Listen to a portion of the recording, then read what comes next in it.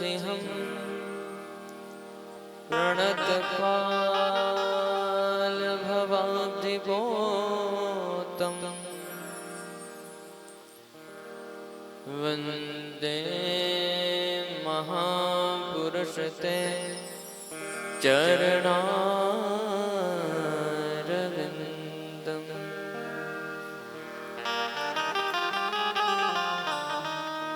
त्यक्त्वा शुदोस्त्यज सुरेप्सितराज्यलक्ष्मी धर्मेश्च आर्यवचसा यदगादरण्यम्।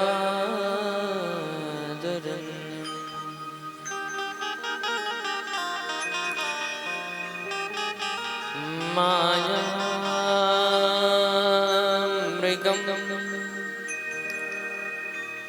जय जयेप्सितमन्वधावत् वन्दे महापुरुषते चरणारविन्दम्।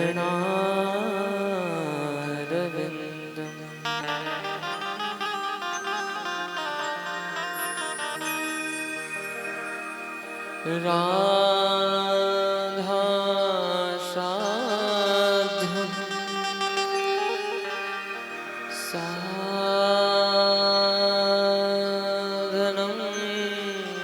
यस्य राधा मन्त्रो राधा मन्त्रदात्री च राधा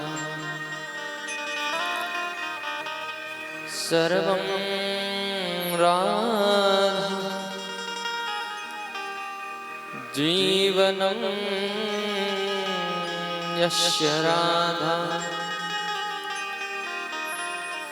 राधा राधा वाचकं तस्य शेषम्।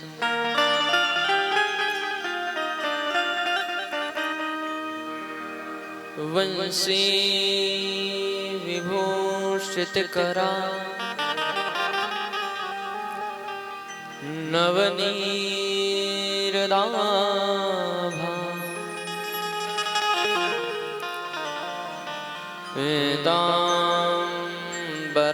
पीताम्बरादरुणबिम्ब हलाधरोष्ठा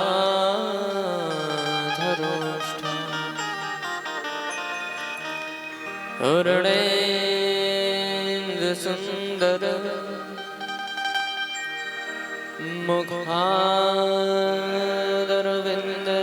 मुखादरविन्दनेत्रा कृष्णात् परं किमपि तत्त्वमहं न जाने।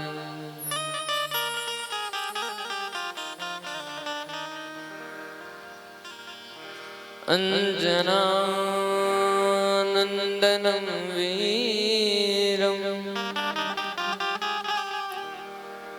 जानकी शोकनाशनं कपीशमच्चहर्ता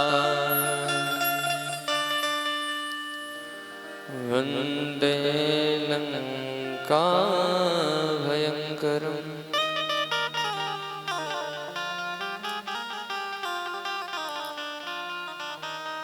अपने अपने घरन की सबका हो कॉपी तुम्हें पीर सब घरन की धन्य धन्य रघुवीर।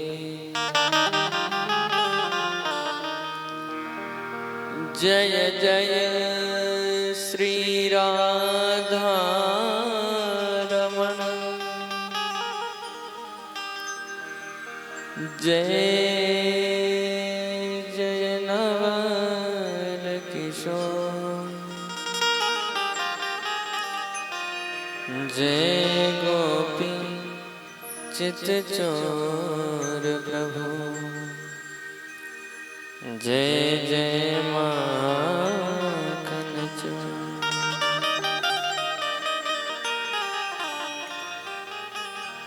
जय जय माखन चोर। प्रेम से बोल वृंदावन विहारी लाल की जय। श्यावर रामचंद्र भगवान की जय।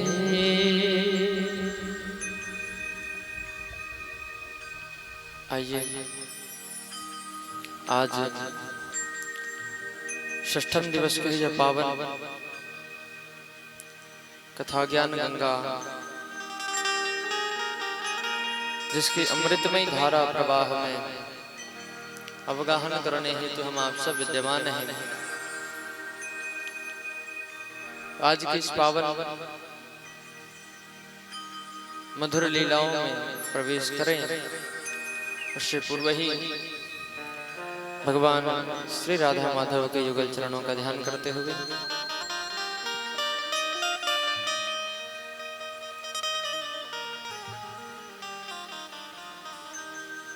जय जय राधा रमण हरि बोल जय जय राधा रमण हरि बोल। सभी भाव से तालियों की सेवा करते हुए गाएंगे जय जय राधा रमण हरि बोल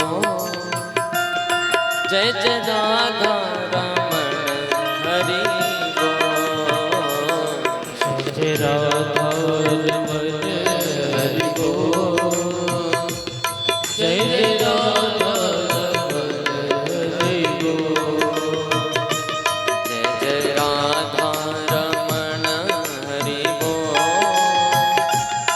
जय जय राधा रमण हरि बोल जय जय राधा रमण हरि बोल जय जय राधा रमण हरि बोल हरि बोल हरि बोल हरि बोल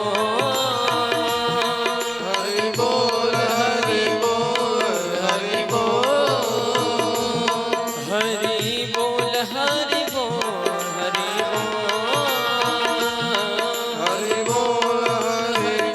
हरि बोल हरि बोल हरि बोल हरि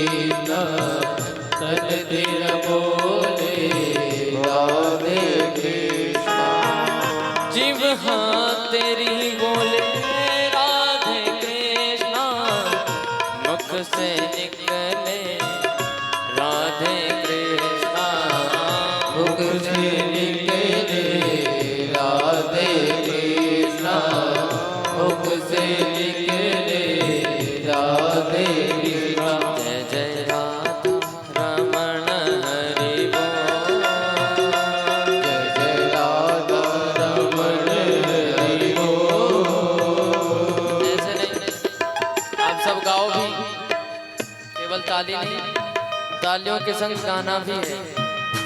जय जय राधा रमण हरि बोल, जय राधा रमण हरि बोल। जय जय राधा रमण हरि बोल।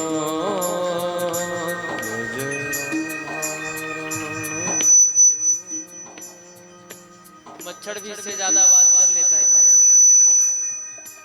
जय जय राधा रमण हरि बोल।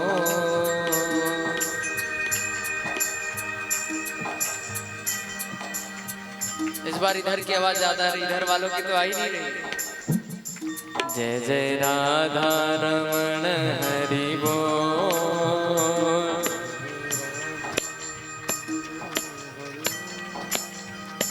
प्यारो राधा रमण हरि बोल, प्यारो राधा रमण हरि बोल।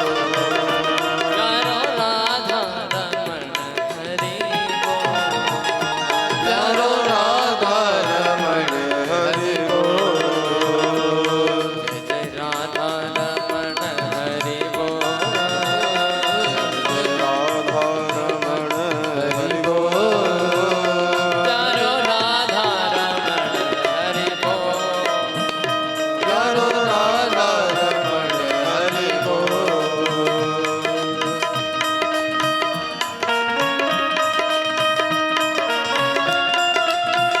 जय हो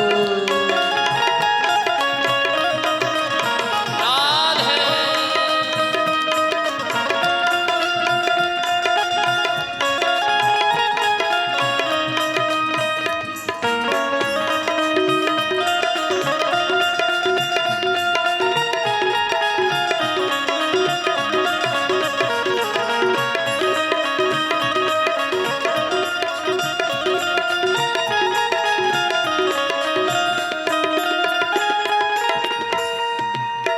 धड़कन बोले राधे कृष्णा, तड़पन बोले राधे कृष्णा, तड़पन बोले राधे कृष्णा, तड़पन बोले राधे कृष्णा।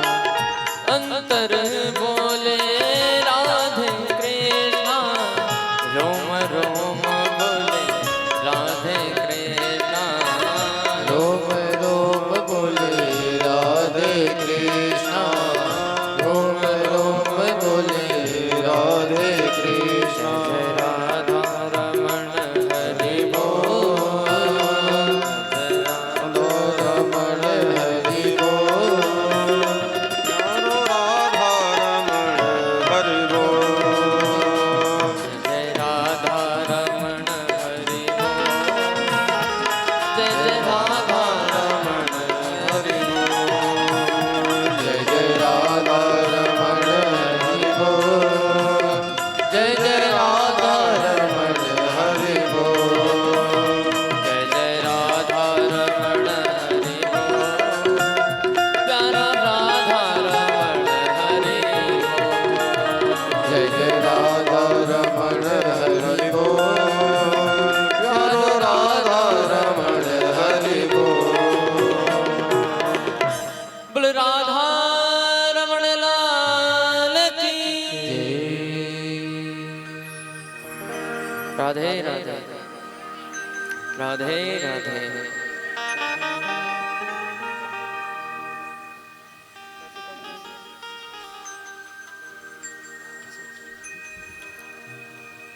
राधे राधे।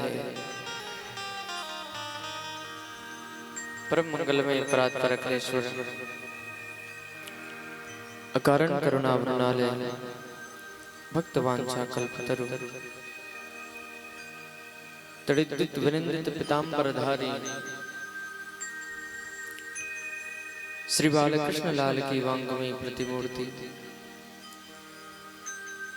यह श्रीमद् भागवत महापुराण जिसकी षष्ठम दिवस के पावन कथा प्रसंग शिष्यवादन करने हेतु हम आप सब विद्यमान हैं। आज इस कथा ज्ञान गंगा में डुबकी लगाने हेतु विराजमान समस्त श्रोता महानुभाव करुणा में ममता में वात्सल्य में श्री राधा स्वरूपा माताएं समस्त वैष्णव हरिभक्त वृंद कथा प्रेमी रसिक जन समस्त कथा प्रेमी रसिक जन प्रत्यक्ष अप्रत्यक्ष भाव से कथा का आनंद लाभ ले रहे सारे भगवत प्रेमी भक्तजन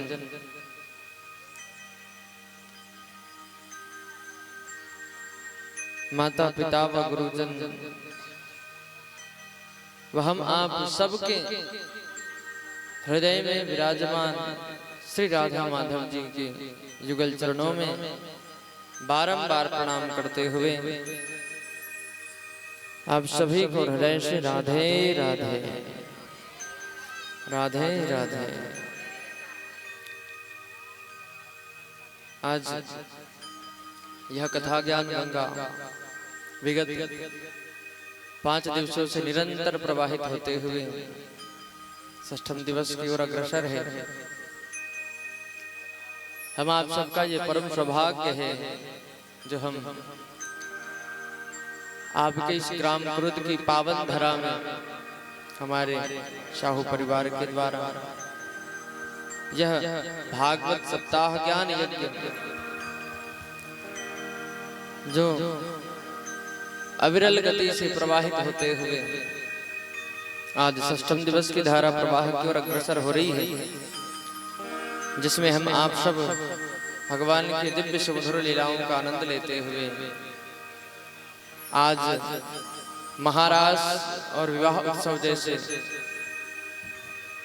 दिव्य मधुर लीलाओं का आनंद लेंगे। वैसे कल हम सब ने श्री बालकी बिहारी लाल की पावन बाल लीलाओं का यथासंभव आनंद लाभ लिया है। ऐसे तो भगवान की लीलाएं अथाह है, जिसको कुछ घंटों में कह लेना सरल बात नहीं है।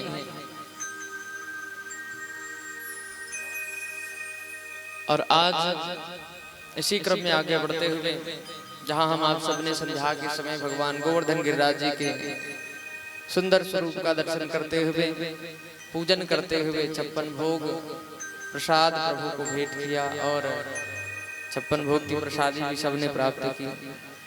सबने पाई थी ना? इधर वालों क्या क्या मिला था नहीं पता?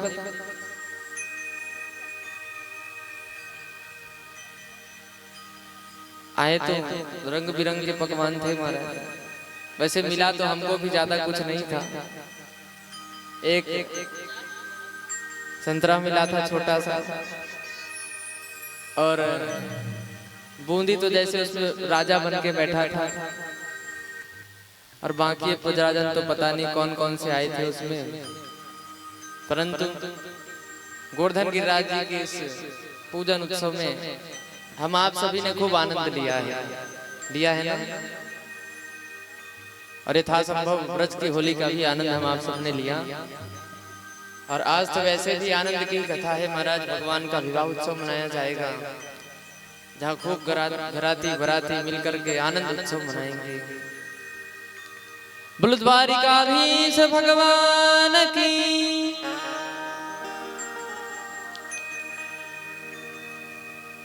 तो आज ब्रजवासी क्या कर रहे हैं?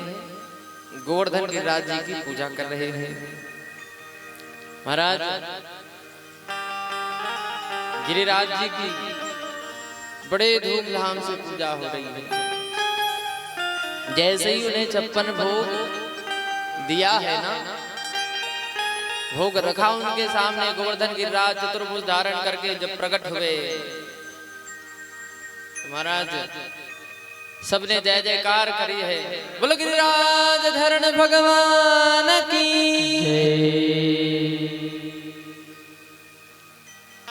आज प्रभु ने साकार स्वरूप लेकर के ब्रजवासियों को दर्शन दिया है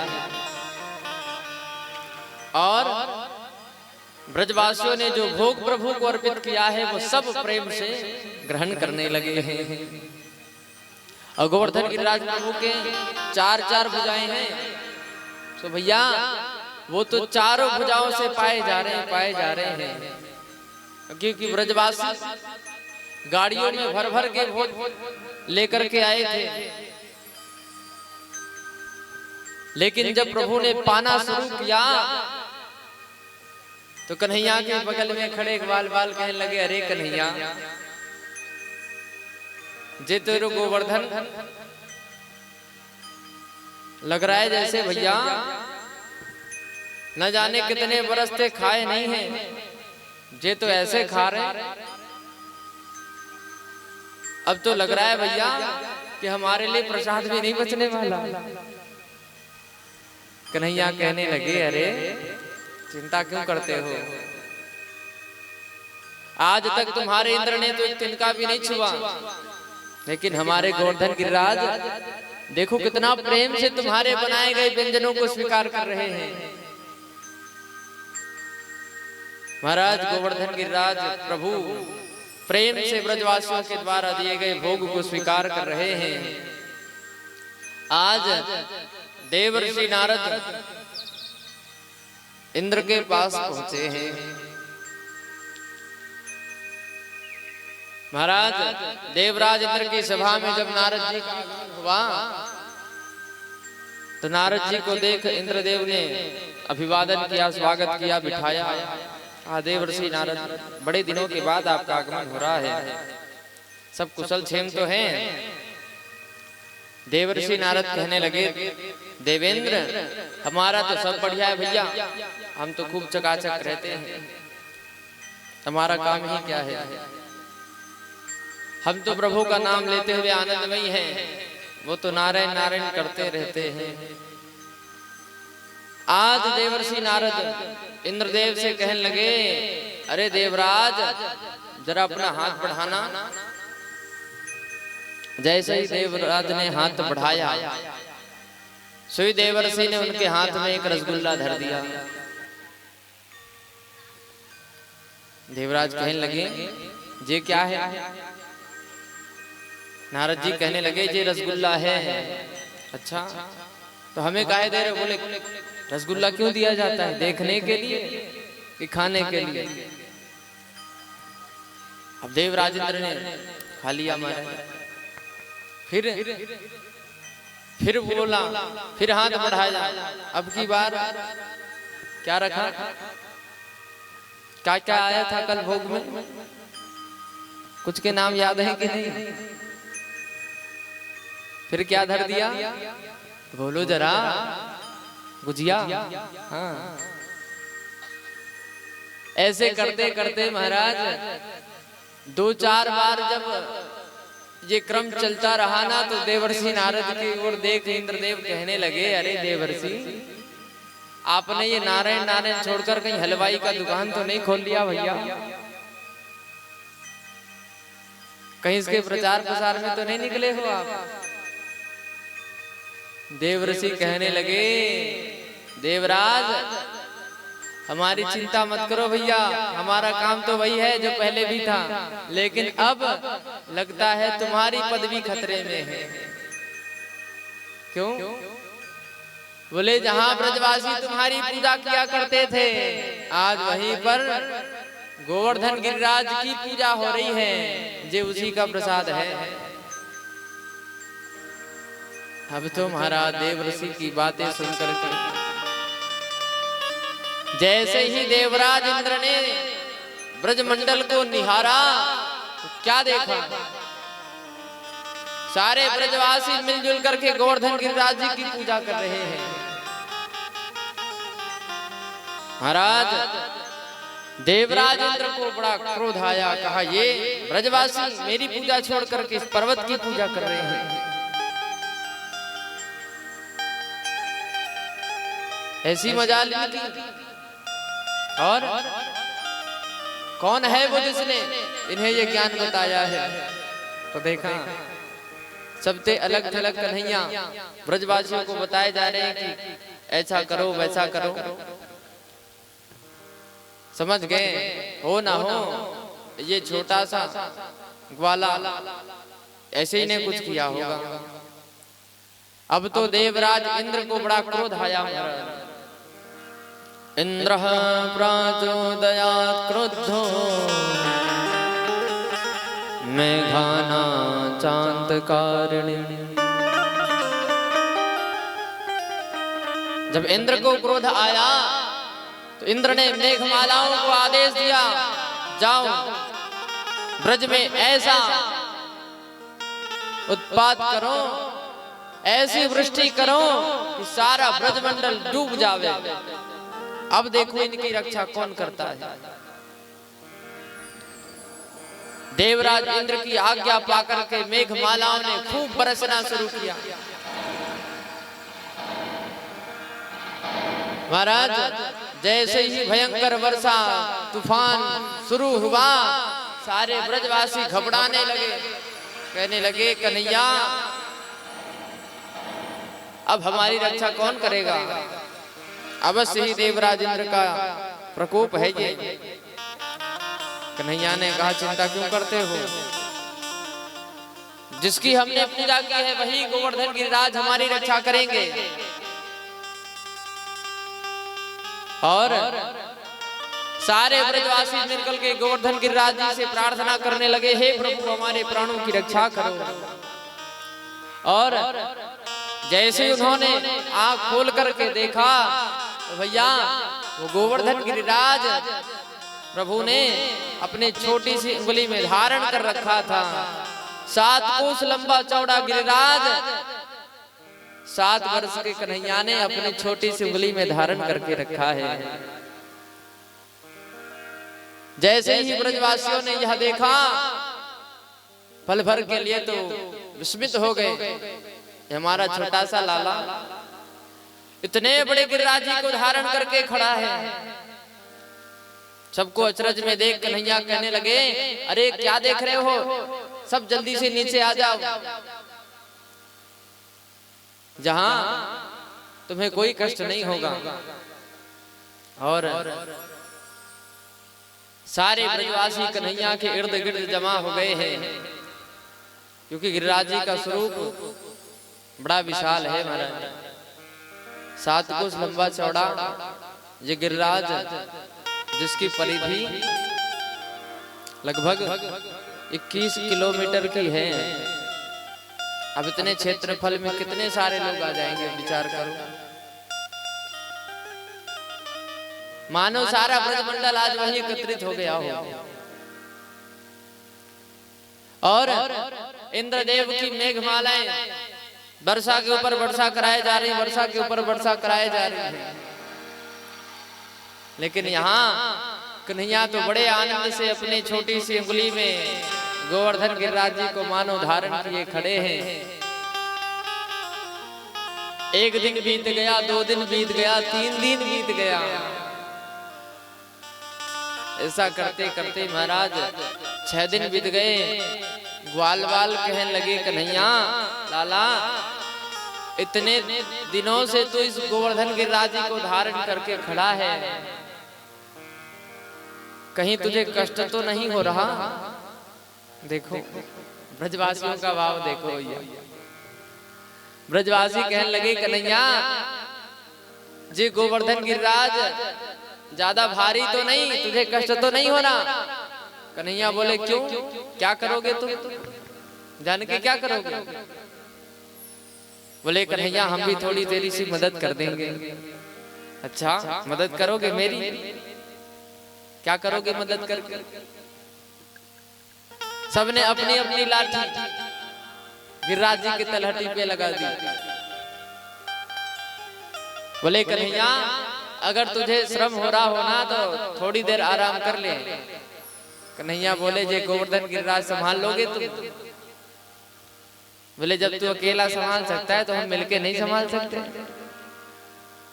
कन्हैया बोले, ठीक है भैया, फिर तो मैं आराम कर ही लेता हूं। और जैसे ही प्रभु ने थोड़ा सा उंगली नीचे करी, सारी लाठियां तड़ तड़ करके टूट गई।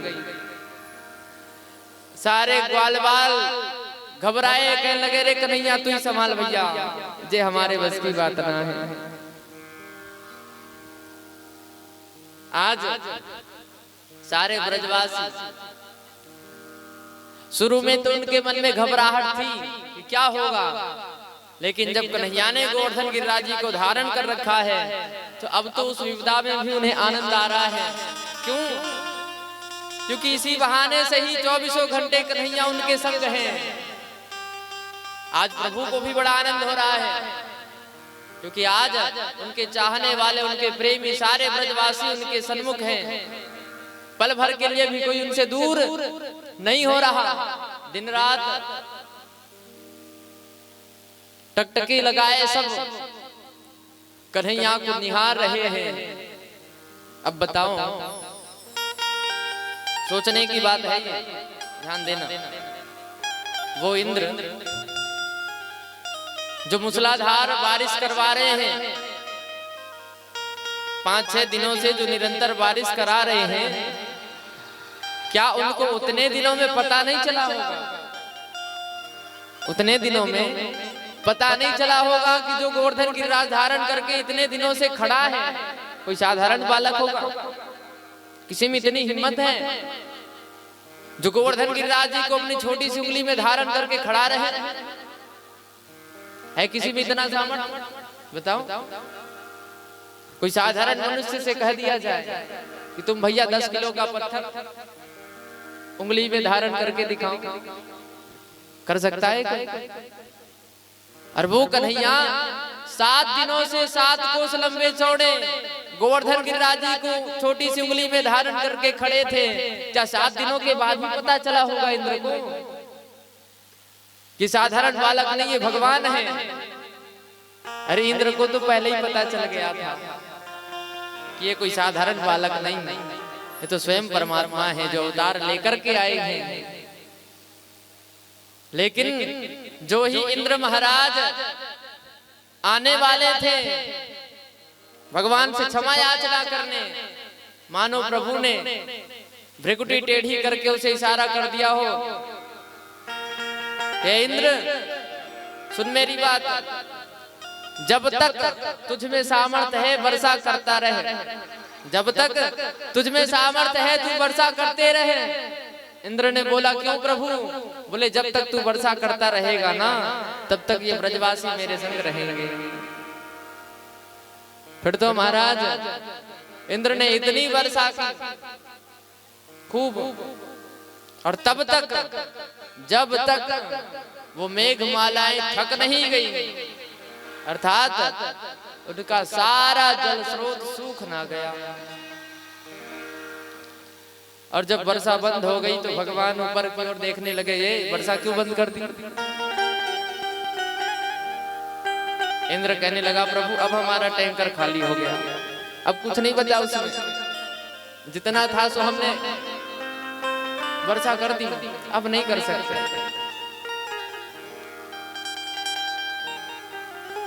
और जब वर्षा बंद हो गई,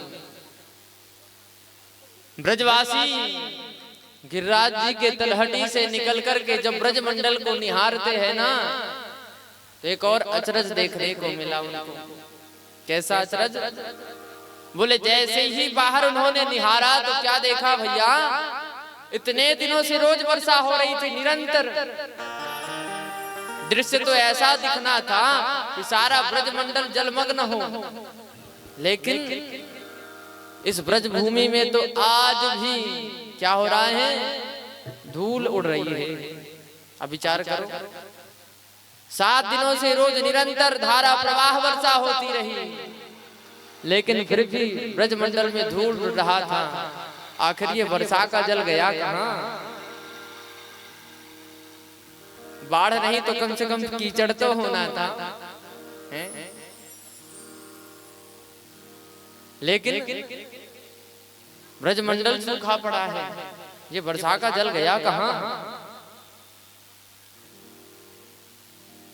सुखदेव जी राजा परीक्षित को जब यह सुनाते हैं, परीक्षित जी के मन में प्रश्न आया, प्रभु ये वर्षा का जल गया कहाँ? इतनी वर्षा होने के बाद भी ब्रजमंडल सूखा है। देखो यहाँ कई सारे भाव प्रकट होते हैं। कभी कभी अवसर मिलता है ये भाव कहने को। एक भाव ऐसा है कि जब ब्रजमंडल में वर्षा हुई, ब्रजमंडल में वर्षा आरंभ हुई, तो वर्षा आरंभ होते ही वहां पर मानो स्वयं शेषनाग अपने विशाल देह से प्रकट होकर के संपूर्ण ब्रजमंडल को घेर कर बैठे हैं और अपने फणों से छाया दे रहे हैं कि एक बूंद भी यहां गिरे ना। और दूसरी ओर जितना भी वर्षा का जल ऊपर से नीचे गिर रहा था, सारे वर्षा के जल को अगस्त जी महाराज कोने में खड़े पी गए हैं। ये वही अगस्त हैं जिन्हें अंजलि में भर के सारे समुद्र का जल सुखा दिया था। किसी ने प्रश्न किया कि प्रभु ये अगस्त जी महाराज यहाँ किसके बुलावे पे आए? शेषनाग का तो समझ में आया कि बलदाऊ जी तो स्वयं शेष के अवतारी हैं, भला उनके रहते ब्रजमंडल को कौन सा खतरा होगा। लेकिन अगस्त जी को किसने बुलाया यहाँ पे? तो अगस्त जी के आगमन की एक बड़ी अद्भुत कथा है।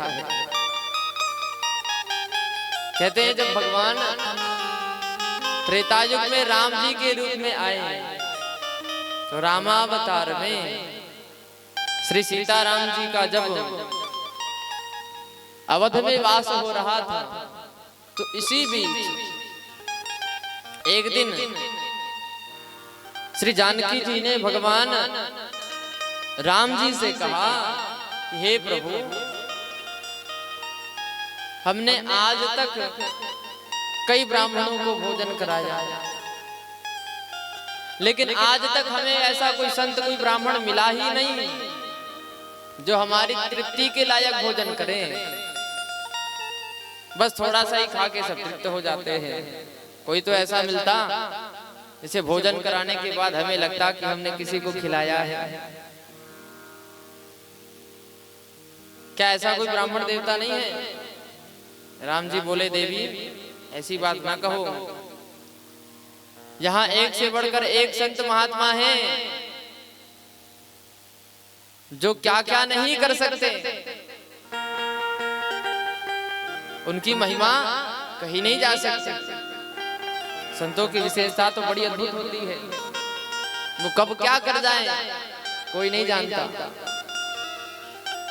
सिया जी बोले, फिर तो प्रभु कोई ऐसा संत बुलाइए जिनको हम खूब भोजन कराएं, और वो तब तक भोजन करें जब तक हम खुद हार ना मान लें। अच्छा, अब तो राम जी ने कहा ठीक है देवी, फिर तुम तैयारी करो, हम बुलाते हैं। और राम जी ने निमंत्रण दिया अगस्त जी को कि महाराज आप आइए और हमारे यहाँ भोजन प्राप्त कीजिए। आपका भोजन हमारे घर ही होगा, हमारा आतिथ्य स्वीकार कीजिए।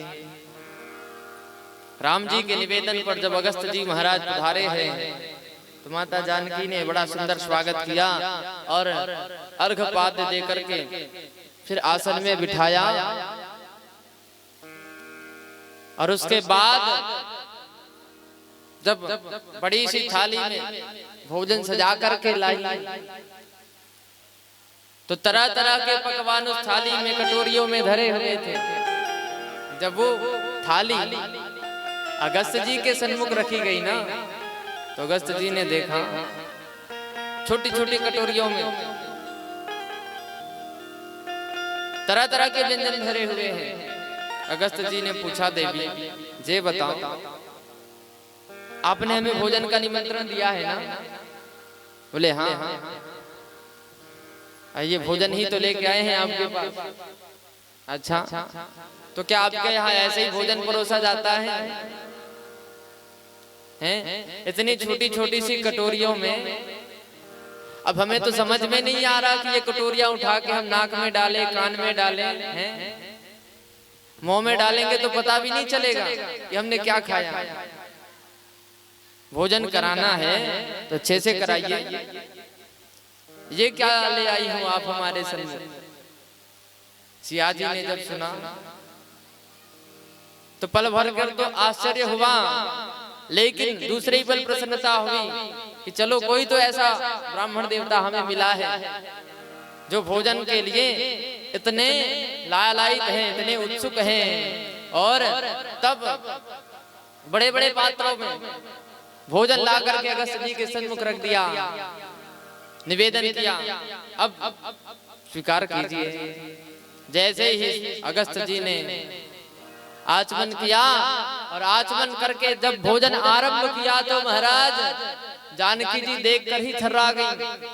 अगस्त जी ने सीधे पात्र उठाया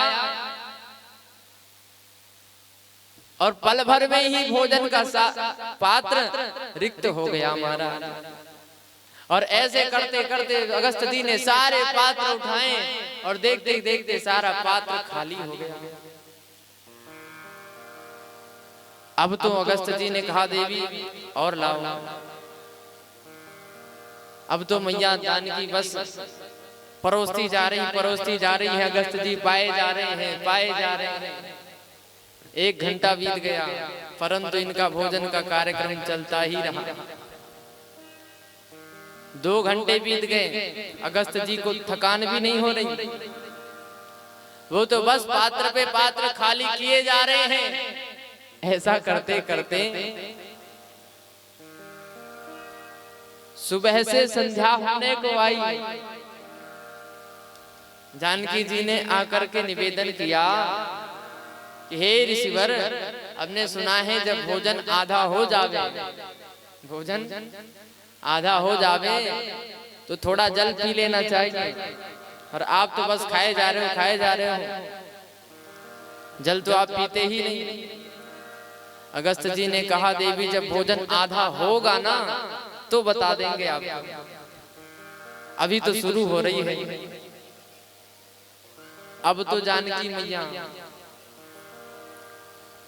क्या करें, भोजन के लिए आमंत्रित तो किया है, फिर से बेचारी लग गई अपने काम पे। संध्या से रात्रि, रात्रि से सुबह 24 घंटे नॉन स्टॉप गाड़ी चलती रही। इनका ये भोजन का कार्यक्रम रुका ही नहीं। 1 दिन बीत गया, 2 दिन बीत गया, 3 दिन बीत गया, करते करते ऐसे हफ्ते बीत गए, लेकिन अगस्त जी का भोजन नहीं रुका महाराज। अब तो रसोई में स्वयं गणेश जी बैठे हैं रिद्धि सिद्धि को लेकर के, और वो भोजन बनाए जा रहे हैं और जानकी मैया अगस्त जी को खिलाए जा रही हैं। ऐसे करते करते महाराज 15 दिन बीत गए। अब जानकी मैया तो चलते चलते थक गई कि अब कितना खिलाऊं। कभी तो राम जी को इशारा करती, प्रभु ये किसे ले आए आप? हमने तो कहा था कोई खाने वाला मिले, पर ऐसा लग रहा है जैसे इनके तो पेट में सारा ब्रह्मांड ही समा जाएगा। इनका पेट है कि क्या है?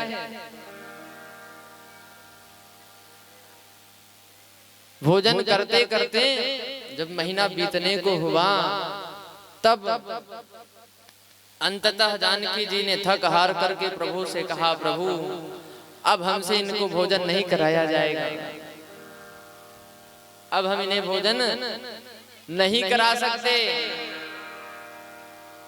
इनको भोजन कराते कराते तो सारा अन्न खत्म हो जाएगा, फिर इनकी क्षुधा तृप्त नहीं हो सकती।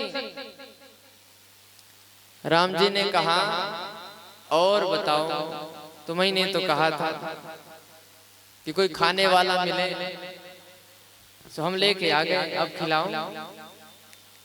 जानकी जी ने कहा प्रभु नहीं, हमारी इच्छा पूरी भई, अगली बार हम आपसे कुछ ना कहेंगे, अब तो आप कैसे भी करके इनका पेट भर दो बस। और सोई भगवान ने अगस्त जी की ओर इशारा किया। अगस्त जी भगवान की लीला समझ गए और जैसे ही प्रभु की इच्छा हुई तो ही अगस्त जी ने जोर की डकार लगाई और डकार लगा करके कहा देवी अब हमारे लिए पानी लेकर के आओ।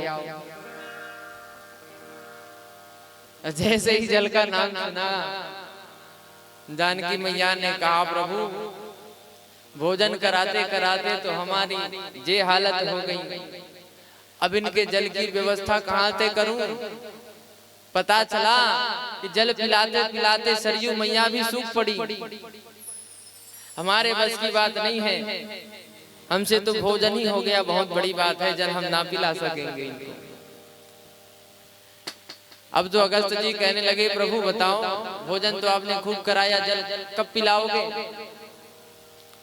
तब राम जी ने कहा अगस्त जी अब की बार तो भोजन ही कराया है, जल की व्यवस्था अगली बार करेंगे आपकी। मानो वही अगस्त जी आज अपने प्यास बुझाने के लिए जलपान करने आए हैं और सारे वर्षा के जल को अगस्त जी ने पान कर लिया है। बोलो भक्त वत्सल भगवान की महाराज। इसलिए सारा ब्रजमंडल आज सूखा का सूखा नजर आ रहा है। इंद्रदेव भगवान के श्री चरणों में गिर पड़े हैं, हे प्रभु हमसे बहुत बड़ी भूल हो गई।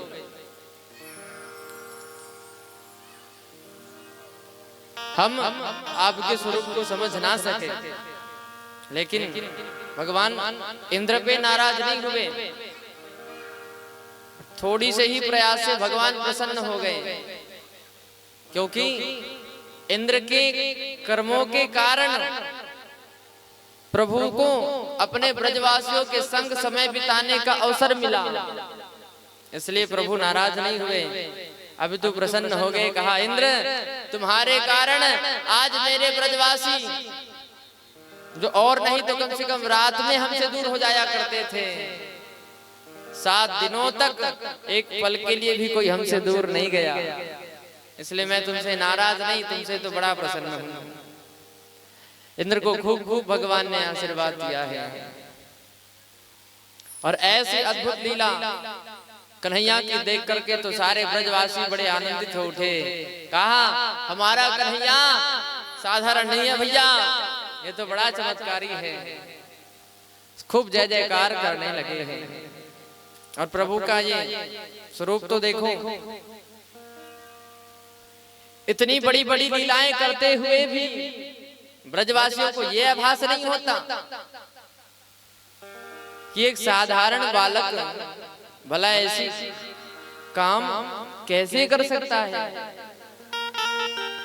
चाहे कन्हैया कुछ भी कर ले, ब्रजवासियों को तो यही लगता है कि ये हमारा वही कन्हैया है। लगता ही नहीं कि ये जो काम कर रहा है वो तो बड़े बड़े देवता भी नहीं कर सकते। उनने कभी ये आभास भी नहीं किया कि ये साधारण बालक नहीं, अब तो कोई देवता होगा। वो तो हर समय बस प्रेम की दृष्टि से कन्हैया को केवल अपना समझते हैं। ये कन्हैया हमारा लाला है, उसके अलौकिक गुण ब्रजवासियों को दिखाई देते ही नहीं है। ऐसा प्रभु का ये अद्भुत स्वरूप है। हुए सो चटक मटक सो ठाकुर, तीनों लोकन हूँ मैं ना। बड़े भाव से तालियों की सेवा करते हुए आनंद लेंगे।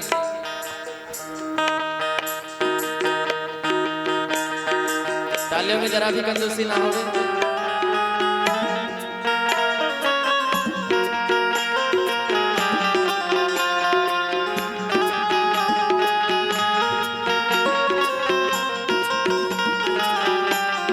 ऐसो चटक मटक सो ठाकुर तीनों लोकन हूँ मैं नाय। ऐसो चटक मटक सो ठाकुर तीनों लोकन हूँ मैं नाय। हाँ लोकन हूँ मैं नाय, तीनों लोकन हूँ मैं नाय। लोक में घूमे नाय, तीनों लोकन हूँ मैं नाय।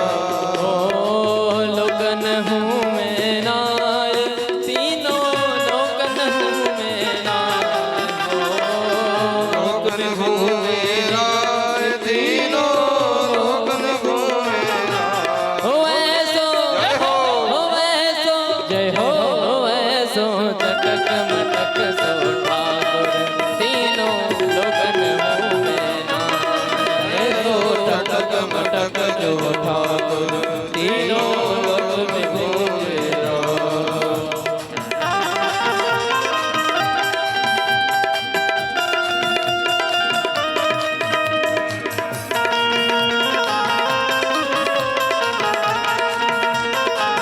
बाल है।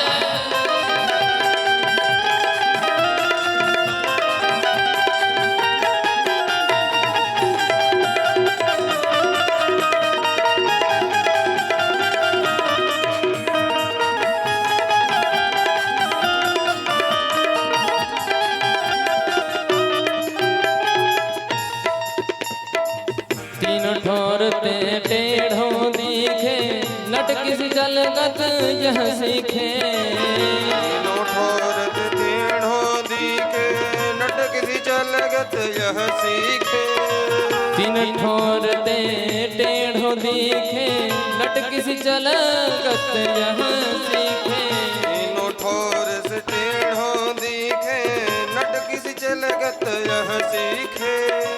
टेढ़ो नैन चलावे तीखे, टेढ़ो नैन चलावे तीखे। टेढ़ों नैन चलावे दिखे, सब देवन चलावे सीखे। हाँ टेढ़ो नैन चलाय तीखे, सब देवन को दे। हाँ टेढ़ों नैन चलावे सीखे, सब देवन को दे। हाँ सब देवन को दे, ताऊ ये ब्रज में घेरेगा। ऐसो चटक मटक सो ठाकुर तीनों लोकन घूमेगा। ऐसो टटक मटक तो ठाकुर तीनों लोकन घूमेगा। हाँ लोकन हूँ मैं नाय, तीनों लोकन हूँ मैं नाय। लोकन घूमेगा, तीनों लोकन घूमेगा। हो ऐसो चटक मटक सो ठाकुर तीनों लोकन हूँ मैं नाय। ऐसो चटक मटक तो ठाकुर तीनों लोकन घूमेगा।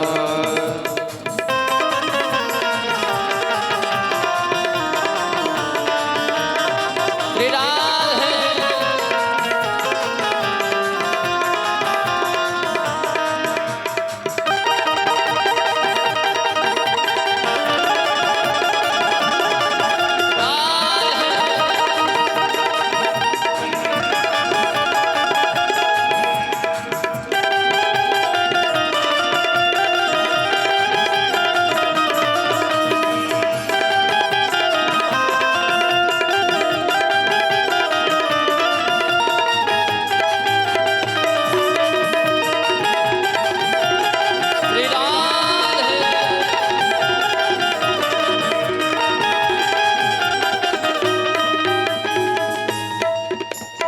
ब्रह्मा मोह कियो पछतायो, ब्रह्मा मोह कियो पछतायो। दर्शन को शिव ब्रज में आयो, दर्शन को शिव ब्रज में आयो। मान इंद्र का दूर भगायो, मान इंद्र का दूर भगायो, मन इंद्र का दूर भगायो, ऐसो वैभव वारो। मन इंद्र का दूर भगायो, ऐसो वैभव वारो। ऐसो वैभव वारो कन्हैया, ऐसो वैभव वारो। ऐसो वैभव वारो कन्हैया, ऐसो वैभव वारो। ऐसो वैभव वारो ताऊ ये ब्रज में गारी खाए।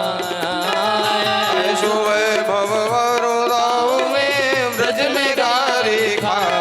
ऐसो जय हो, ऐसो जय हो। ऐसो चटक मटक सो ठाकुर तीनों लोकन घूमे। ऐसो चटक मटक सो ठाकुर तीनों लोकन घूमे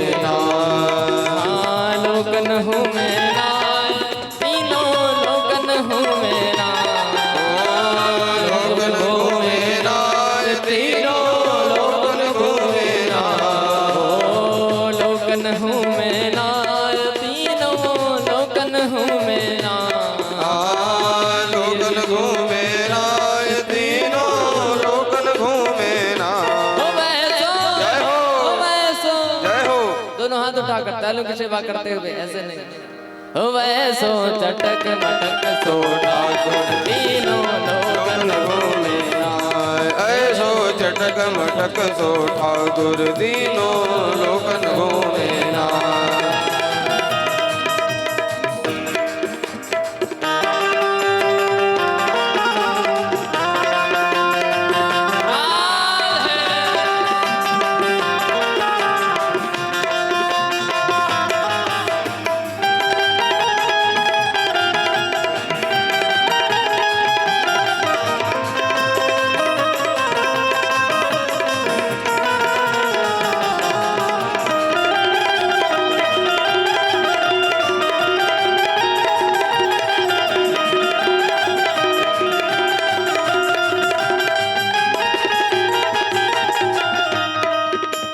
बड़े बड़े असुरन को मारियो, बड़े बड़े असुरन को मारो, नाग कालिया पकड़ पछाड़ो, नाग कालिया पकड़ पछाड़ो।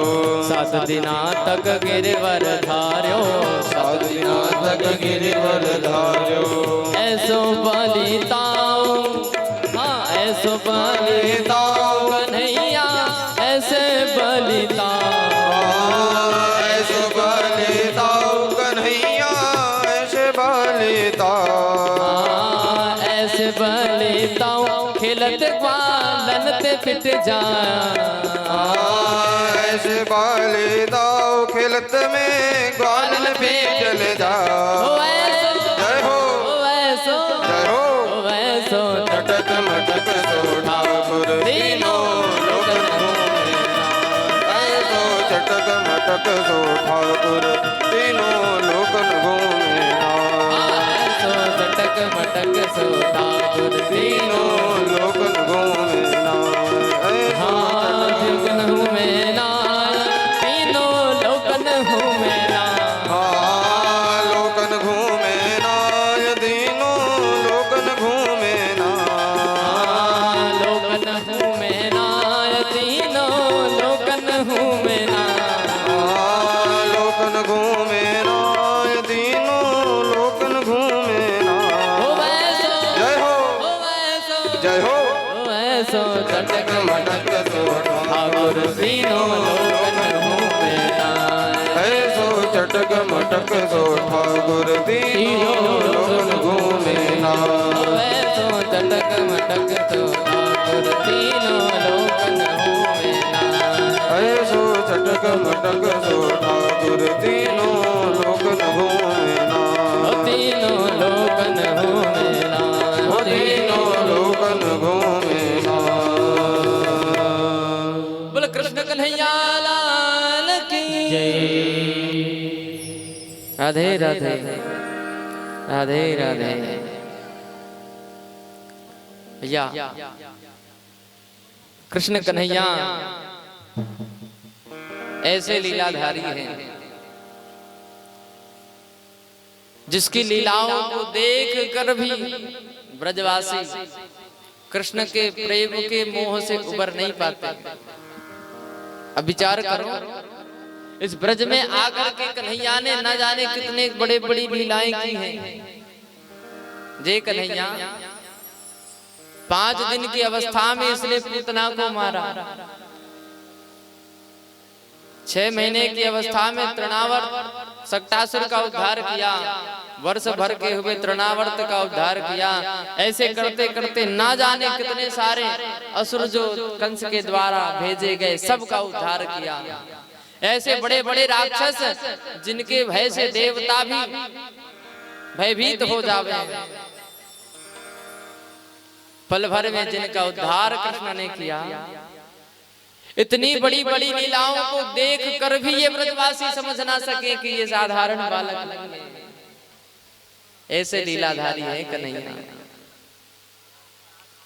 ब्रजजन को नित्य आनंद देते रहते हैं। ऐसे प्रभु की हम पावन अमृत में कथा सुन रहे भैया। वो कन्हैया जो प्रेम के सागर हैं, जो ब्रजवासियों को प्रेम लुटा रहे हैं, उनके भाव कन्हैया प्रेम पूर्वक स्वीकार कर रहे हैं। क्योंकि सबसे बड़ी कोई वस्तु है जो भगवान को चाहिए तो वो है केवल हमारा प्रेम। जो प्रेम का बंधन संसार में बांध के रखा है, वो प्रेम की धारा यदि भगवान से जुड़ जावे तो कितना आनंद है। अरे जब संसार में प्रीति बांध कर हमें सुख की अनुभूति होती है तो विचार करो, जो स्वयं आनंद के धाम है, ये प्रेम की जोड़ उनसे जुड़ जावे तो बताओ फिर हमारे जीवन की दशा कैसी होगी। महाराज उनके एक लेश मात्र को भी प्राप्त करके जीव ऐसा हो जाता है कि जहां जहां भी प्रभु की कथाएं होती हैं, जहां भी उनका चरित्र गाया जाता है, भगवान के रसिक भक्तजन वहां दौड़े दौड़े चले जाते हैं। उनको तो निमंत्रण की भी आवश्यकता नहीं पड़ती भैया, ध्यान देना। हर काम के लिए निमंत्रण देखो, लेकिन कथा के लिए निमंत्रण नहीं देखना चाहिए। कथा के लिए निमंत्रण की आवश्यकता ही नहीं है। बस इतना पता चल जाए कि कथा हो रही है, हमारे लिए इतना ही काफी होना चाहिए कि भैया यहाँ पे कथा हो रही है या होने वाली है, वही हमारे लिए निमंत्रण है। क्योंकि कथा ठाकुर जी की है, निमंत्रण कौन देंगे? क्या वो ठाकुर हमारे नहीं? वो हमारे भी तो हैं। और जब वो हमारा है तो उसकी कथा होवे तो हम क्यों ना जावे? वहां कोई रोकने वाला है क्या कि बिना निमंत्रण के एंट्री नहीं होगी? कथा में पता चल जावे कि कथा हो रही, बस इतना ही काफी है। यही हमारे लिए निमंत्रण होना चाहिए। देखो जहां कथा हो रही है और कहां कहां से श्रोता आ रहे हैं। कुछ तो ऐसे भी हैं जिनको निमंत्रण से कोई लेना देना नहीं, पता चल गया कथा हो रही, आ गए। जैसे अभी हमारे पिछले कथा के जजमान बैठे हैं वहां सरदा भट गांव में जो कथा हुई थी 1 से 9 दिसंबर, सपत्निक पधारे कथा के हमारे जजमान रहे। और वैष्णव जी, उनका भी सुंदर आगमन आपके इस कथा ज्ञान गंगा में हुआ है। अब बताओ, इनके घर निमंत्रण देने गए थे क्या आप लोग? नहीं गए थे, फिर भी आ गए। ये कथा की महिमा है। तो जरा इनके लिए जोरदार तालियों की सेवा हो। कितना सुंदर भाव है कि बस पता ही चला कथा हो रही और दौड़े चले आए हैं। तो बस ये छोटा सा ही प्रयास एक दिन हमारे लिए ऐसा बन जाएगा कि भैया जो आस हमने संसार से जोड़ रखा है वो कन्हैया के प्रति इतना दृढ़ हो जाएगा कि फिर उसके अलावा किसी और से लेना देना ही नहीं रह जाएगा। और लेना देना तो वैसे भी नहीं रखना चाहिए संसार से। संसार से केवल व्यवहार कर, संसार में केवल व्यवहार हो। मन तो प्रभु के चरणों में ही लगाने का प्रयास करो, क्योंकि मन केवल एक है भैया हमारे पास। मन केवल एक है और इस मन में जगह भी एक को ही दी जा सकती है। एक के ही प्रति दृढ़ आस्था जागृत की जा सकती है, क्योंकि अनेकों के पीछे पड़ोगे तो कोई नहीं मिलेगा। जहां आस्था अनेक धाराओं में बढ़ गई तो लक्ष्य कहीं नहीं मिलने वाला। लेकिन जब हमारी आस्था एक जगह केंद्रित होगी तो हम अपने लक्ष्य को अवश्य ही प्राप्त कर जाएंगे। इसलिए बुद्धि से संसार से व्यवहार करो और मन भगवान के चरणों में लग जाए। ये सदैव हमारा प्रयास होना चाहिए। बोलो गिरिराज धरण भगवान की। तो ऐसे प्रभु ने गिरिराज धरण की लीला की है। कन्हैया के द्वारा इस अद्भुत कार्य को देख करके तो महाराज सारे ब्रजवासी आनंदित हो गए हैं कि देखो हमारा कन्हैया कितना बलशाली है, कितना बल है इसके भीतर कि भैया 7 कोस लंबे छोड़े गिरिराज जी को धारण कर लिया। और पता है ये जो 56 भोग हैं, 56 भोग क्यों लगाए जाते हैं प्रभु को? क्योंकि कन्हैया ने 7 दिन तक गोवर्धन गिरिराज जी को धारण करके रखा था और 7 दिनों में कोई अन्न जल ग्रहण नहीं किया था। 7 दिनों तक कोई अन्न जल उन्होंने ग्रहण नहीं किया था। इसलिए जब प्रभु ने गोवर्धन गिरिराज जी को रखा तब ब्रजवासियों ने कन्हैया को 7 दिनों तक जो नहीं खाया था एक ही बार में परोस दिया। ये कन्हैया तेने भैया 7 दिनों से कुछ नहीं खाया, सो आज 7 दिन के लिए एक ही बार में सब पा ले। तो भगवान को दिन भर में कितने सारे भोग लगते हैं पता है? ठाकुर जी को कम से कम 8 बार भोग लगते हैं। इसलिए 7 दिन का हिसाब लगा करके 7 8 कितने हो गए? 56। इसलिए प्रभु को 56 भोग लगाया जाता है। अब 56 से ज्यादा हो जावे तो चले भैया, और कम हो जावे तो सभी ब्रजवासियों ने बड़े भाव से कन्हैया को 56 भोग खिलाया है और जय जयकार करने लगे हैं। हमारे कन्हैया तो भैया बड़े चमत्कारी हैं। और ऐसे ऐसे दिव्य लीलाएं प्रभु ने वृंदावन धाम में रह करके वृंदावन वासियों को आनंदित करने के लिए कई सारी लीलाएं की हैं। एक बार तो ग्वाल वालों ने कहा कन्हैया तू तो भैया बड़ा देवता है और हमने सुना है कि तेरा तो वैकुंठ भी है। कन्हैया बोले हाँ बिल्कुल। अच्छा तो कन्हैया जरा एक बार हमें अपना वैकुंठ भी तो दिखा दे, तेरा वैकुंठ कैसा है? कन्हैया बोले क्यों क्यों जाओगे वैकुंठ? ग्वाल बाल कहने लगे कन्हैया क्या हमारे वैकुंठ देख लेने से क्या तेरा वैकुंठ की शोभा बिगड़ जाएगी? तुझे क्या लगता है कि हम ग्वाल बाल वहां जाने के योग्य नहीं हैं? कन्हैया बोले भैया ऐसी बात ना है। अरे वह वैकुंठ में यहाँ के जैसा आनंद नहीं है। जो जहां मिलता है वहां नहीं मिलने वाला, फिर जाके क्या करोगे वहां पे? ग्वाल बाल जिद करने लगे, नहीं नहीं हमें तुम्हारा वैकुंठ देखना है। तो भगवान ने ग्वाल बालों को वैकुंठ का दर्शन कराया। एक बड़ा ही दिव्य कुंड बनाया और कहा चलो इस कुंड में डुबकी लगाओ।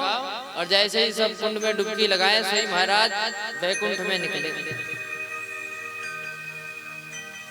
उस कुंड को ब्रह्म कुंड कहा जाता है। आज भी वृंदावन में है वो कुंड। अब जिसे वैकुंठ जाना हो भैया वृंदावन जाना और ब्रह्म कुंड में सीधे कूद पड़ना। फिर तो सीधे कहाँ निकलोगे? कहाँ? वैकुंठ में। और देख के आना, फिर हमें भी बता देना वैकुंठ कैसा है। ग्वाल बाल जैसे ही वैकुंठ में पहुंचे तो वैकुंठ में क्या देखा? वैकुंठ में मणिमाणिक हीरे जवाहरातों से सजे हुए दिव्य दिव्य महल, और उन महलों में अनेकों दास दासियां दिव्य परिधान में लग रहा हो जैसे स्वयं देवियां खड़ी हों, और पहरेदार देवताओं के समान दिव्य तेजवान हैं। ग्वाल बाल जब वहां की सुंदरता निहारते हैं तो लग रहा हो जैसे गांव के देहाती लोग किसी बड़े शहर में पहुंच गए हों। ग्वाल बाल तो भैया चकाचौंध से भरे इस वैकुंठ की सुंदरता को निहार रहे हैं। अरे भैया हमारो कन्हैया तो बड़ो धनवान है, देख रहे हो यहाँ के तो खंबे भी मणि माणिक्यों से बने हुए हैं। हम कहाँ घास फूस के घरों में रहने वाले। अजय कन्हैया इसका वैकुंठ तो बड़ा अद्भुत है भैया, इसके तो खूब ठाट बाट है। ग्वाल बाल वैकुंठ की गलियों में घूम रहे हैं, लेकिन कन्हैया ने पहले ही कह दिया था ज्यादा इधर उधर जाना मत भैया, वो वैकुंठ है। अब ग्वाल बाल बेचारे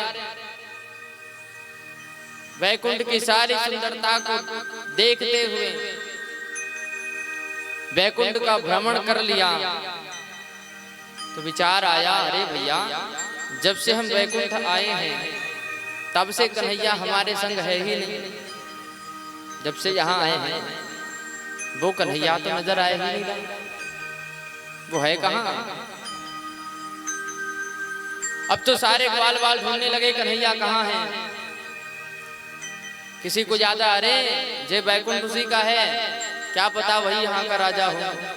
चलो पूछते हैं कि वैकुंठ का स्वामी कहाँ है। पहरेदारों से पूछा, अरे भैया बताओ ये वैकुंठ के स्वामी है कहाँ?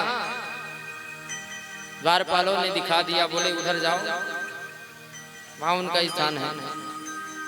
और जैसे ही ग्वाल बाल चलते हुए भगवान के स्थान के समीप पहुंचे, सोई द्वार पे खड़े जय विजय ने कहा कहाँ जा रहे हो? रुक जाओ यहाँ। ग्वाल बाल कहने लगे, भैया हम तो अपने मित्र अपने सखा के दर्शन करने जा रहे हैं, उनसे मिलने जा रहे हैं। ग्वाल बालों ने जब कहा, द्वारपाल कहने लगे, अच्छा किसके सखा? कौन? जहाँ हमारे स्वामी रहते हैं, विश्राम कर रहे हैं, वो बाद में आना मिलने। अब तो ग्वाल बाल कहने लगे, अच्छा वो कन्हैया जो दिन रात हमारे संग खेलता रहता है, उस कन्हैया को मिलने के लिए हमें इंतजार करना पड़ेगा। अच्छा वो कन्हैया इतना बड़ा हो गया? सारे ग्वाल बाल पहरेदारों से बहस करने लगे। कन्हैया जो अंदर से देख रहे थे, कहा भैया ये तो फिर वैकुंठ में ही उधम मचाएंगे। तुरंत उनके समीप गए, अरे भैया ये क्या कर रहे हो तुम लोग? ग्वाल बाल कहने लगे, कन्हैया देख ले तेरे पहरेदारों को, जे हमें रोक रहे हैं, इन्हें पता नहीं हम कौन हैं। भगवान ने कहा, जे भैया जे तुम्हारा वृंदावन नहीं, ये ब्रज नहीं, ये वैकुंठ है। यहाँ भी कुछ नियम कानून होते हैं, उनका पालन करना पड़ता है। अच्छा ग्वाल बाल बोले, फिर तो कन्हैया तू हमें अपने ब्रज ही ले चल। जय बैकुंठ बेकार हम ना रहेंगे यहाँ। वो बैकुंठ भी किस काम का जहाँ तू हमारे पास ना हो। हमें तो हमारा ब्रज ही प्यारा है, जहाँ हर समय तू हमारे संग रहता है। सो कन्हैया ब्रजवासियों को लेकर के पुनः वृंदावन लौट आए हैं। कन्हैया ने बड़ी सुंदर लीला की है। एक बार बाबा नंद प्रातः काल एकादशी का पर्व था और द्वादशी तिथि को स्नान करने के लिए, एकादशी व्रत करने के लिए, भगवान की पूजा करने के लिए जब स्नान करने को उठे तो ब्रह्म मुहूर्त आरंभ होने से पहले ही जागकर जब वो यमुना जी में स्नान करने लगे तो मध्य रात्रि का ही पर्व चल रहा था। इसलिए वरुण देवता के दूतों ने नंद बाबा को पकड़ लिया। कहा ये समय निषिद्ध है, मध्य रात्रि को कोई जल में स्नान नहीं करता। सही महाराज पकड़ करके ले गए वरुण लोग। जब भगवान को पता चला तब भगवान यमुना जी में प्रवेश कर वरुण देवता के यहाँ जाकर के उनको समझा बुझा करके नंद बाबा को लेकर के आए हैं। या कभी भी अर्धरात्रि के समय जल में स्नान नहीं करना चाहिए, किसी भी सरोवर में जलाशय में स्नान नहीं करना चाहिए। जब ब्रह्म मुहूर्त आरंभ हो जावे तब ही स्नान करना चाहिए। सुखदेव जी कहते हैं राजन, एक बार प्रभु गैया चराते हुए गोवर्धन गिरिराज जी की तलहटी में ग्वाल वालों के संग आए हैं। ग्वाल वालों के संग गैया चराते हुए कन्हैया बड़ी दूर चले आए हैं आज। और जब गिरिराज जी की तलहटी में गोवर्धन गिरिराज जी के उस सुंदर दृश्य को निहारते हुए ग्वाल वाल कन्हैया गौओं को लेकर के आज बड़ी दूर चले आए तो अचानक ग्वाल वाल कहने लगे, कन्हैया अरे भैया आज तो हम लोग कुछ ज्यादा ही दूर चले आए।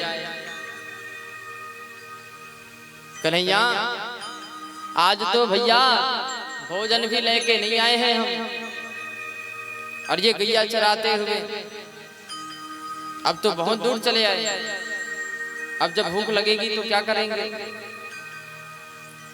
कन्हैया बोले जब भूख लगेगी तो व्यवस्था कर लेंगे कुछ ना कुछ, कोई तो मिलेगा ही आसपास, जो मिलेगा उनसे मांग लेंगे। अब ग्वाल बाल कन्हैया के संग बोले ठीक है भैया तू जैसा कह। अब उनके संग में ग्वाल बाल चल पड़े। जब मध्याह्न हुआ सबको भूख सताने लगी, कहने लगे कन्हैया अब तो हमसे रहा नहीं जाएगा भैया, अब तो हमें भूख लगने लगी है, अब क्या करें बता। कन्हैया बोले जाओ देखो आसपास किसी का घर होगा, कोई गांव होगा, कोई तो मिलेगा। कुछ ग्वाल बाल इधर उधर घूमने निकले, कौन है आसपास। जब ढूंढते हुए ग्वाल बाल गए तो देखा पास में ही कुछ दूर में एक आश्रम है जहां पर कुछ ब्राह्मण देवता निवास करते हैं। वहां पर देखा तो कुछ ब्राह्मण देवता जो है यज्ञ कर रहे थे, हवन कर रहे थे। उनको अग्निहोत्र करते हुए देख ग्वाल वालों ने सोचा भैया जहां जाकर के हमें देखना चाहिए, अवश्य ही यहाँ हमें भोजन मिल सकता है। जैसे ही ग्वाल बाल उनकी ओर बढ़े, सोई महाराज हवन कर रहे ब्राह्मण देवताओं ने जब उनको देखा तो उन ग्वाल वालों को देख करके ब्राह्मण देवताओं ने जैसे ही आंखें दिखाई, ग्वाल बाल बेचारे डर गए। ग्वाल वालों ने कहा, अरे ब्राह्मण देवता, हम तो भोजन की याचना करने आए हैं,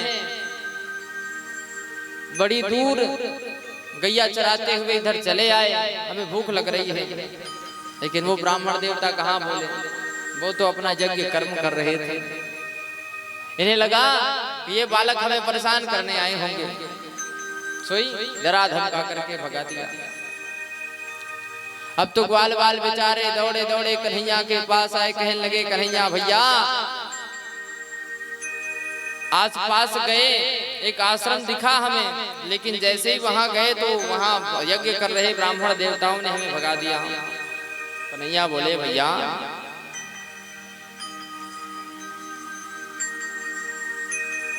आप अंदर क्यों नहीं गए? ग्वाल बाल कहने लगे, कन्हैया, अरे द्वार से ही ब्राह्मण देवता हमें नजर दिखाने लगे, मानो भैया वो तो हमें खा ही जाएंगे। कन्हैया बोले, तुम उनके ओर क्यों देख रहे थे? अंदर जाते। ब्राह्मण देवता तो यज्ञ कर रहे थे, पर अंदर जो उनकी पत्नियां होंगी, अरे माताओं का हृदय बड़ा कोमल होता है, तुम्हें उनसे जाकर के कहना था ना, हैं? फोकट में ही तुम डर करके भागे आए। जाओ, फिर से जाओ, अंदर जाना सीधे, और जाकर अंदर में जो उन ब्राह्मणों की पत्नियां होंगी, उनसे कहना कि यहाँ गौवे चराते हुए कृष्ण आए हैं और उनके लिए हमें भोजन चाहिए। तो जैसे ही ग्वाल बाल आए और आकर के सीधे हवन कर रहे ब्राह्मणों को देखा ही नहीं, सीधे अंदर की ओर चल पड़े और अंदर जाकर के पुकारा। जैसे ही ब्राह्मण पत्नियां बाहर आई, कहा, मैया हम बड़ी दूर से गैया चराते हुए यहाँ आ गए हैं, अब ध्यान हो चला है, भूख लग रही है, सो आपसे भोजन की याचना करने आए हैं। हम कृष्ण कन्हैया के सखा हैं, उन्होंने ही हमें भेजा है। और जैसे ही ब्राह्मण पत्नियों ने सुना कि कृष्ण ने भेजा है, देखो ब्रजमंडल में ऐसा कोई नहीं जो कृष्ण को ना जानता हो। जैसे ही उन्होंने सुना कि कृष्ण ने भेजा है, तो ब्राह्मण पत्नियां तो माने व्याकुल हो थी। पूछा, अरे बालकों, फिर से कहो, किसने भेजा है तुम्हें? जैसे ही कृष्ण का नाम लिया, कहा, ठहरो थोड़ी देर, हम अभी भोजन की व्यवस्था करते हैं। तुरंत ग्वाल बालों को बिठा करके वो ब्राह्मण पत्नियां भाव विभोर होकर के कन्हैया के लिए भोजन बनाने लगी, भोजन की व्यवस्था करने लगी है। और कुछ देर बाद उन बालकों को लेकर के वो ब्राह्मण पत्नियां जब पोटलियां बांध करके निकली, तो ब्राह्मण देवता हैरान हो गए, ये बालक हमारे घर में घुस गए और हमारी पत्नियों को बहला फुसला करके अपने संग ले जा रहे हैं। अब वो उड़ तो नहीं सकते थे महाराज, अपनी पत्नियों की ओर देखा, उनको आंख दिखाया, बोले, जे बालक तो उधमी है ही और तुम भी इनकी बातों में आ गए। लेकिन मानो वो देवियां उनकी ओर देख ही ना रही हो, अनदेखा करते हुए निकल पड़ी कि आज नहीं तो कभी नहीं, क्योंकि ये कन्हैया बार बार आने वाले नहीं हैं। आज कन्हैया आया है, न जाने दोबारा कब आएगा, क्या पता उसको ये भोजन पवाने का अवसर हमें दोबारा मिलेगा या नहीं।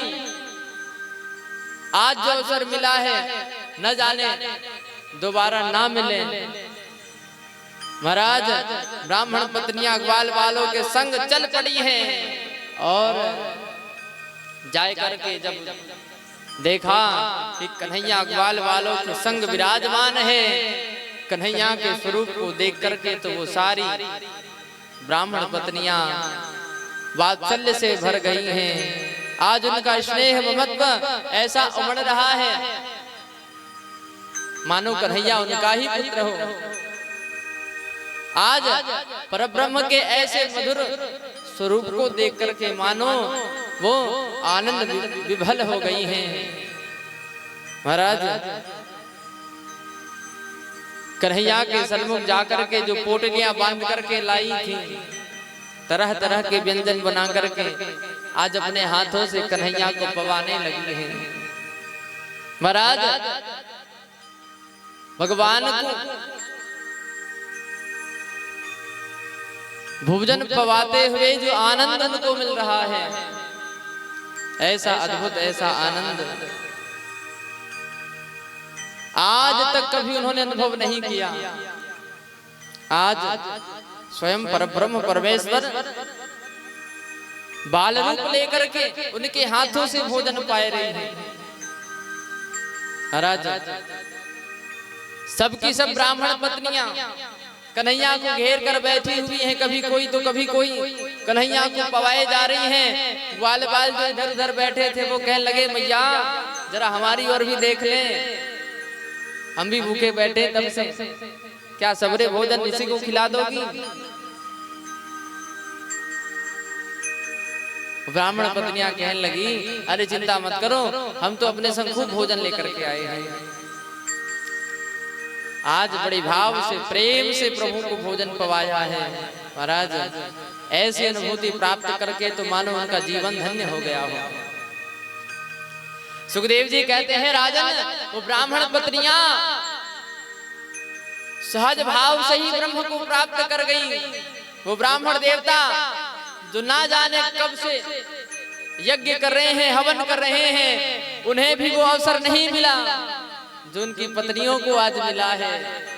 जिनका सारा जीवन यज्ञ करते करते बीत गया, वो भी कृष्ण को पा नहीं सके, लेकिन आज उनकी पत्नियां सहज भाव से एक भोजन के बहाने उस परम ब्रह्म को प्राप्त कर गई है, जिसे पाने के लिए तो बड़े बड़े अमलात्मा महात्मा बड़े बड़े तपस्वी तरसते हैं। महाराज जैसे ही ब्राह्मण देवताओं का यज्ञ पूर्ण हुआ ना, क्रोध से तमतमाए, सब विचार कर रहे आने दो उनको, आने दो, हमसे पूछे बिना हमारे घर की सारी सामग्री लेकर के पोटली में चली गई उन ग्वालों के संग, हम भी देखते हैं। महाराज सारे पंडित सारे ब्राह्मण देवता मुंह फुलाए बैठे, लेकिन जैसे ही वो माताएं प्रभु को भोजन करा करके आई हैं, तो जैसा स्वरूप उनका जाने के समय था ना, स्वरूप तो अभी भी वैसा ही है, लेकिन जो अनुभूति उनको देख करके अब हो रहा है, वो तब नहीं हो रहा था। लग रहा है मानो वो देवियां साक्षात परब्रह्म का दर्शन करके आ रही हैं, मानो परब्रह्म की अनुभूति करके आ रही हैं। उनकी जो आभा है, उनका जो तेज है, वो ब्राह्मण देवता देख कर ही महाराज सारा क्रोध भूल गए। उन्हें समझते देर ना लगी कि जिस अनुभव को पाने के लिए हमने अपना सारा जीवन बिता दिया, आज वो भाव इन्होंने प्राप्त कर लिया है। महाराज वो ब्राह्मण देवता हाथ जोड़कर मानो अपनी पत्नियों का ही अभिवादन करने लगी, देवियां तुम कहाँ गई थी? उन्होंने कहा, स्वामी हम तो नंद के लाला को भोजन कराने के लिए गई थी,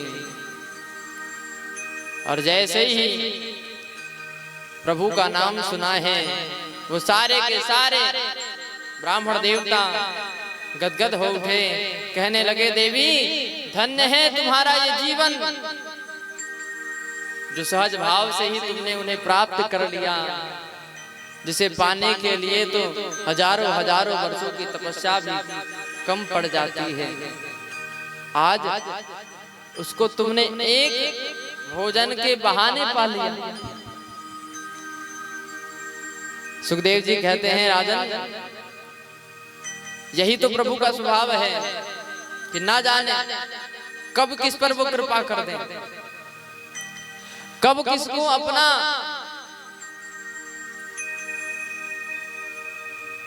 बना लेते हैं, ये कोई नहीं कह सकता कि उसे पाने के लिए कौन सी योग्यता चाहिए। महाराज, ये ठाकुर ऐसा ही है जो सहज भाव से ही किसी पर भी कृपा कर जाता है। न जाने कौन से गुण पर दया निधि जाते हैं। महाराज,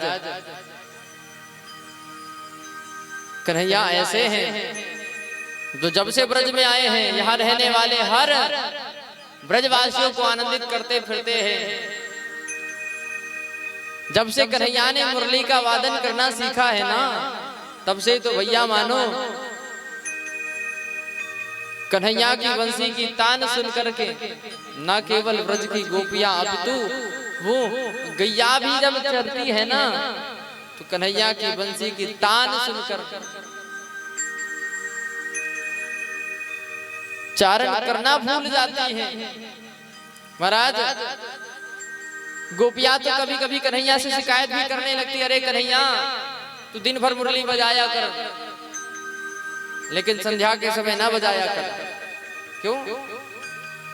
क्योंकि जब तू मुरली बजाता है ना, तो तेरे मुरली की तान सुनकर, तेरे मुरली की तान सुन करके चूल्हे में जो लकड़ियां धरी होती है ना, वो लकड़ियां भी आनंद विभोर हो जाती है।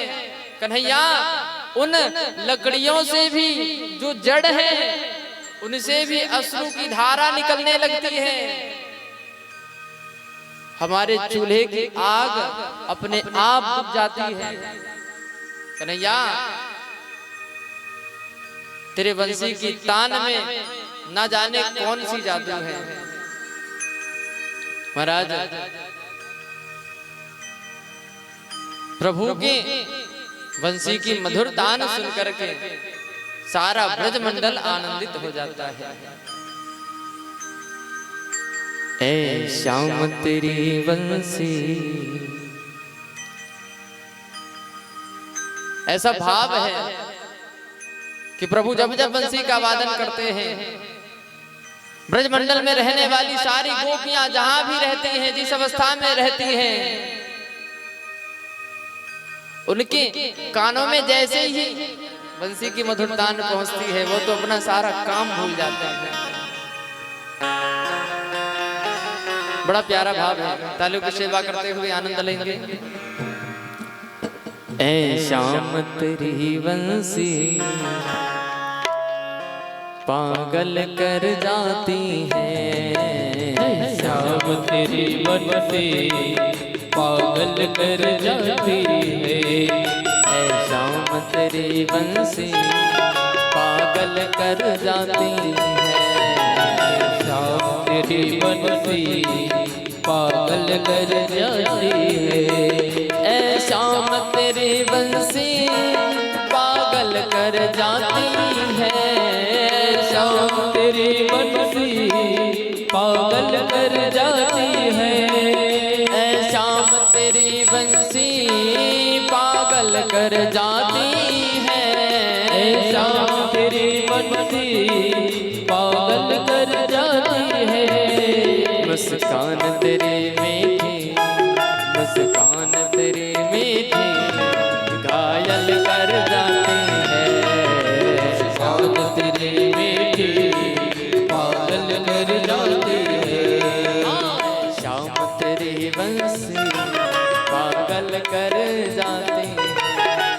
श्याम तेरी बंसी पागल कर जाती है।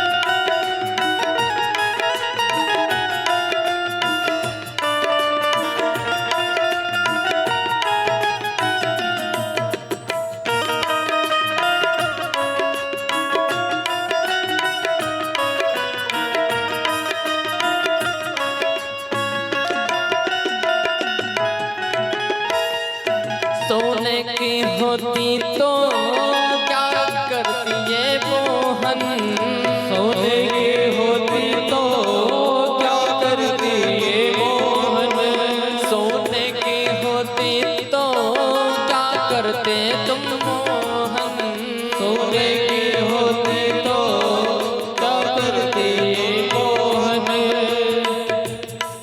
जब बांस की होकर भी, जब बांस की होकर भी दुनिया को नचाती है, ओ शाम तेरी बनती पागल कर जाती है, ऐ शाम तेरी बंसी पागल कर जाती है, शाम तेरी बनती पागल कर जाती है।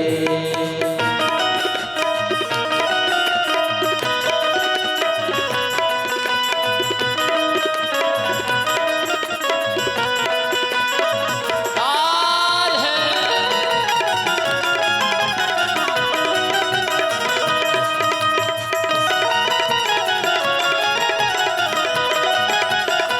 ताल है।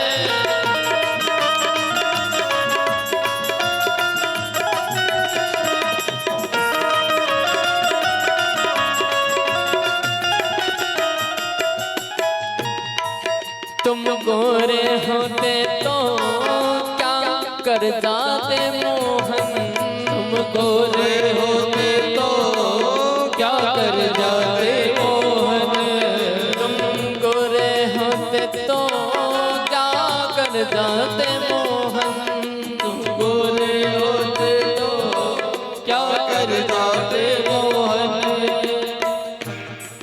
जब काले रंग पर ही, जब काले रंग पर ही महाराज कन्हैया का स्वरूप सांवला सलोना, फिर भी ये सारी दुनिया उन पे मरी जा रही है। एक रसिक बड़ा सुंदर भाव कहते, कन्हैया तुम सांवले सलोने हो तो भी तुम्हारे रूप पर ये सारी दुनिया मरती है। यदि तुम्हारा ये स्वरूप राधा रानी के जैसा गौर वर्ण होता, कह रहे हैं यदि नंद लाला तुम होते लली, गले कट जाते करोड़न के। हे प्रभु तुम्हारा ये स्वरूप इतना मनमोहने वाला है। वे गोरे होते तो क्या कर जाते मोहन, तुम गोरे होते तो क्या कर जाते मोहन, तुम गोरे होते तो क्या कर जाते मोहन, तुम गोरे होते तो क्या कर जाते मोहन। जब काले रंग पर ही, जब काले रंग पर ही दुनिया मर जाती है, काले होकर भी दुनिया मर जाती, घनश्याम तेरी बंसी पागल कर जाती है, घनश्याम तेरी बंसी पागल कर जाती है।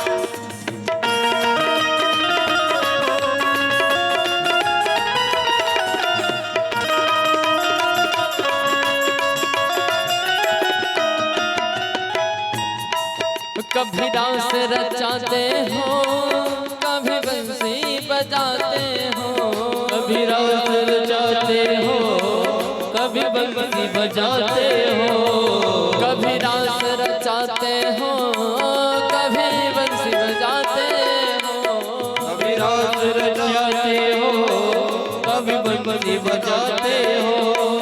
कभी माखन खाने की, कभी माखन खाने की मन में आ जाती है, तेरी बंसी पागल कर जाती है, ओ घनश्याम तेरी बंसी पागल कर जाती है, घनश्याम तेरी बंसी पागल कर जाती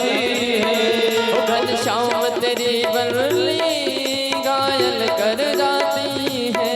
घनश्याम तेरे बन से पागल कर जाते हैं। मुस्कान तेरी मीठी, मुस्कान तेरी मोहन घायल कर जाती है।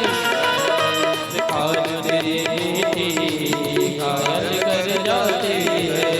शाम तेरी बंसी पागल कर जाती है। श्याम तेरी बंसी पागल कर जाती है। मुस्कान तेरी मोहन घायल कर जाती है। मुस्कान तेरी मोहन घायल कर जाती है। बोलो कृष्ण कन्हैया लाल की जय। राधे राधे राधे राधे। माताएं इतनी सारी बैठी हैं, आप लोगों की आवाज इनसे ज्यादा आनी चाहिए कि नहीं बताओ? इतनी कंजूसी काहे कर रहे हो? जय नहीं बोलेगा उनको आज लड्डू नहीं मिलेगी। हाँ बताए रहे हैं, क्योंकि आज हमारे लाला का विवाह उत्सव है। जिनको जिनको लड्डू खानी हो, प्रसाद सबको मिलेगा लेकिन लड्डू नहीं। जिनको लड्डू खाना हो प्रेम से बोलो राधे राधे राधे राधे। बड़े लालची है भैया यहाँ के, लड्डू के नाम पे तुरंत तैयार। जय हो तो राधे राधे।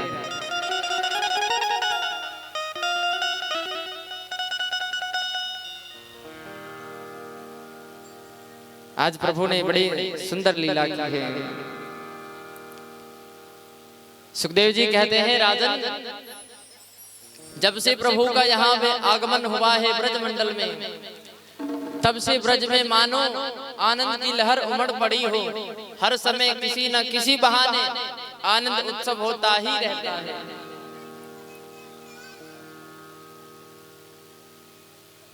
गोपियों के मन में कृष्ण के प्रति इतना प्रेम है कि कभी भी जब कन्हैया उनको ना दिखे तो कन्हैया के दर्शन की लालसा से वो गोपियां अपने घर की मटकियां फोड़ मैया यशोदा के द्वारे उलाहना देने के बहाने कम से कम बाहर नहीं तो घर में ही कन्हैया का दर्शन मिल जाए। कभी कभी तो खुद ही घर की मटकियां फोड़ देती। इतनी उत्कट लालसा है उनकी कन्हैया को देखने की। दिन रात बस यही मन में विचार रहता है कि जे कन्हैया बस हमारे बन जाए, जे कन्हैया का प्रेम हमें सदैव ऐसा ही मिलता रहे, ये हमसे कभी भी दूर ना होवे। सुखदेव जी कहते हैं राजन, गोपियों की इस प्रबल भावना को देखकर ही तो प्रभु ने ब्रजमंडल में ऐसी लीला की है कि भैया जिसके भव्यता को देख करके तो सारा ब्रह्मांड आश्चर्य में पड़ गया है। प्रभु ने गोपियों के प्रेम को देख करके, उनकी लालसा को देख करके, उनके मन की इच्छा को पूर्ण करने के लिए आज ऐसे उत्सव की तैयारी की है जिसका इंतजार गोपियों के वर्षों से है। महाराज ब्रजमंडल की गोपियां, ध्यान देना, ये कोई साधारण गोपियां नहीं है। ब्रजमंडल में जितनी भी गोपियां हैं ना, वो सब एक से बढ़कर एक भक्त हैं भगवान की। न जाने कितने वर्षों तक उन्होंने तपस्या की है, तब जाकर के इस ब्रजमंडल में गोपियों के रूप में, ग्वालों के रूप में उनका जन्म हुआ है। यहाँ रहने वाले गोप ग्वाल कोई साधारण गोप ग्वाल नहीं है महाराज। भगवान कृष्ण के इर्द गिर्द रहने वाले ये गोप ग्वाल बड़े ही दिव्य विभूतियां हैं। कन्हैया ने इस ब्रज मंडल में रह करके ऐसी ऐसी लीला की है जिसकी कोई कल्पना नहीं कर सकता। एक बार तो कन्हैया, वैसे तो महाराज सब जानते हैं कि नंद को लाला सबसे बड़ा चोर है, सबसे माखन बचाए लेंगे, पर कन्हैया से कोई बचा नहीं सकता। तो ब्रज की गोपियां ग्वाले क्या करते हैं? कभी कोई आंगन में सोता है कि भैया कन्हैया आ जाओ, तो पता तो चले कोई घर के अंदर। तो एक दिन क्या हुआ, एक गोपी रात्रि के समय अपने पति के संग आंगन में सोई हुई थी। दोनों के खाट आस पास में लगे हुए थे और दोनों आपस में बातचीत करते हुए रात्रि में विश्राम करने लगे। देखते ही देखते दोनों की नींद लगी और सो ही महाराज जैसे ही रात्रि का आवरण बढ़ने लगा, सो ही कन्हैया चुपके से घर में प्रवेश कर गए। क्योंकि कभी कभी गोपियां जो होती थी ना, वो अकारण ही कन्हैया पे आरोप लगा देती थी, अकारण ही कि मैया तेरो लाला ने ऐसा किया। तो कभी कभी तो कन्हैया बेचारे बिना कुछ किए ही फंस जाते। तो एक दिन कन्हैया ने सोचा, जे गोपियां हमको बिना काम के बिना कारण ही परेशान करती रहती हैं, आज तो हम सबक सिखाए के रहेंगे। तो कन्हैया चुपके से आंगन में प्रवेश कर गए। देखा दोनों गोप ग्वाल गहरी निद्रा में है। तो कन्हैया ने आसपास देखा, चारों ओर अंधेरा ही अंधेरा छाया हुआ था। चुपके से खाट के समीप पहुंचे और गोपी की जो चोटी थी, गोपी की जो चोटी थी ना महाराज, बाल, उसे उस ग्वाले के मूंछ से बांध दी। किससे? ध्यान देना, जो ग्वाले होते हुआ करते थे उनकी मूंछें बड़ी बड़ी हुआ करती थी। अब आज के हैं कि नहीं पता भैया, लेकिन ग्वालों की ये पहचान हुआ करती थी, मूंछें बड़ी बड़ी हुआ करती। सो कन्हैया ने क्या किया, गोपी की चोटी और ग्वाले की मूंछ दोनों बांध दिए। उसके बाद क्या किया, दोनों गहरी निद्रा में सोए रहे थे कि कन्हैया ने आसपास देखा, खाली मटका रखा हुआ था। सो उठा करके लाया और खुद पर्दे में चढ़कर वो मटका धड़ाम से आंगन में फेंक दिया। और जैसे ही मटका फूटा, मटका जैसे ही फूटा, वो गोपी डर के मारे हड़बड़ा के उठी। और जो गोपी उठी तो उसकी चोटी किससे बंधी थी? और जो गोपी उठी, बेचारा ग्वाला ऐसी पीड़ा से कराहने लगा कि गोपी घबरा गई। जैसे मुड़ के देखा, वो बेचारा ग्वाला हाथों में ऐसे किए, गोपी घबरा गई, कहने लगी क्या हुआ? बेचारा बोल ना पाए, आंखों से अश्रु।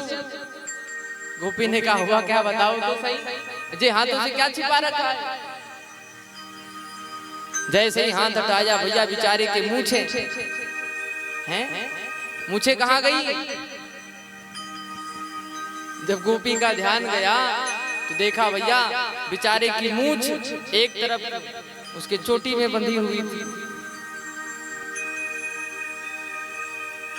गोप ग्वाल विचार करने लगे, इस समय अर्धरात्रि में कौन आया हमारे घर? देखा आंगन में मटका फूटा पड़ा था और कन्हैया पर्दे में खड़े मुस्काए रहे थे। बोले अरे गोपी, खूब आनंद आता था ना तुझे हमें परेशान करने में, अब करेगी वो को परेशान? और कन्हैया जीभ दिखा करके भागे वहां से। ऐसी ऐसी लीला करी भगवान। और न केवल द्वापर में महाराज, इस कलयुग में भी प्रभु ने अपने भक्तों के संग ऐसी ऐसी लीला करी है। एक दिन सूरदास जी महाराज, सूरदास जी भोजन करने बैठे तो देखो उनकी सेवा में एक बालक रहता था जो उनकी सेवा करता, उनको जो आवश्यकता होती वो ला करके देता था। तो एक दिन क्या हुआ, जब वो भोजन करने बैठे तब सूरदास जी को पानी देना भूल गया, पानी देना भूल गया। अब बच्चा था तो बालपन में उन्हें भोजन देकर ही खेलने भाग गया।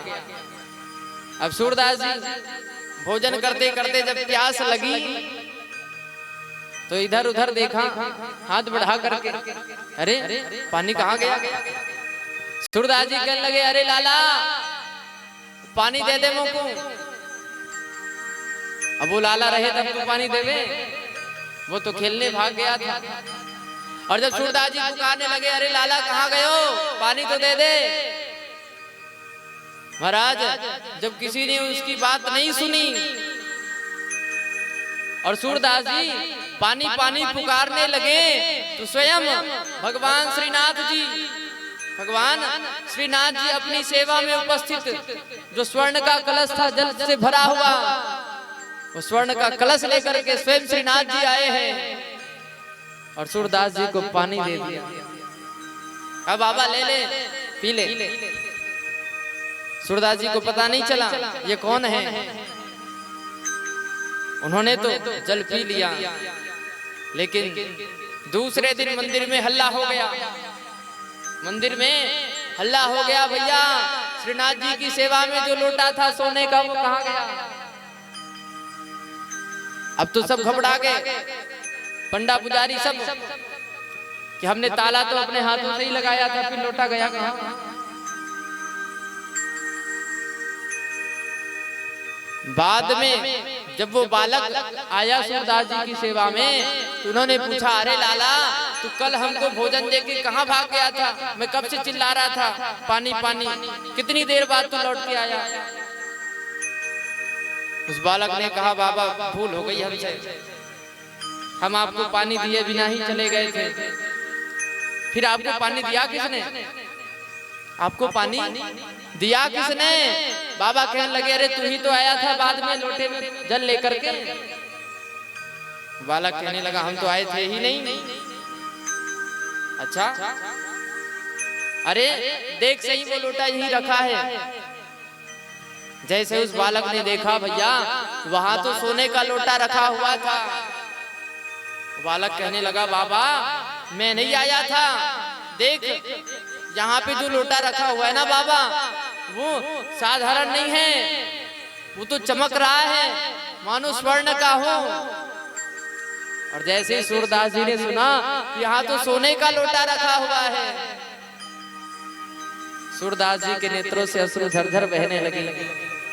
वो तुरंत समझ गए कि ये कोई और नहीं था, ये वही श्रीनाथ हैं जिनकी मैं रोज सेवा में पद गाया करता हूँ।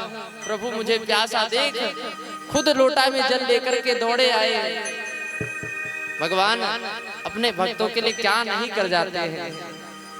महाराज जगन्नाथपुरी में तो माधव दास जी के संग भगवान कटहल चुराने गए। जगन्नाथ जी में माधव दास जी के संग भगवान कटहल चुराने जाते हैं, क्योंकि कन्हैया कहीं भी रहे उसे सहज भाव से जो मिल जाए वो स्वीकार नहीं होता। माधव दास जी ने तो खूब समझाया कि प्रभु जे चुराने क्यों जाओ, जिस बगीचे में चुराने जा रहे हो वो पूरा का पूरा बगीचा ही मेरे शिष्य का है, कहो तो अभी मंगवा लो। परंतु प्रभु बोले नहीं, अरे क्या मेरे घर में माखन की कमी थी जो मैं औरों के घर में चुराने जाता? मेरे घर में खुद इतना माखन धरा हुआ था, लेकिन नहीं भैया, मुझे तो चोरी के ही माखन में आनंद आता था, इसलिए हम तो कटहल भी खाएंगे तो चुरा के। माधव दास जी को ले गए चोरी करने और खुद तो भाग गए, बेचारे माधव दास जी पकड़े गए।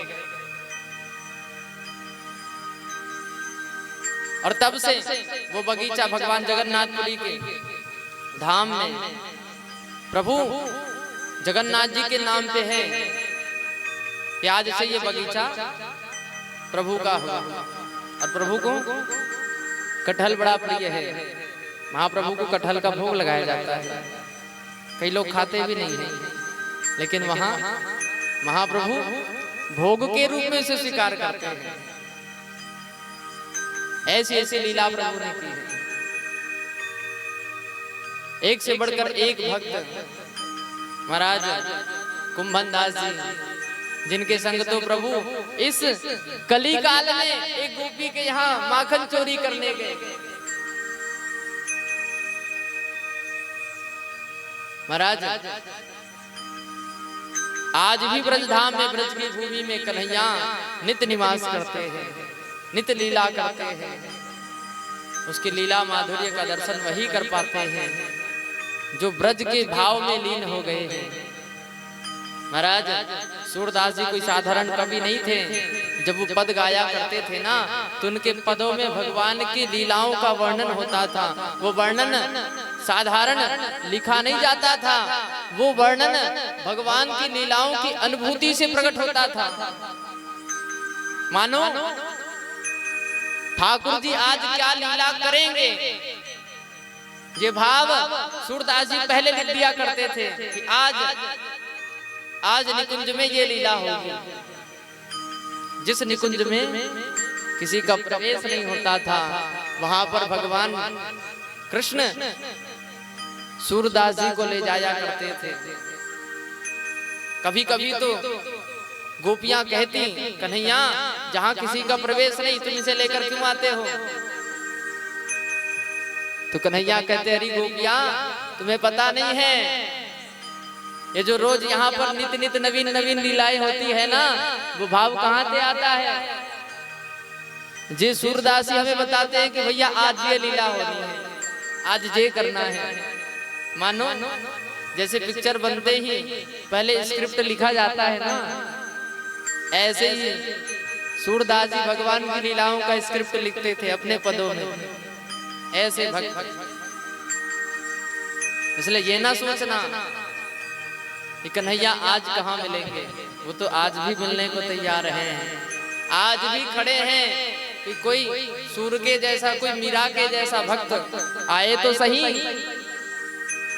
आज भी तैयार खड़े हैं। और आज भी ऐसे भक्त हैं जो उनकी दिव्य अनुभूति पाते हैं। और आज भी देखो ब्रज में कैसे कैसे संत बैठे हैं, कुछ दिखाई नहीं पड़ते, कुछ दिखाई पड़ते ही नहीं, उसको आप ढूंढते रह जाओगे। ऐसे ऐसे रसिक संत जो वहां के वनों में कुटिया बना करके सबसे दूर रहा करते हैं। लेकिन कुछ ऐसे भी हैं जो प्रकट भाव से श्यामा श्याम के लीलानुवाद को, गुणानुवाद को, उनकी लीलाओं के प्रेम भाव को प्रकट कर रहे हैं। जन जन के बीच उसका प्रचार प्रसार कर रहे हैं। वृंदावन में आज देखो महाराज प्रेमानंद कैसी अद्भुत भक्ति होती है। हमने तो प्रत्यक्ष भाव से कई बार उनके दर्शन किए। ठाकुर जी की कृपा से वृंदावन वास पा करके एक से बढ़कर एक विभूतियां जो वृंदावन की हैं, देखो भैया, वृंदावन वास की यही सबसे बड़ी महिमा है। जो संत खोजने में नहीं मिलते वो वृंदावन वासियों को सहज भाव से मिल जाते हैं, क्योंकि वहां दुनिया भर से बड़े बड़े महात्मा, बड़ी बड़ी विभूतियां कब दर्शन देने आ जावे पता नहीं। और प्रेमानंद बाबा तो ऐसे भैया कि ब्रज छोड़कर जाते ही नहीं कभी। ब्रज के संत तो कहते हैं कि ये और कोई नहीं, साक्षात कृष्ण के ही स्वरूप हैं, क्योंकि राधा रानी से इतना प्रेम कृष्ण के अलावा और कोई कर ही नहीं सकता। जो दिन रात राधा राधा राधा राधा जपते रहते हैं, राधा के अलावा और कोई उनके मुख से आता नहीं है, बस राधा राधा जपते रहते हैं। राधा रानी के प्रति अनन्य प्रेम केवल कृष्ण को ही हो सकता है। ऐसी ऐसी विभूतियां जहां वास करें, वृंदावन धाम कितना दिव्य है। बोलो वृंदावन धाम की राधे राधे राधे राधे। महाराज, ऐसे ब्रजधाम में प्रभु ने ऐसी ऐसी लीला करी है जिसका आनंद ब्रजवासियों ने खूब लिया है। भगवान वृंदावन में ब्रज में ज्यादा दिन रहे तो नहीं, लेकिन जब तक रहे नित्य नवीन लीला करते हुए ब्रजवासियों को आनंदित करते रहे। कोई भी दिन ऐसा नहीं जाता था जिस दिन कन्हैया की लीला ना हो। नित्य नवीन लीलाएं करते रहते हैं। सुखदेव जी कहते हैं, राजन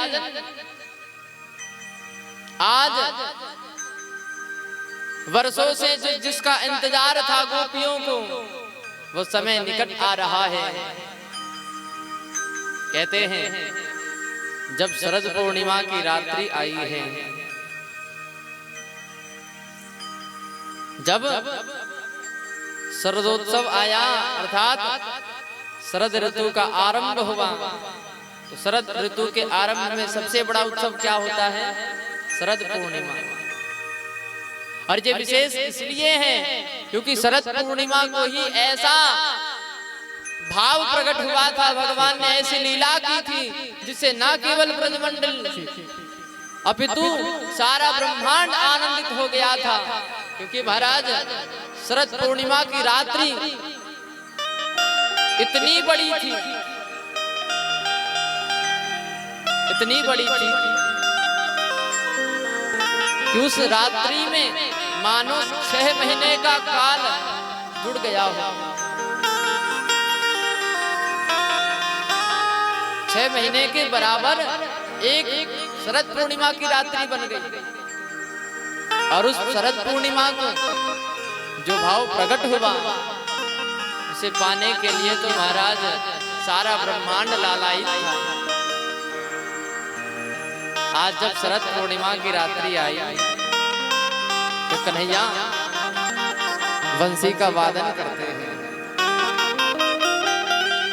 यमुना जी के किनारे कन्हैया बैठ मधुर मधुर मुरली का वादन करने लगे हैं।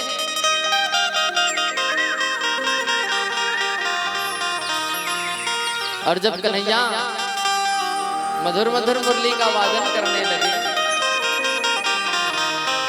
तो जहां जहां पर कन्हैया की बंसी की ध्वनि पहुंचती है, गोपियों की कानों में जैसे ही बंसी की मधुर तान पड़ी, गोपियों को लगने लगा जैसे कन्हैया हमें बुला रहे हो। गोपियों को लगने लगा मानो ये बंसी उनका नाम लेकर पुकार रही है। अरे सखी आजा, कन्हैया तो को बुला रही है। और वो गोपियां सब काज छोड़कर बस कन्हैया की ओर दौड़ पड़ी है। महाराज कन्हैया जो यमुना जी के तीर मधुर मधुर बंसी की तान बजा रहे हैं, इस बंसी की तान को सुनकर के सारी गोपियां दौड़ पड़ी हैं। श्याम तेरी बंसी बजे धीरे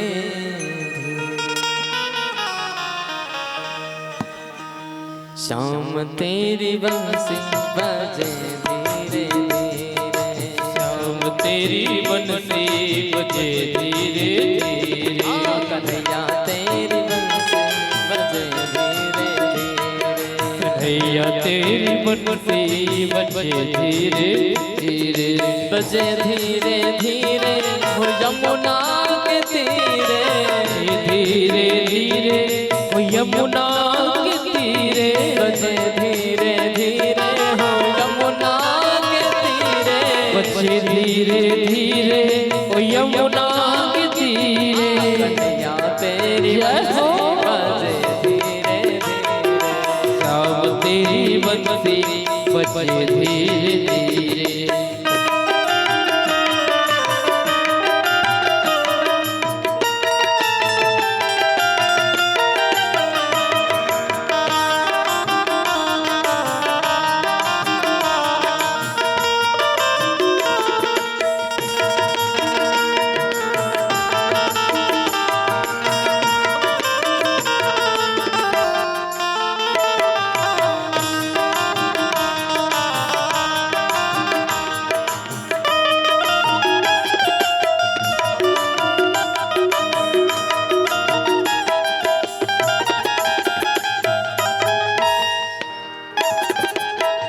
एक है गोकुल उत वृंदावन एक है गोकुल एक वृंदावन एक है गोकुल उत वृंदावन एक है गोकुल एक वृंदावन और बीच में यमुना बहे धीरे धीरे बीच में यमुना बहे धीरे धीरे कन्हैया तेरी बंसी बजे धीरे धीरे कन्हैया तेरी बंसी बजे धीरे धीरे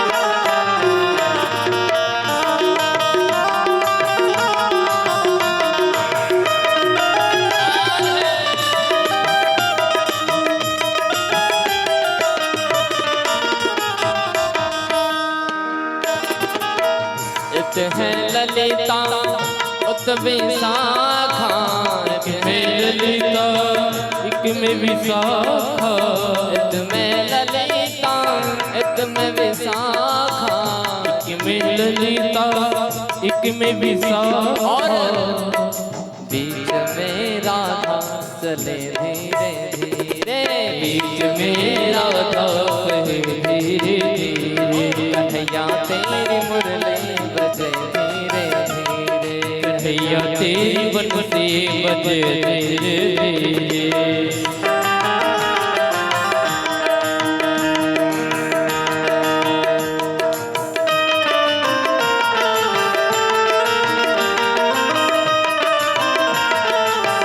लाल है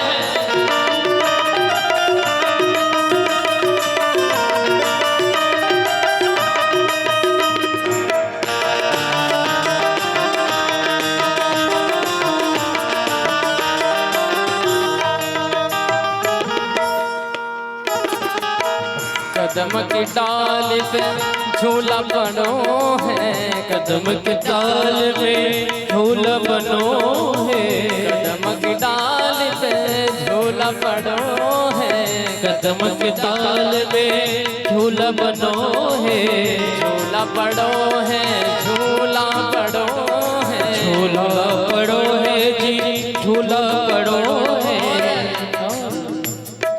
राधा और मोहन झूले धीरे धीरे राधा और मोहन झूमे धीरे धीरे कन्हैया तेरी बंसी बजे धीरे धीरे बंसी बजे धीरे धीरे। कन्हैया तेरी बंसी बजे धीरे धीरे। कन्हैया तेरी बंसी बजे धीरे धीरे। कन्हैया तेरी बंसी बजे धीरे तेरी बंसी बजे धीरे धीरे। बजे धीरे धीरे हो यमुना के तीरे। बजे धीरे धीरे हो यमुना के तीरे। बजे धीरे धीरे हो यमुना के तीरे। बजे धीरे धीरे हो यमुना के तीरे। कन्हैया तेरी राधे श्याम तेरी मुरली बजे धीरे धीरे। कन्हैया तेरी बंसी बजे श्याम तेरी बंसी बजे धीरे धीरे। बोल कृष्ण कन्हैया लाल की जय।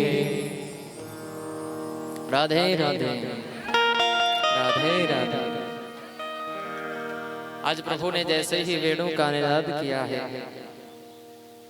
महाराज, आज श्री सुखदेव जी महाराज उस भाव में प्रवेश करने जा रहे हैं जिसे भागवत जी का भी पंच प्राण माना गया है।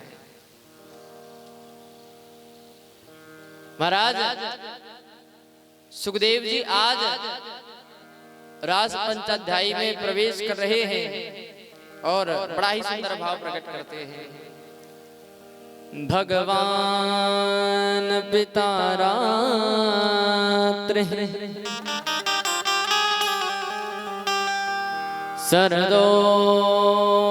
शरदोत्फुल्ल मल्लिका वेक्षरन्तं मनश्चक्रे योगमायामुपाश्रिता।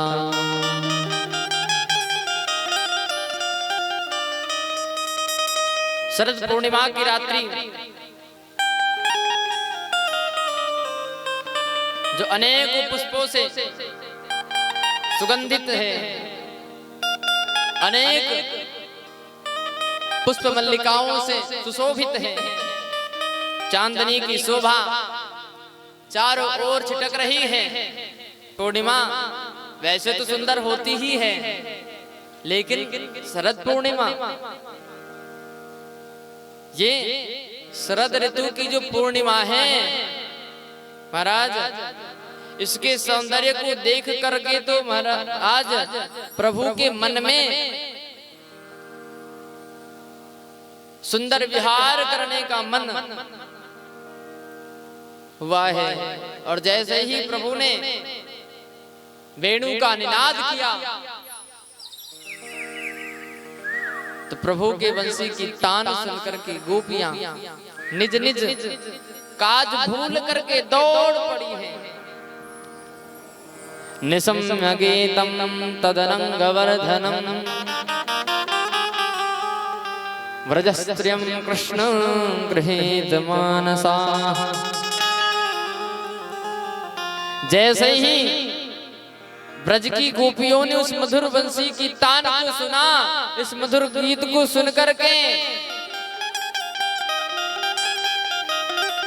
ये बंसी की तान छेड़ने वाला कन्हैया तो एक ही है, लेकिन ये बंसी की तान जिस भी गोपी के कान में पड़ता है उसे लगता मानो कन्हैया मुझे ही पुकार रहे हैं, कन्हैया मुझे ही बुला रहे हैं। और सारी गोपियां अपने सारे काज छोड़ करके दौड़ पड़ती। कोई श्रृंगार छोड़कर भागी, कोई भोजन बनाना छोड़कर भागी, कोई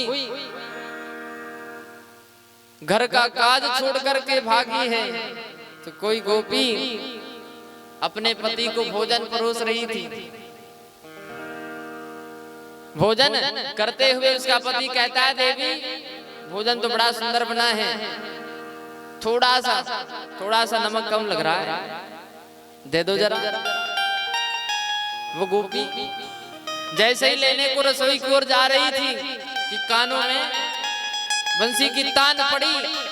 वो ग्वाला कहने लगा, अरे कितना देर हो गया तुझे, जरा नमक ला करके दे दे। गोपी तो जैसे बावरी हो गई, बंसी की तान सुन करके जैसे वो बावरी हो गई। वो जब से नमक नमक चिल्ला रहा था और गोपी शक्कर दे भागी।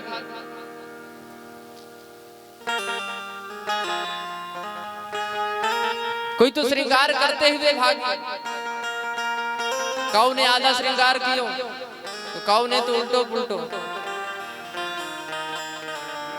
महाराज नाक में पहनने वाली कानों में, कानों की नाक पे ऐसी दशा, आंखों का काजल गालों पे। सुखदेव जी कह रहे हैं, राजन ऐसी अवस्था हो गई गोपियों की, कृष्ण के पास जाने की ऐसी तीव्र उत्कंठा, पल भर की भी देरी सही नहीं जा रही।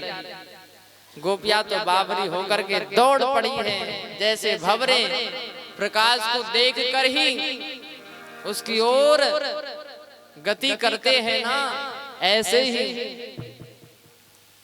जैसे कीट पतंगे प्रकाश में मंडराने लगते हैं, ऐसे ही गोपियां भी दौड़ पड़ी हैं। आज महाराज गोपियां तो जैसे जैसे कानों में बंसी की तान पड़ी है, दौड़ पड़ी है, बस कुछ नहीं देखा। क्योंकि महाराज जिस प्रकार से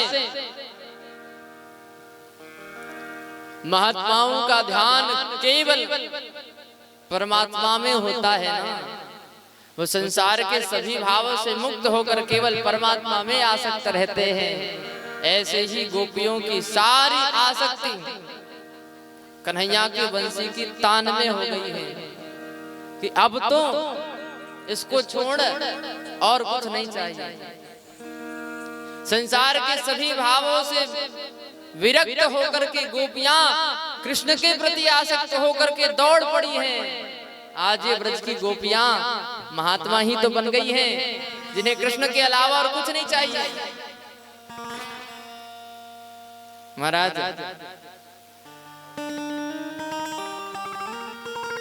रसिक जन अपने वाणी में कहते हैं, ये भक्ति की चरम अवस्था ही तो है, जहां उस परमात्मा के अलावा और कुछ दिखाई पड़ता ही नहीं है। देखो, ऐसी अवस्था प्राप्त करने के लिए, ऐसी अवस्था पाने के लिए कितने सारे चरणों को पार करना पड़ता है। हरिदास जी कहते हैं, भक्ति की चरम अवस्था पाने के लिए जहां केवल भक्त और भगवान ही हो और कोई दिखाई ना पड़े, क्या करना पड़ता है। हरिदास जी कहते हैं, प्रथम सुने भागवत भक्त मुख भगवत वाणी, द्वितीय आराधे भक्त व्यास भव भांति बखानी, तृतीय करे गुरु समक्ष दक्ष सर्वज्ञ रसीलो, चौथे होय विरक्त बसे वन राज जसीलो, पंचम भूले देह सधी छठ भावना रास की, साते पावे रीति रस श्री स्वामी हरिदास की। महाराज रास की ये भावना कब प्रकट होती है, जब छठी अवस्था को भक्त प्राप्त कर लेता है। और सबसे पहली सीढ़ी क्या कही गई है इस अवस्था की, बोले सबसे पहले अवस्था में क्या करना है, तो प्रथम सुने भागवत भक्त सुख, जहां भागवत की कथा हो गई, वो भगवत वाणी जब भी मिले अवसर से चूको मत। जहां कोई भगवत भक्त के मुख से भगवान की कथा होवे, वहां दौड़े दौड़े चले आओ। पहली अवस्था तो यही है।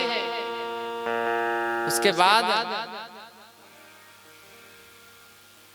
नवधा भक्ति, जो व्यास जी ने नवधा भक्ति का बखान किया है। श्रवणम कीर्तनम विष्णु स्मरणम पाद सेवनम अर्चनम वंदनम दास्यम सख्यम आत्मनिवेदनम। तीसरी सीढ़ी है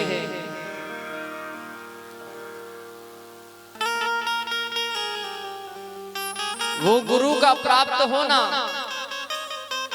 जो परमात्मा से हमें साक्षात्कार करावे। क्योंकि बिना गुरु की परमात्मा की प्राप्ति असंभव है महाराज। जैसे बिना सीढ़ी की छत में जाया नहीं जा सकता। छत दिखाई तो पड़ता है, पर वहां जाने के लिए सीढ़ी की आवश्यकता है। ऐसे ही तृतीय करे गुरु समक्ष दक्ष सर्वज्ञ रसीलो। तीसरी भावना यही है, ऐसे गुरु की प्राप्ति हो जावे जो हमें परमात्मा की ओर अग्रसर करे। ऐसे गुरु के शरण में हो जाओ जो तुम्हें परमात्मा की प्राप्ति की ओर अग्रसर कर देवे। चौथे हो ये विरक्त वसे वन राज जसीलो। चौथी भावना ये कहती है कि संसार के सभी भावों को त्याग कर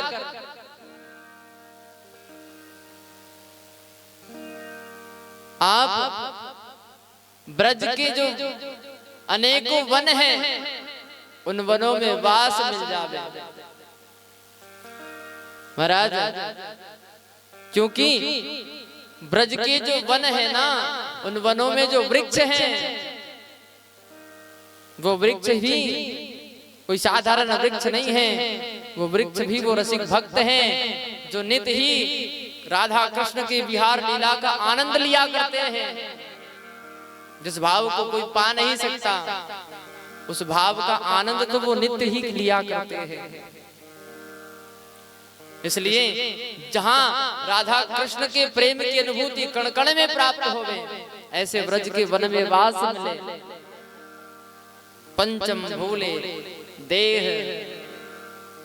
पांचवी तो ऐसी अवस्था हो जावे कि फिर तो देह की भी सुध बुध ना रहे।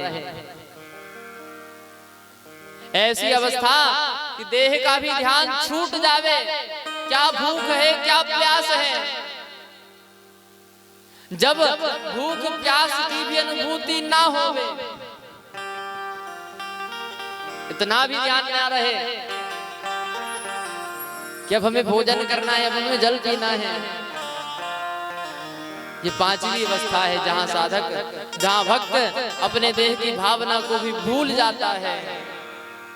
तब जाकर के वो छठे भाव में, महारास में, रास के भाव में प्रवेश कर जाता है, जहां कृष्ण के अंतरंग लीलाओं का वो रसस्वादन करता है। और उसके बाद फिर तो भक्ति की पराकाष्ठा है, प्रेम की पराकाष्ठा। हरिदास जी कह रहे हैं, साते पावे रीति रस श्री स्वामी हरिदास की। जैसे श्री हरिदास जी महाराज अपने प्रेम रस से सने हुए पदों को सुनाकर के बांके बिहारी को ऐसा रिझाते थे कि वो बांके बिहारी इनके पदों को सुने बिना न भोजन ग्रहण करते, न शयन करते, न जागते।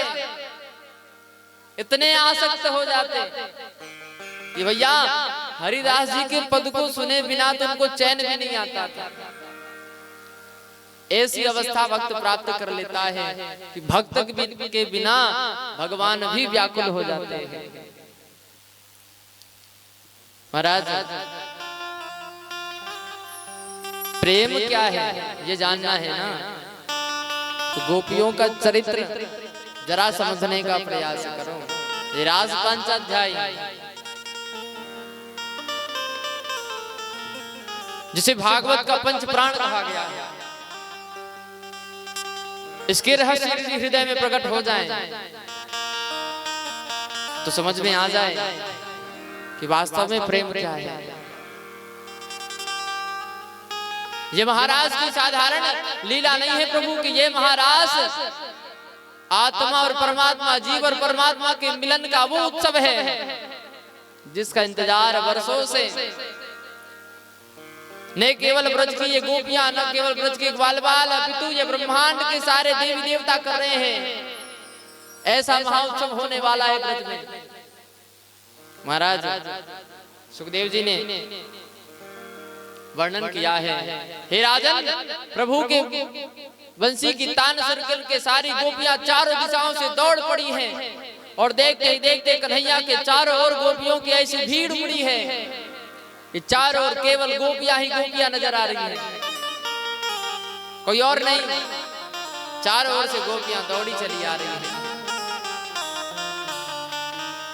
महाराज सुखदेव जी कहते हैं, राजन, जब इनका आगमन हुआ, प्रभु ने देखा कि चारों ओर से गोपियां उनके चारों ओर एकत्रित हो गई हैं। तब प्रभु ने वादन छोड़ करके गोपियों की ओर मंद मंद मुस्कान लिए निहारते हुए कहा, स्वागतम वो महाभागा, प्रियम किम करवामि वह, ब्रजस्या नामयं कच्चिद भृतागमन कारणम। देखो कन्हैया भी बड़े निराले हैं। जैसे ही गोपियों को देखा तो कहा, आओ आओ देवियों, आपका स्वागत है। और जैसे ही गोपियों ने सुना कन्हैया स्वागत कर रहे हैं, गोपियां तो गदगद हो गई। गोपियां गदगद हो गई, लेकिन जैसे ही कन्हैया ने अगला प्रश्न किया कि वृतागमन कारणम, क्यों आई हो यहाँ पे, क्या कारण है तुम्हारे आगमन का। अब तो गोपियां बेचारी मुंह लटका के रह गई कि बंसी बजाकर अभी अभी इन्होंने तो ही बुलाया है और पूछ रहे हमसे क्यों आई हो। गोपियां बेचारी मौन होकर के रह गई, बोल नहीं पा रही। लेकिन कन्हैया तो मानो इनके हृदय के प्रेम को प्रकट करना चाहते हैं। भगवान तो आज इनके पीछे ही पड़ गए, बोले आज तो मुंह खुलवा के ही रहूंगा। भगवान बोले अच्छा अच्छा समझ गया, आज शरद पूर्णिमा है, सो तुम लोग शरद पूर्णिमा के चांद को देखने आई होंगी कि शरद पूर्णिमा का चंद्र कितना सुंदर है। लेकिन हाँ ध्यान रखना, ये जंगल है, इस जंगल में हिंसक जानवर घूम रहे होंगे, सो शरद पूर्णिमा की चांदनी देखते देखते कहीं कोई शेर भालू ना मिल जावे, ध्यान रखना।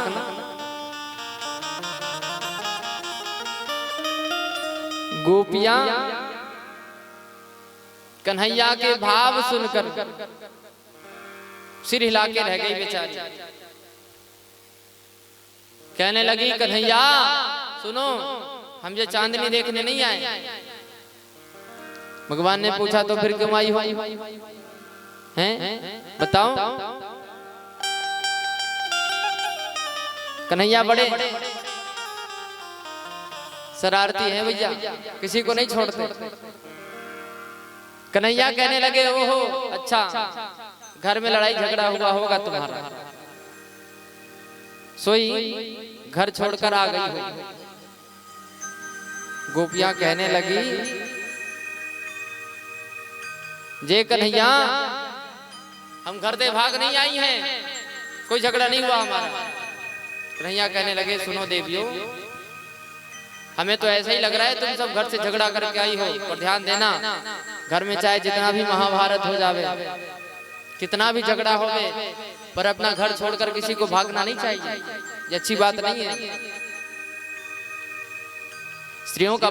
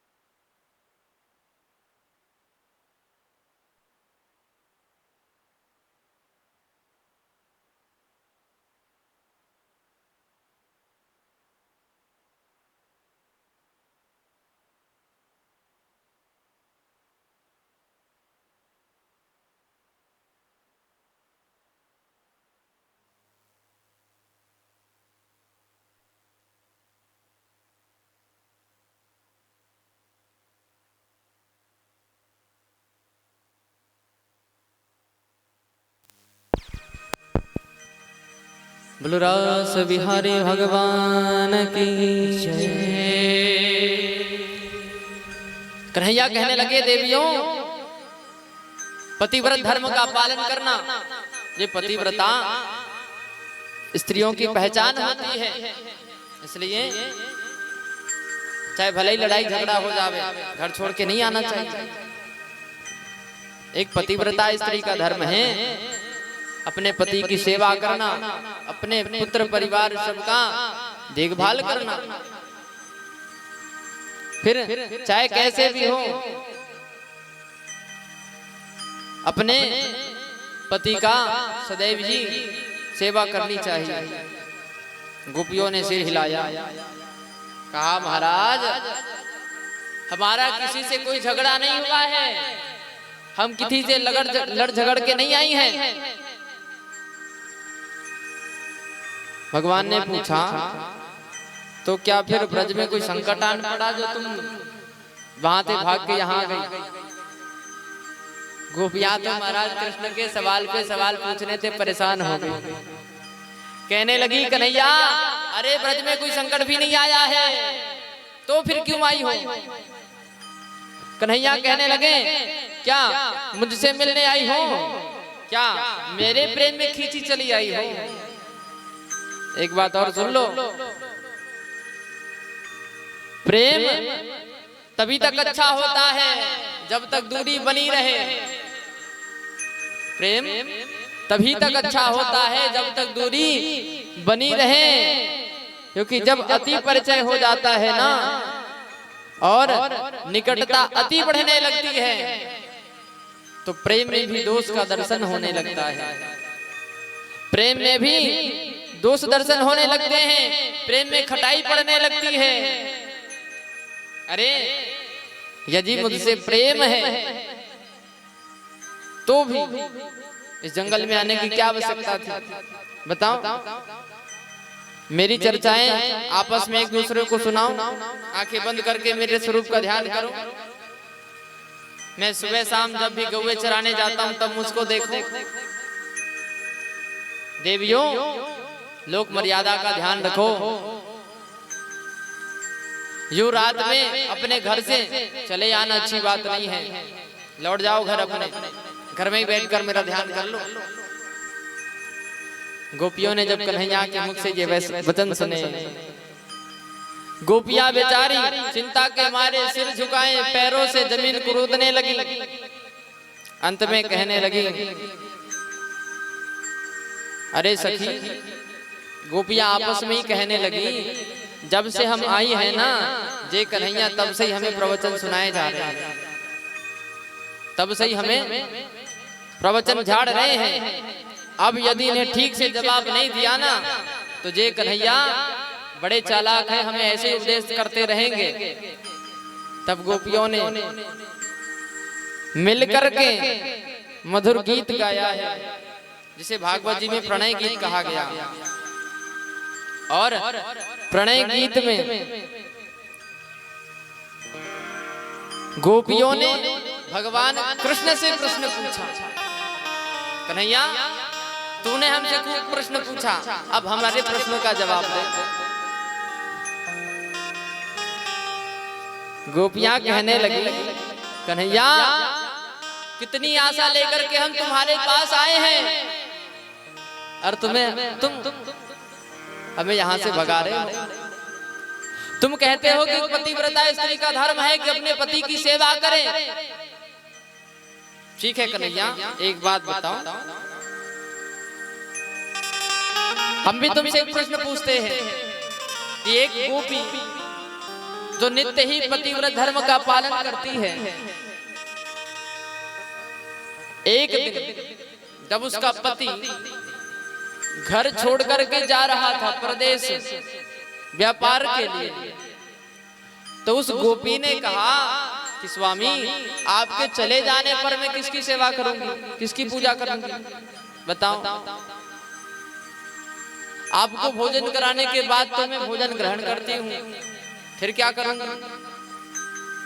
तो उसके पति ने क्या किया, एक मिट्टी का पुतला बनाया और उस मिट्टी के पुतले में अपना स्वरूप, और उस गोपी से कहा कि जब तक मैं ना आऊं इसे ही मेरा स्वरूप मानकर तुम अपना धर्म पूरा कर लेना। और वो बेचारी जब तक वो नहीं आया तब तक ऐसे ही करती रही। एक दिन जब वो नित्य की ही क्रिया में लगी हुई थी, उस पुतले को ही अपने पति का स्वरूप मान करके उसकी पूजा कर रही थी कि उसी समय बाहर से किसी ने दरवाजा खटखटाया। बाहर से किसी ने दरवाजा खटखटाया तो गोपी विचार करती है कि अभी तो मेरे पूजा का समय है, मैं अपने पति की सेवा कर रही हूँ, न जाने कौन आ गया मेरे दरवाजे पर। और उसे पता नहीं कि दरवाजे पर कोई और नहीं, जिसके मिट्टी की पुतले की वो पूजा कर रही है वो पति ही दरवाजे पे खड़ा है। अब बताओ कन्हैया, उस गोपी को क्या करना चाहिए? वो गोपी क्या करे? क्या यूं ही उस मिट्टी के पुतले की पूजा करती रहे, या साक्षात पति जो द्वार पे खड़ा है उसकी पूजा करे?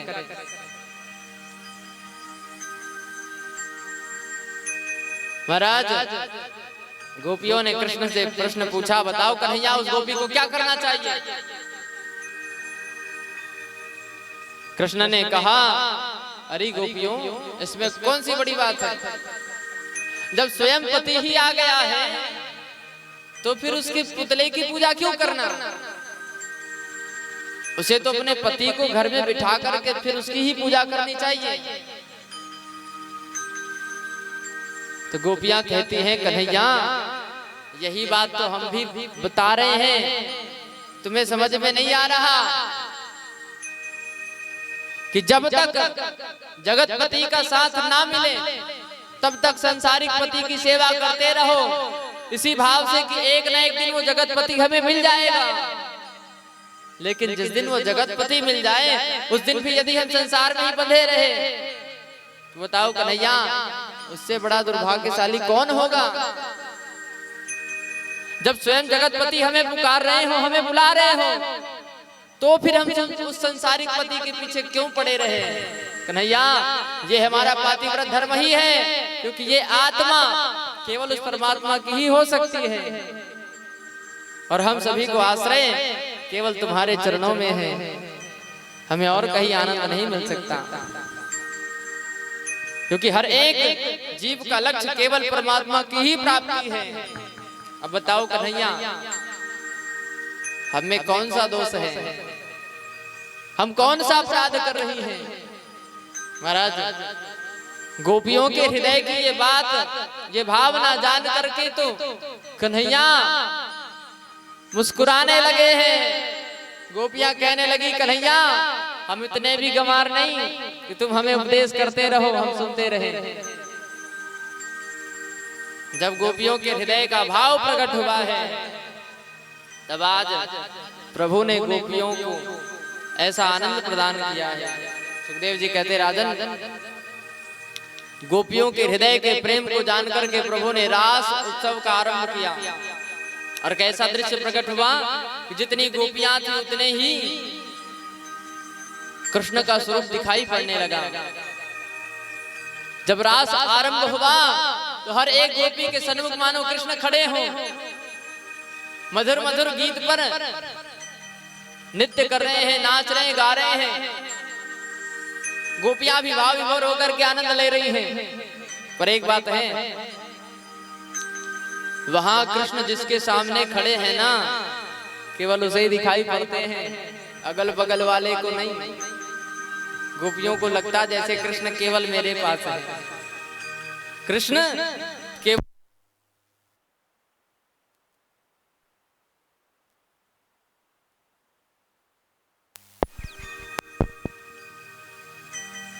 गोपियों के मन में ये मान होने लगा कि कृष्ण केवल मेरे पास है। भैया, भक्ति में भी कभी कभी अभिमान होने लगता है कि केवल हम ही भक्त हैं।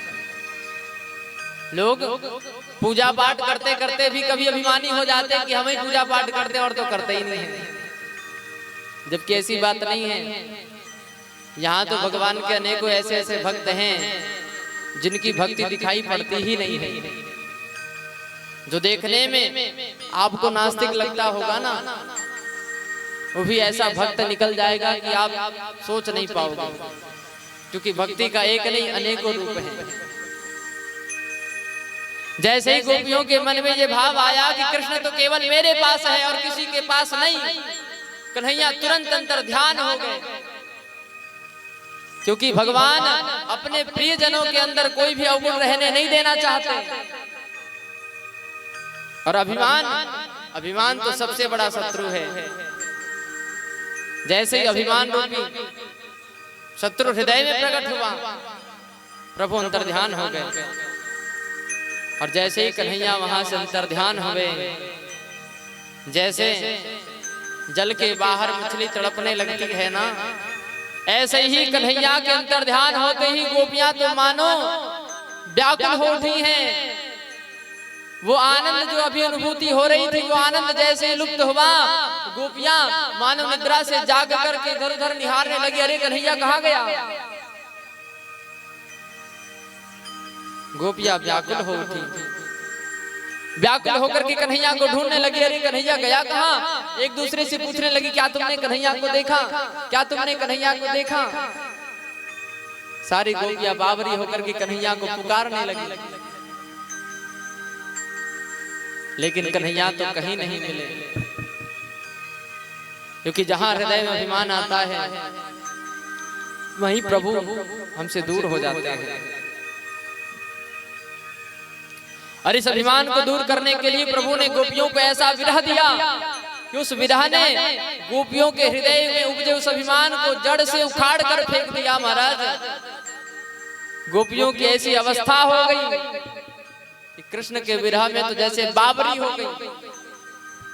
कभी कभी गोपियां लता पताओं से पूछती, क्या तुमने कृष्ण को देखा। वन के वृक्षों से, क्या तुमने कृष्ण को देखा। कभी कभी तो गोपियां एक दूसरे को ही कृष्ण का स्वरूप मान करके लड़ने लगती कि अरे कन्हैया तू कितना निर्दयी है, हमको ऐसी अवस्था में छोड़ के भाग गया। कृष्ण के द्वारा किए गए सारे लीलाओं का अनुकरण करते हुए ये गोपियां कृष्ण के विरह में तो बावरी हो गई हैं। सुखदेव जी कहते हैं, राजन, जब परमात्मा की प्राप्ति की उत्कट इच्छा होना, तो उसे प्राप्त करने का सबसे बड़ा साधन यही है कि हृदय में भक्ति को जागृत करो। क्योंकि जीव जब भक्ति के शरण में जाता है और आर्त भाव से प्रभु को पुकारता है, तो भक्ति के संग से भक्त भगवान के निकट ही पहुंच जाता है। और आज गोपियां थक हार करके जब यमुना जी के किनारे आई,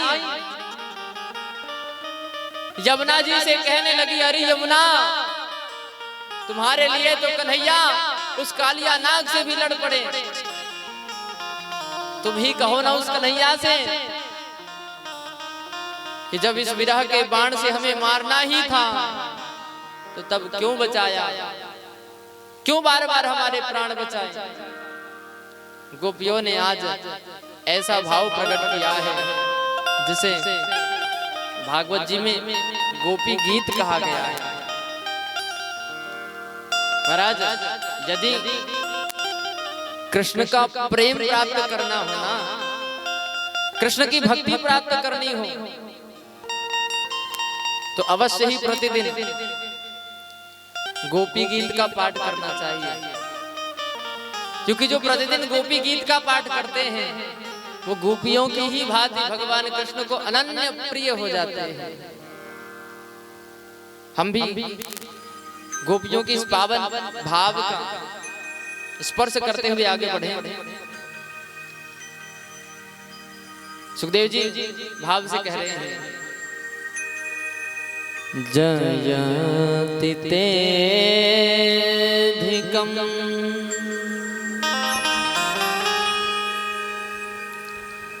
जन्मना व्रज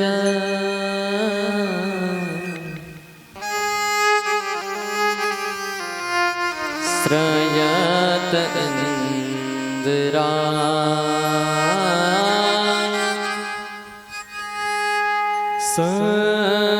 सस्वदत्र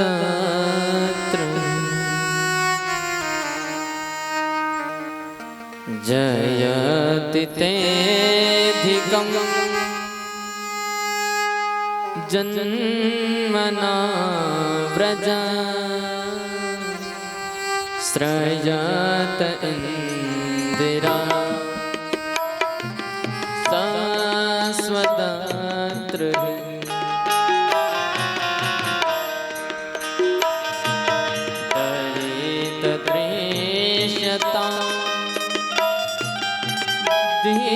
दीक्षुतावका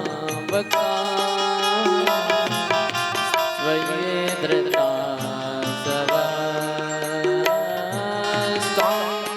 विचिन्वत् सरदुदासये साधुजात सरसिजोदर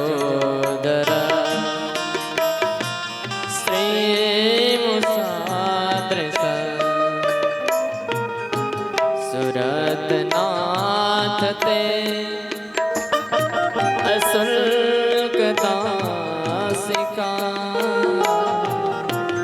वरदने ग्रतो नेह किं वद विसजलाप्यया व्यालराक्षसा वरसमारुता वैद्युतानला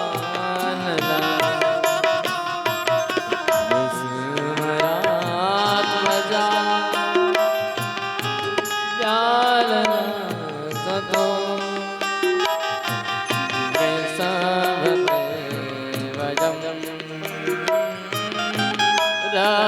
रक्षितामहम्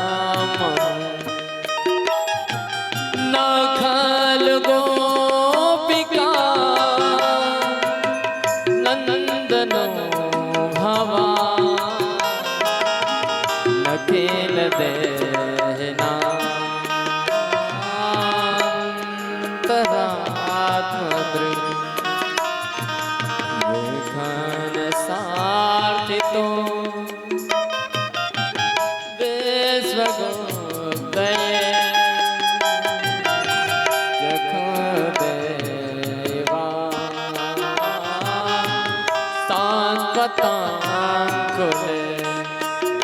हे कन्हैया, जब से तुम्हारा आगमन हुआ है ना ब्रजमंडल में, तब से मानो लक्ष्मी देवी तो इस ब्रजमंडल में यत्र कत्र नृत्य कर रही है। हे कन्हैया, बार बार इस ब्रज में संकट आया लेकिन हर बार तुमने हमें बचा लिया। कन्हैया, तुमने उस विष से हमें क्यों बचाया? वो दावानल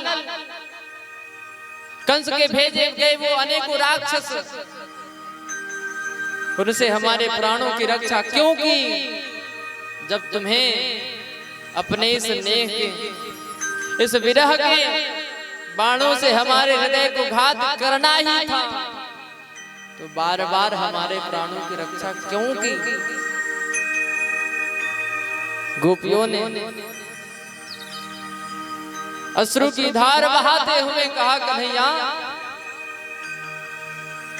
आज हमारी अवस्था ऐसी हो गई है कि ना तो हम तुम्हारे विरह में जीवन की कल्पना कर सकती हैं और ना तुम्हारी ये याद हमारे प्राण शरीर से निकलने देती है। हे प्रभु, हे कन्हैया, तुम्हारा विरह हमें जीने नहीं देता और तुम्हारी ये याद मरने भी नहीं देती। क्या करें हम? तुम्हारी ये लीलाएं बार बार याद आकर के हमें जीने पर विवश कर देती हैं। तब कथामृतम ताप्त जीवनम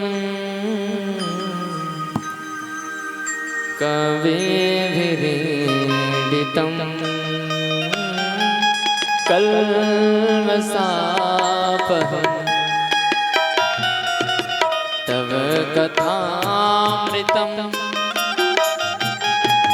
ताप्त जीवनम कविभिरीडितम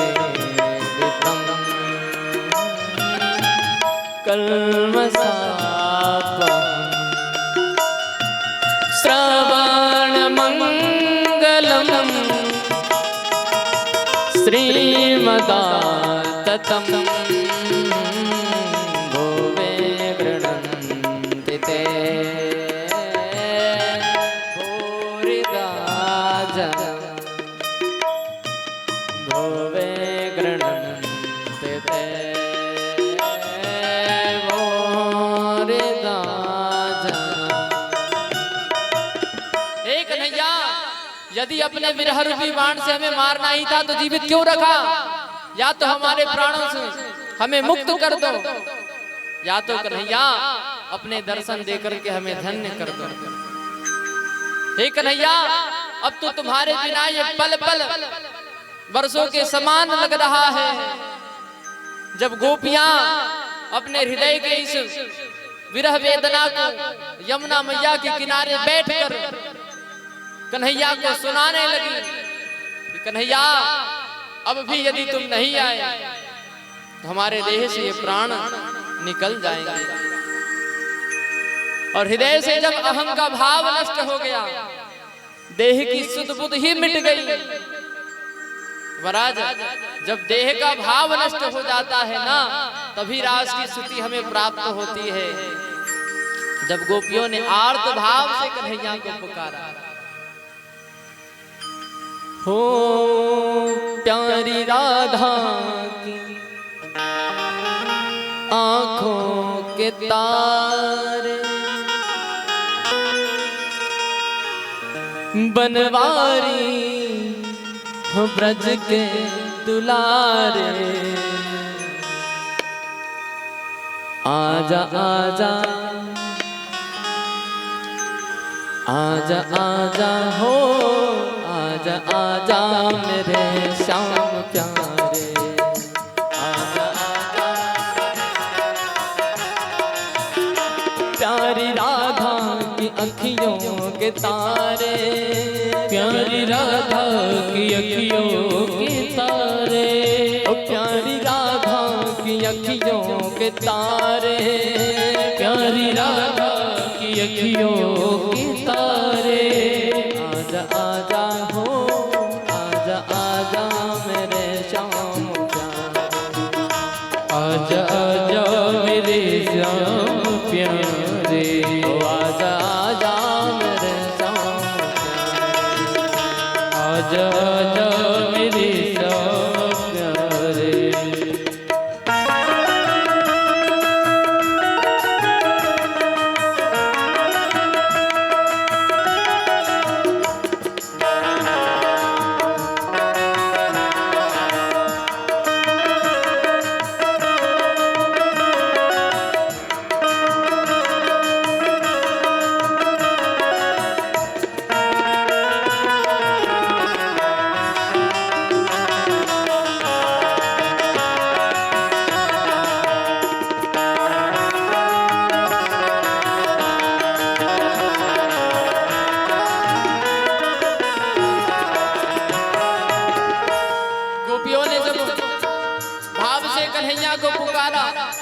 कन्हैया,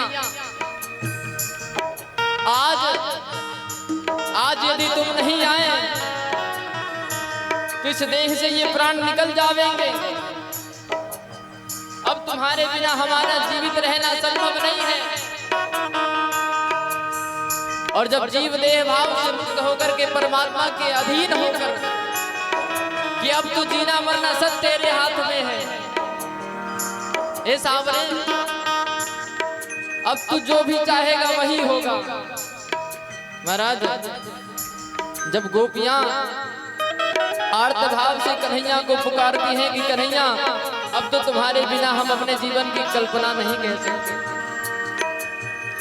मैं तो दुनिया से हो गई बेगानी, मैं तो दुनिया से हो गई बेगानी, मैं तो दुनिया से हो गई बेगानी, मैं तो दुनिया से हो गई बेगानी, अपने मोहन की हो गई दीवानी, अपने मोहन से हो गई बेगानी, अपने मोहन की हो गई दीवानी, अपने मोहन से हो गई बेगानी। ओ मेरे मन में बसे श्याम प्यारे, मेरे मन में बसे श्याम प्यारे, आजा आजा आजा आजा मेरे श्याम प्यारे,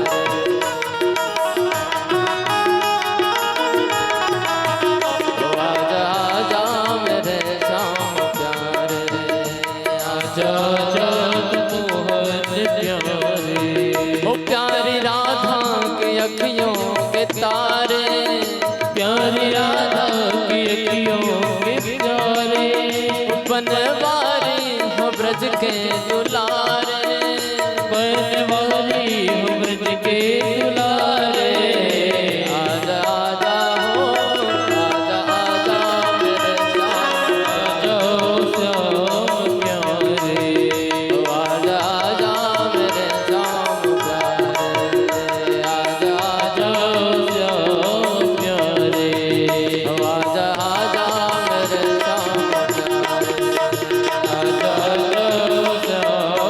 प्यारे। बलराम श्री हरि भगवान की। सुखदेव जी कहते हैं राजन, जब गोपियों ने आर्त भाव से कन्हैया को पुकारा है, तो आज यमुना के किनारे जहां गोपियां कन्हैया के विरह में व्याकुल हैं, प्रभु जब देखते हैं कि गोपियों के हृदय का अभिमान चूर चूर हो गया है, तब कन्हैया यमुना के किनारे प्रकट हो गए हैं। और जब प्रभु आज प्रकट भये हैं ना, तो अब रास नहीं, अब तो महाराज महारास हुआ है। और इस महारास में न केवल ब्रज की ब्रजांगनाएं, अपितु स्वर्ग से देवी देवता भी पधारे हैं। तीनों लोगों से देवी देवताओं की तो जैसे लाइन लगी हो, सब गोपियों का रूप लेकर ब्रज में पधारे हैं। और जहां महारास हो रहा है, वहां गोपियों की पंक्तियों में सारी देवियां भी गोपी बनकर के शामिल हो गई हैं। महाराज, ऐसा महारास हुआ है कि इस महारास में सम्मिलित होने के लिए महादेव भी लालायित हो उठे कि मैं भी इस महारास में जाऊंगा। माता पार्वती कहने लगी, महादेव और कोई जगह होती तो आपको मैं ले चलती संग में, लेकिन ये महारास है, यहाँ केवल स्त्रियां ही जाती हैं, पुरुष नहीं जाते। महारास में पुरुष केवल कृष्ण हैं, सारी गोपियां हैं। महादेव कहने लगे, अरे पार्वती, यदि ऐसी बात है तो सजा दे मुझे भी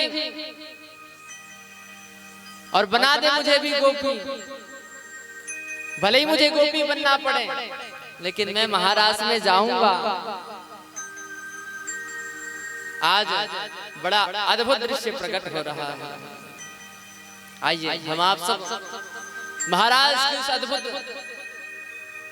आनंदमयी लीला का यहीं से ध्यान करते हुए आनंद लेते हुए और भाव से, जैसे महादेव भी गोपी का रूप लेकर के आए हैं महाराज में, ऐसे ही हम आप सब गोपी भाव से महाराज लीला का आनंद लेवे। तो बैठे बैठे आनंद नहीं होगा, जरा सब खड़े हो जाओ और खड़े होकर के गोपी भाव से महाराज का आनंद लेंगे। सब खड़े हो जाओ, सब अपने अपने स्थान पे। जेने सोचना भैया कि हम गोपी क्यों कहलाए, जब महादेव गोपी बनकर के आए हैं तो फिर महादेव से बढ़कर और कौन है महाराज। सब गोपी भाव से महाराज का आनंद लेंगे। तालियों की सेवा करते, जिनको नित्य बने वो नित्य करते हुए। बोलो रास बिहारी भगवान की। गोकुल में देखो, वृंदावन में देखो रे, गोकुल में देखो, वृंदावन में देखो रे, मुरली बाज रे, श्याम संग राधा नाच रे, श्याम संग राधा नाचे रे। गोकुल में देखो, वृंदावन में देखो रे, गोकुल में देखो, वृंदावन में देखो। गोकुल में देखो, वृंदावन में देखो रे, गोकुल में देखो, वृंदावन में देखो रे, मुरली बाज रे, श्याम संग राधा नाच रे, श्याम संग राधा नाचे रे, श्याम संग राधा नाच रे, श्याम संग राधा नाचे रे।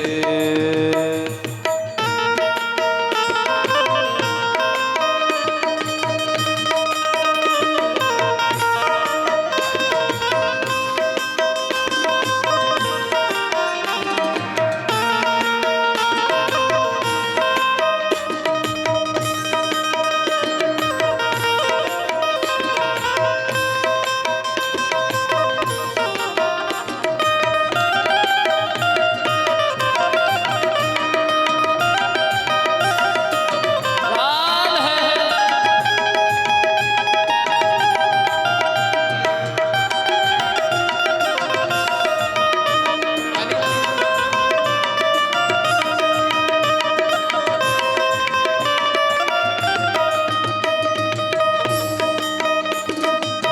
छम छम नाचे राधा रानी, सुनकर मीठी मुरलिया हो, छम छम नाचे राधा रानी, सुन के मीठी मुरलिया।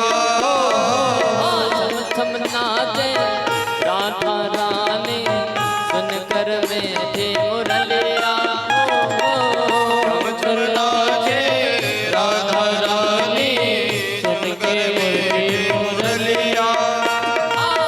श्याम छवि पे सब बलिहारी, ग्वाल बाल अरु गैया, श्याम छवि पे सब बलिहारी, ग्वाल बाल और गैया। श्याम छवि पे सब बलिहारी, ग्वाल बाल अरु गैया हो, श्याम छवि पे सब बलिहारी, ग्वाल बाल और गैया। सरल सरल चाले रे मधुरे पुरवैया रे, सरल सरल चले रे पमपुर पुरवैया रे, सरल सरल चाले रे मधुरे पुरवैया रे, सरल सरल चाले रे मधुरे पुरवैया रे। मेघा कर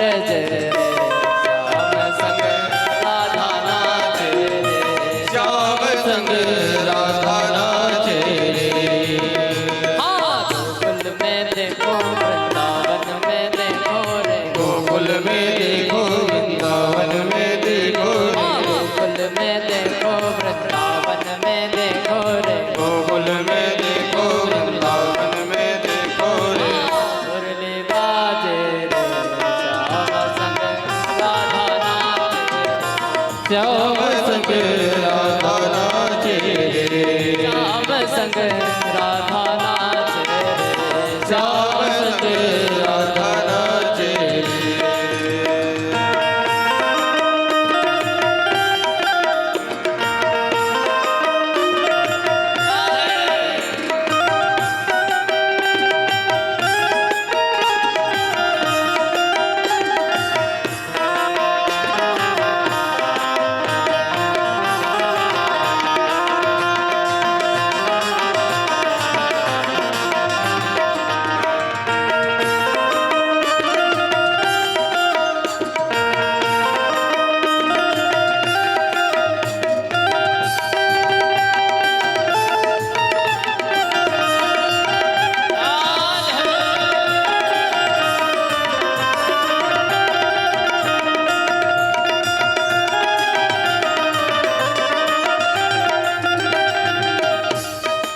और कन्हैया कैसे लिख रहे हैं? चंद्र किरण सा श्याम सलोना तो आंखें कजरारी। चंद्र किरण सा श्याम सलोना जो आंखें कजरारी। चंद्र किरण सा श्याम सलोना तो आंखें कजरारी। हो चंद्र किरण सा श्याम सलोना जो आंखें कजरारी। ठुमक ठुमक नाचे गोपियन के संग जग का पालन हारे। ठुमक ठुमक नाचे गोपियन के संग जग का पालन हारे। ठुमक ठुमक नाचे गोपियन के संग जग का पालन हारे। ठुमक ठुमक नाचे गोपियन के संग जग का पालन हारे। हाँ दास बिहारी संग राधा सुकुमारी। दास बिहारी संग राधा सुकुमारी। ब्रज में विराज श्याम संग राधा नाच। श्याम संग राधा राधा नाचे रे। हाँ गोकुल में देखो वृंदावन में देखो। गोकुल में देखो वृंदावन में देखो रे। गोकुल में देखो वृंदावन में देखो रे। गोकुल में देखो वृंदावन में देखो रे। मुरली बाजे रे श्याम संग राधा नाच रे। श्याम संग राधा नाचे रे। दोनों हाथ उठाकर तालियों की सेवा करते हुए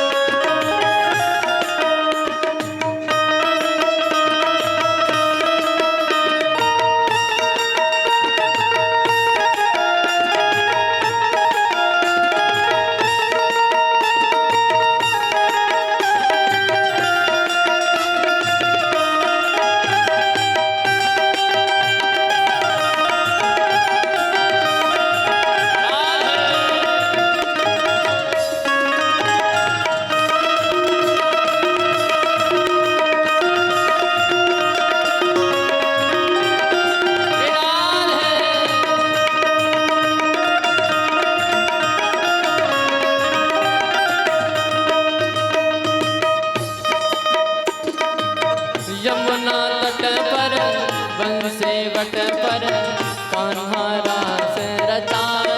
हो, हो, यमुना तट पर वंशी वट पर कान्हा रास रचाए।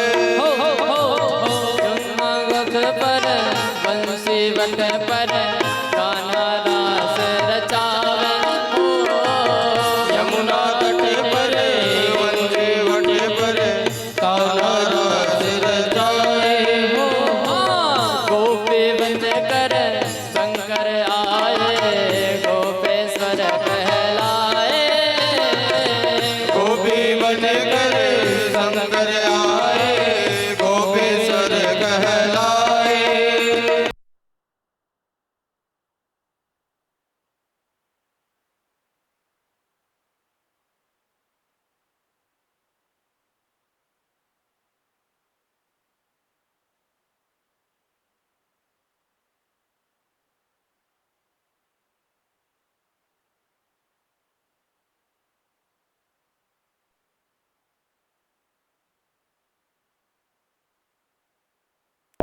डम डम डमरू बाजे कान्हा की मुरली पे डम डम डमरू बाजे कान्हा की मुरली पे डम डम डमरू बाजे कान्हा की मुरली पे हाँ, सब जग नाचे रे श्याम संग राधा नाचे।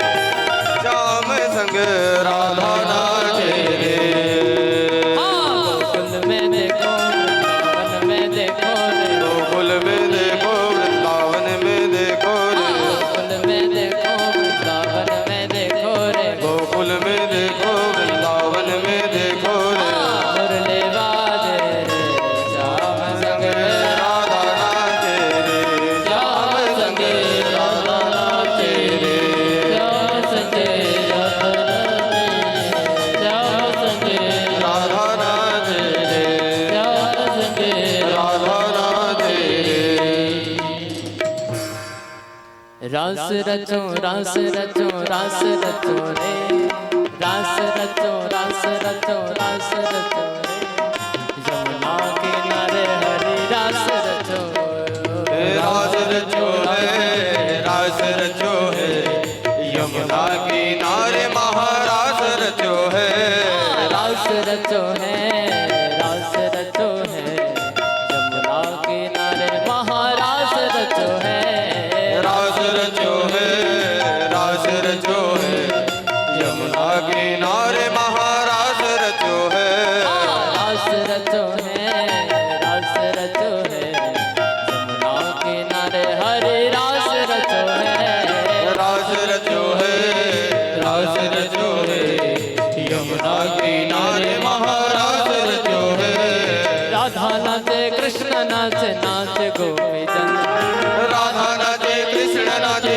नाचे गोपीजन राधा नाचे कृष्ण नाचे नाचे गोपीजन राधा नाचे कृष्ण नाचे नाचे गोपीजन मन मेरा बन गए सखरे पावन वृंदावन ओरे मन मेरा बन गयो सखी पावन वृंदावन रास रचो है रास रचो है रास रचो है रास रचो है यमुना किनारे महारास रचो है रास रचो है रास रचो है यमुना किनारे महारास रचो है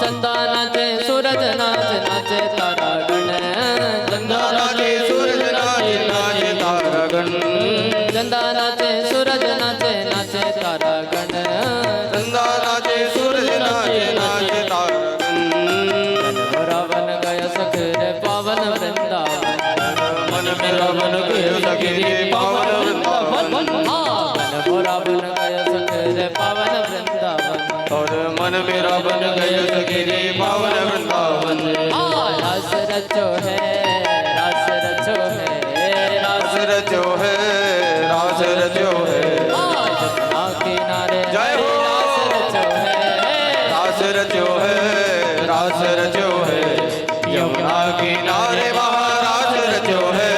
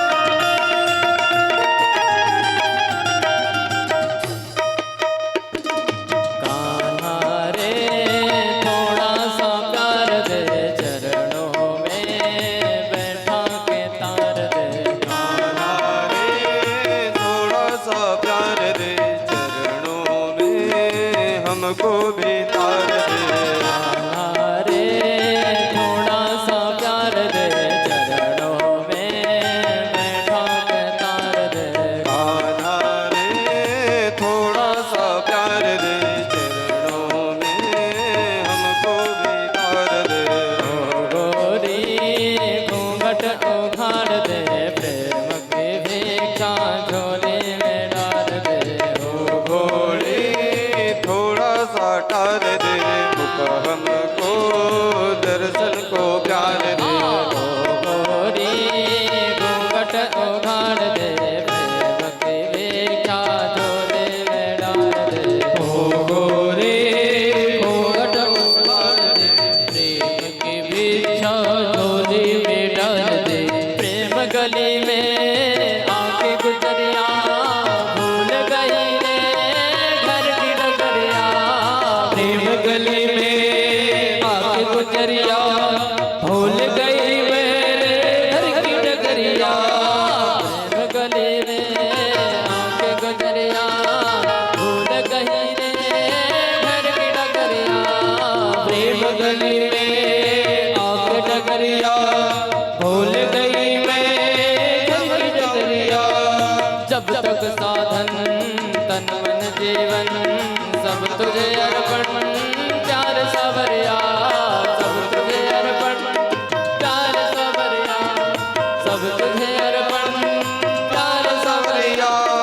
माया का तूने रंग ऐसा डाला, बंधन में बंध गया बांधने वाला। बंधन में बस गया माखन वाला, बंधन में बस गया बांधने वाला। कौन रमापति कैसा ईश्वर, मैं तो हूँ गोकुल का ग्वाला। मैं मैं हूँ गोकुल का ग्वाला, हूँ गोकुल का ग्वाला। ग्वाला रे थोड़ा सा प्यार दे, ग्वालिन का जीवन संवर दे। काला रे थोड़ा सा प्यार दे, प्रेम की भिक्षा लो उतार दे।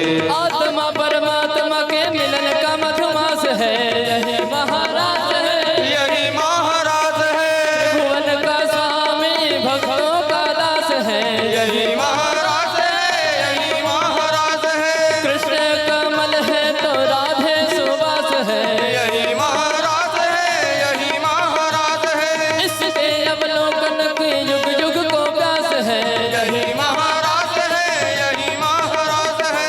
रस रचो रास रचो रास रचो रे रास रचो राज रचो रास रचो है। गंगा किनारे महारास रचो है। रास रचो है, रास रचो है। यमुना किनारे महारास रचो है, रास रचो है, रास रचो है। यमुना किनारे महारास रचो है, रास रचो है, रास रचो है। यमुना किनारे महारास रचो है। बलरास बिहारी भगवान की राधे राधे राधे राधे राधे राधे राधे राधे राधे राधे। राधे राधे। यथा स्थान विराजे।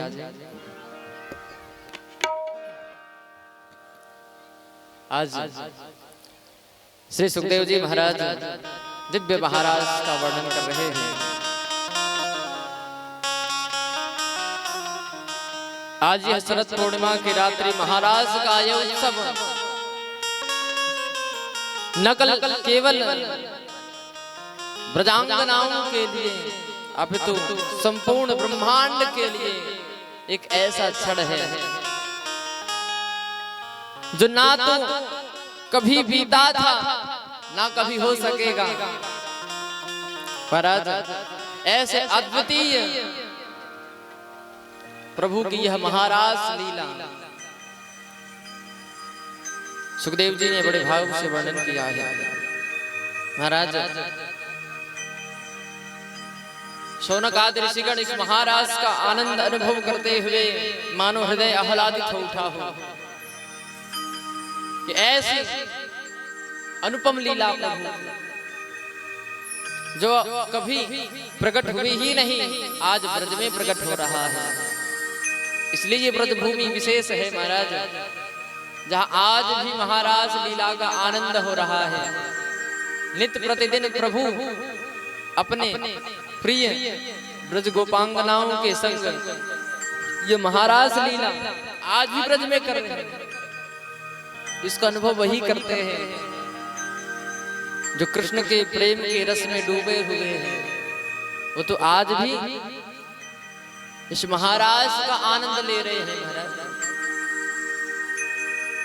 क्योंकि वृंदावन नित्य लीला धाम है, जहां प्रभु की लीला कभी बंद होती ही नहीं, नित्य लीला कर रहे हैं। ऐसे हमारे कृष्ण कन्हैया ब्रज में सुमधुर लीलाओं के द्वारा ब्रजांगनाओं को, वृंदावन वासियों को आनंद की अनुभूति करा रहे हैं। आज कंस के द्वारा भेजे गए अनेकों राक्षसों का प्रभु ने उद्धार कर दिया है। न जाने कितने ही राक्षस आए, प्रभु के हाथों उद्धार हो गया उनका। सुखदेव जी कहते हैं, राजन एक दिन कंस के यहाँ देवर्षि नारद पधारे। देवर्षि नारद ने कंस को देखते हुए कहा, अरे कंस, कब तक यूं ही निरर्थक प्रयास करते रहोगे?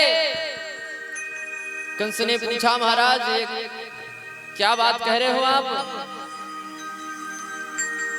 देवर्षि नारद कहते हैं, राजन मुझे पता है कि तुम कृष्ण को मारने के लिए अनेक उपाय कर चुके हो। तुमने कृष्ण बलराम को मारने के लिए अनेकों राक्षस भेजे, पर क्या कोई सफल हुआ आज तक? और फिर भी तुम समय बिताते जा रहे हो, हाथ पे हाथ धरे बैठे हो। क्या तुम उस पल का इंतजार कर रहे हो जब कृष्ण और बलराम परिपक्व होकर आएंगे और तुम्हें घसीटते हुए इसी सभा में तुम्हारा अंत कर देंगे? क्या तुम उस दिन की प्रतीक्षा कर रहे हो? महाराज, नारद जी के वचन सुनकर के मानो कंस को ज्ञानोदय हो गया हो कि सचमुच दिन ब दिन उन दोनों ही बालकों की आयु बढ़ती जा रही है, अवस्था बढ़ती जा रही है। एक दिन ऐसा आएगा कि फिर मेरे लिए कुछ भी करना मुश्किल हो जाएगा। तब आज कंस ने उपाय किया। क्या? बोले धनुष यज्ञ का आयोजन किया। कंस ने मथुरा में धनुष यज्ञ का आयोजन किया। वो शिव जी का दिया हुआ धनुष, जिसे देते हुए महादेव ने कहा था कि कंस सुन ले, जिस दिन कोई भी धनुष को उठा लेगा, जान ले जो भी इस धनुष को उठाएगा वही तेरा काल होगा। और कंस ने उसी धनुष को आधार मानकर यज्ञ का आयोजन किया है और सारे ब्रजवासियों को निमंत्रण भेजा। ऐसा ना लगे कि केवल कृष्ण बलराम को बुलाने के लिए यह आयोजन हो रहा है। सारे ब्रजवासियों को बुलाया और जब सब ब्रजवासी मथुरा जाने लगे धनुष यज्ञ में, तो आज कृष्ण बलराम को लेने के लिए स्वयं अक्रूर जी को भेजा है कि जाओ कृष्ण बलराम को लेकर आओ। अक्रूर जी महाराज वसुदेव जी के विश्वास पात्र। कंस को लगा ये तो कृष्ण बलराम का बस ही लेके आएगा, इस पे कौन शंका करेगा। जब अक्रूर जी महाराज कृष्ण बलराम को लेने के लिए मथुरा से वृंदावन आए हैं, महाराज वृंदावन वासियों ने देखा अक्रूर जी नंद महल की ओर जा रहे हैं। महाराज मैया यशोदा के यहाँ जाकर के जब अक्रूर जी ने अपने मन के भाव कहे कि मैं कृष्ण बलराम को मथुरा ले जाने आया हूं, तो मैया यशोदा सुनते ही बोल पड़ी, नहीं नहीं भैया, मैं कृष्ण बलराम को अपने नेत्रों से दूर होने नहीं दूंगी।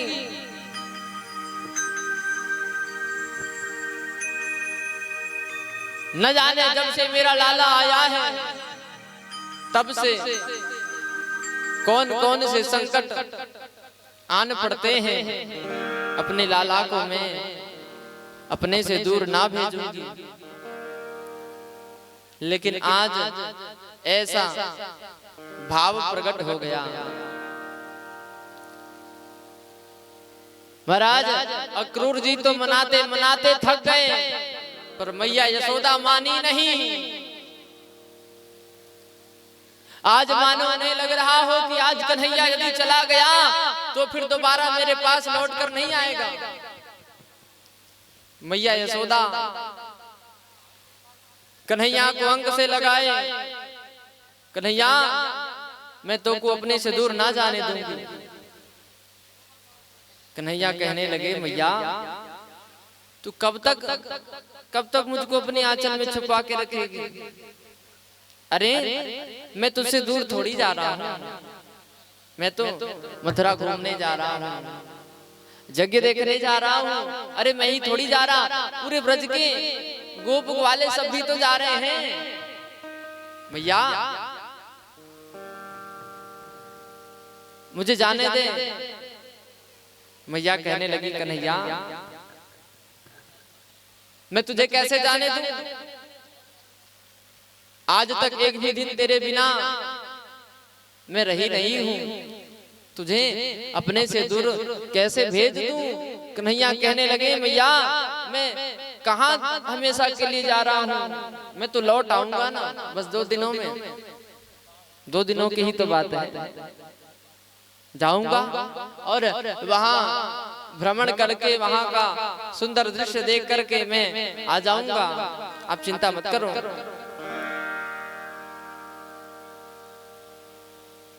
आज कन्हैया ने मैया को जैसे तैसे करके समझाया है। कन्हैया को लेकर के जब अक्रूर जी महाराज रथ पे लेकर के चले हैं, तो जैसे ही वृंदावन से मथुरा के मार्ग पे वह रथ चढ़ा कि महाराज आगे मार्ग में सारी गोपियां खड़ी हैं। हे कन्हैया आज तुम हमको छोड़कर कहां जा रहे हो? भगवान कहने लगे, अरे गोपियों मैं कहीं नहीं जा रहा, मैं तो बस मथुरा घूमने जा रहा हूं। मैं वृंदावन छोड़ के थोड़ी जा रहा हूं, मैं तो बस मथुरा घूमने जा रहा हूं। और दूर थोड़ी है मथुरा, बस पास ही तो है। आज जा रहा हूं, परसों वापस आ जाऊंगा। गोपियां कहने लगी, कन्हैया कहना बहुत आसान है, लेकिन तुम्हारे बिना तो एक पल हमारे लिए हजारों वर्षों के समान हो जाता है। एक कन्हैया यदि तुम्हें जाना ही है ना, तो हमारे इस देह से कह दो कि ये प्राण विदा हो जाए, क्योंकि तुम्हारे बिना तो हम जीवन की कल्पना नहीं कर सकते। क्या तुम्हें हमारा ये प्रेम दिखाई नहीं देता? कृष्ण कहने लगे, अरे गोपियों प्रेम में जब दृढ़ता हो जाती है ना, प्रेम जब अपने पराकाष्ठा में पहुंच जाता है, तो फिर दूरी कहां रह जाती है। चाहे प्रेमी कहीं भी हो, वो तो सदैव समीप ही नजर आता है। और हाँ, प्रेम का आनंद विरह में ही तो है। जब प्रेमी अपने प्रियतम की याद में, उसके विरह में, और प्रियतम अपने प्रेमिका के विरह में, जब उनकी याद में कभी कभी अश्रुपात करे, कभी मुस्कुराए। हे गोपियों क्या तुम्हें लगता है कि प्रेम केवल तुमने ही किया है? क्या मेरे हृदय में तुम्हारे प्रति प्रेम नहीं? क्या तुम्हें लगता है कि केवल तुम ही मेरे बिना नहीं रह सकती? क्या मैं वृंदावन वासियों से प्रेम नहीं करता? अरे जिस प्रकार श्वास के बिना यह शरीर किसी काम का नहीं रह जाता, ऐसे ही ये ब्रजवासी, ये वृंदावन वासी तो मेरे प्राण के आधार मानो श्वास है, इन्हें छोड़कर भला मैं कहाँ जा सकता हूँ। कन्हैया ने गोपियों को ऐसे गोल गोल बातों में फंसाया, बेचारी ब्रज की भोली भाली गोपियां कन्हैया की बातों पे विश्वास कर। कन्हैया सुन लो, तुमने कहा है वापस आऊंगा, वापस आना पड़ेगा, हम रोज तुम्हारी प्रतीक्षा करेंगे। कृष्ण बलराम क्रूर जी के संग रथ पे आरूढ़ होकर के चल पड़े हैं मथुरा की ओर, जहां मथुरा में कंस मामा ने स्वागत की खूब सारी तैयारी करके रखी है। जैसे ही कृष्ण बलदाऊ मथुरा में पहुंचे हैं, मथुरा में महाराज ग्वाल बालों की टोली कृष्ण बलदाऊ से पहले पहुंच चुकी थी। जब से पता चला था कि कृष्ण बलराम मथुरा जा रहे हैं, ग्वाल बाल सब दौड़े भागे पहले ही मथुरा में। कृष्ण बलराम को देखते ही कहने लगे, अरे कन्हैया भैया हम तेरे बिना नहीं रह सकते, जैसे ही सुना तो मथुरा आ रहा है हम तो दौड़े भागे चले आए। कन्हैया बोले, अरे चिंता क्यों करते हो, चलो अब तुम आ ही गए हो तो चलो हम सब मथुरा का भ्रमण करते हैं। ग्वाल बाल कहने लगे, कन्हैया भैया हमने तो सुना है कि यहाँ का राजा कंस तेरा मामा है, यहाँ का राजा कंस तेरा मामा है, और जिसके मामा कंस इतने बड़े मथुरा नगरी के राजा हो, बताओ उसके भांजे कृष्ण और बलराम ऐसे घूमे। देख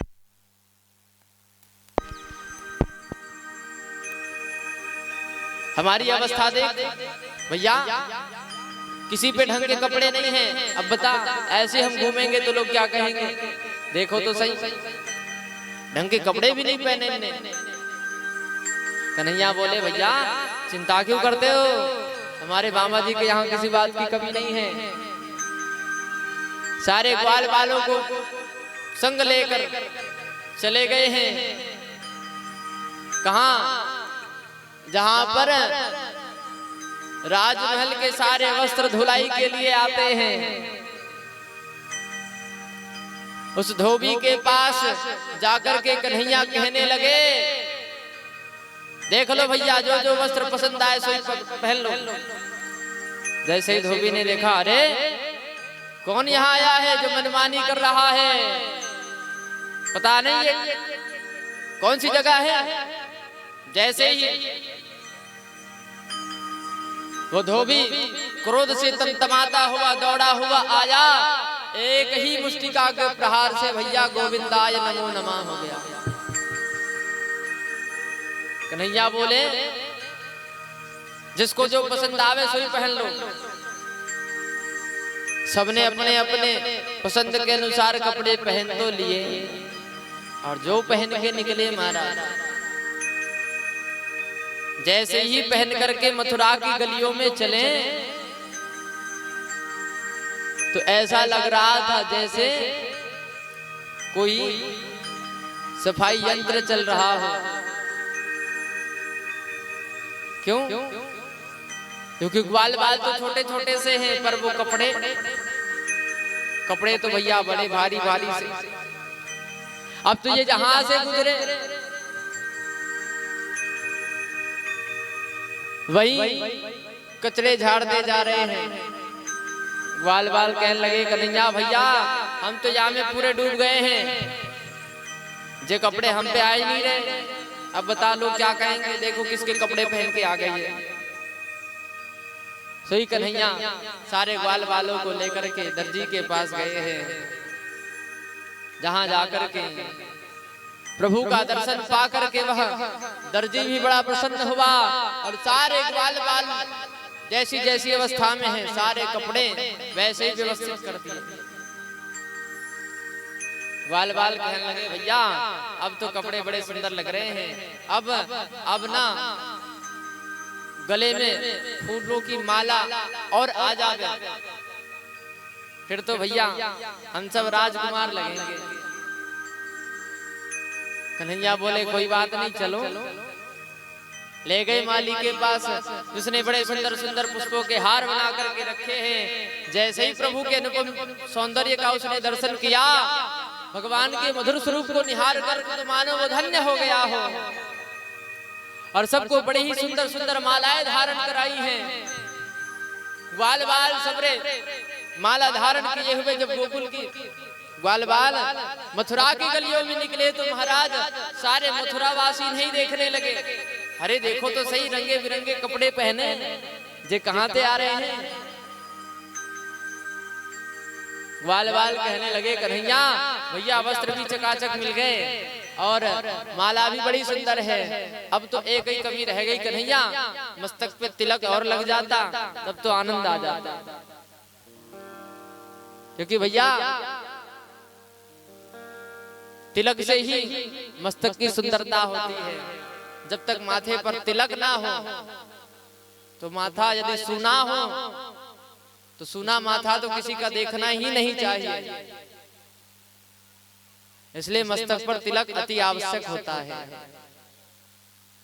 कहीं भी रहो, किसी भी अवस्था में रहो, प्रतिदिन मस्तक पर तिलक अवश्य धारण करना चाहिए। क्योंकि तिलक हमारी पहचान है, मस्तक का श्रृंगार है। सुना मस्तक ना तो खुद रहो ना किसी को रहने दो। जब घर में कोई अतिथि भी आवे ना तो भैया घर में प्रवेश करो, उससे पहले उसके मस्तक पे तिलक लगाओ। कई जगह स्वागत जब होता है ना तो सबसे पहले माथे में तिलक ही लगाया जाता है। क्योंकि माथे पर जब तिलक लगता है ना तब ही कोई श्रीमान कहलाता है। बिना श्री के श्रीमान कैसे बन जाएगा वो?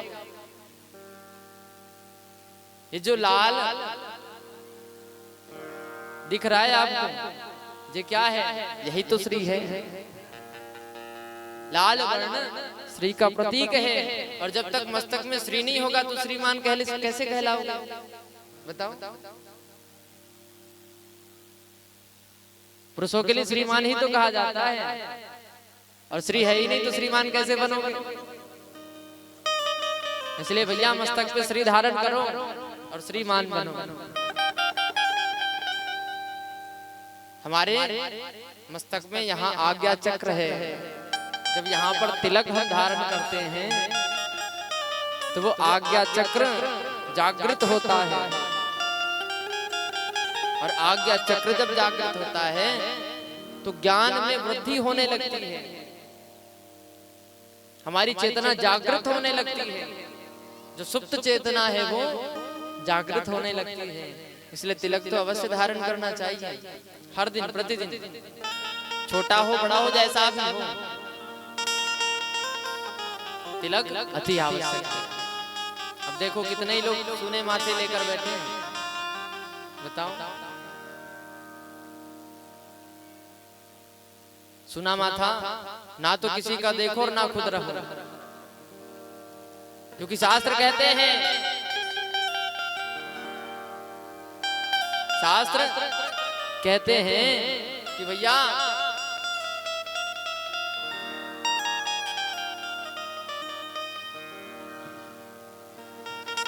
तांबूलम विना राजा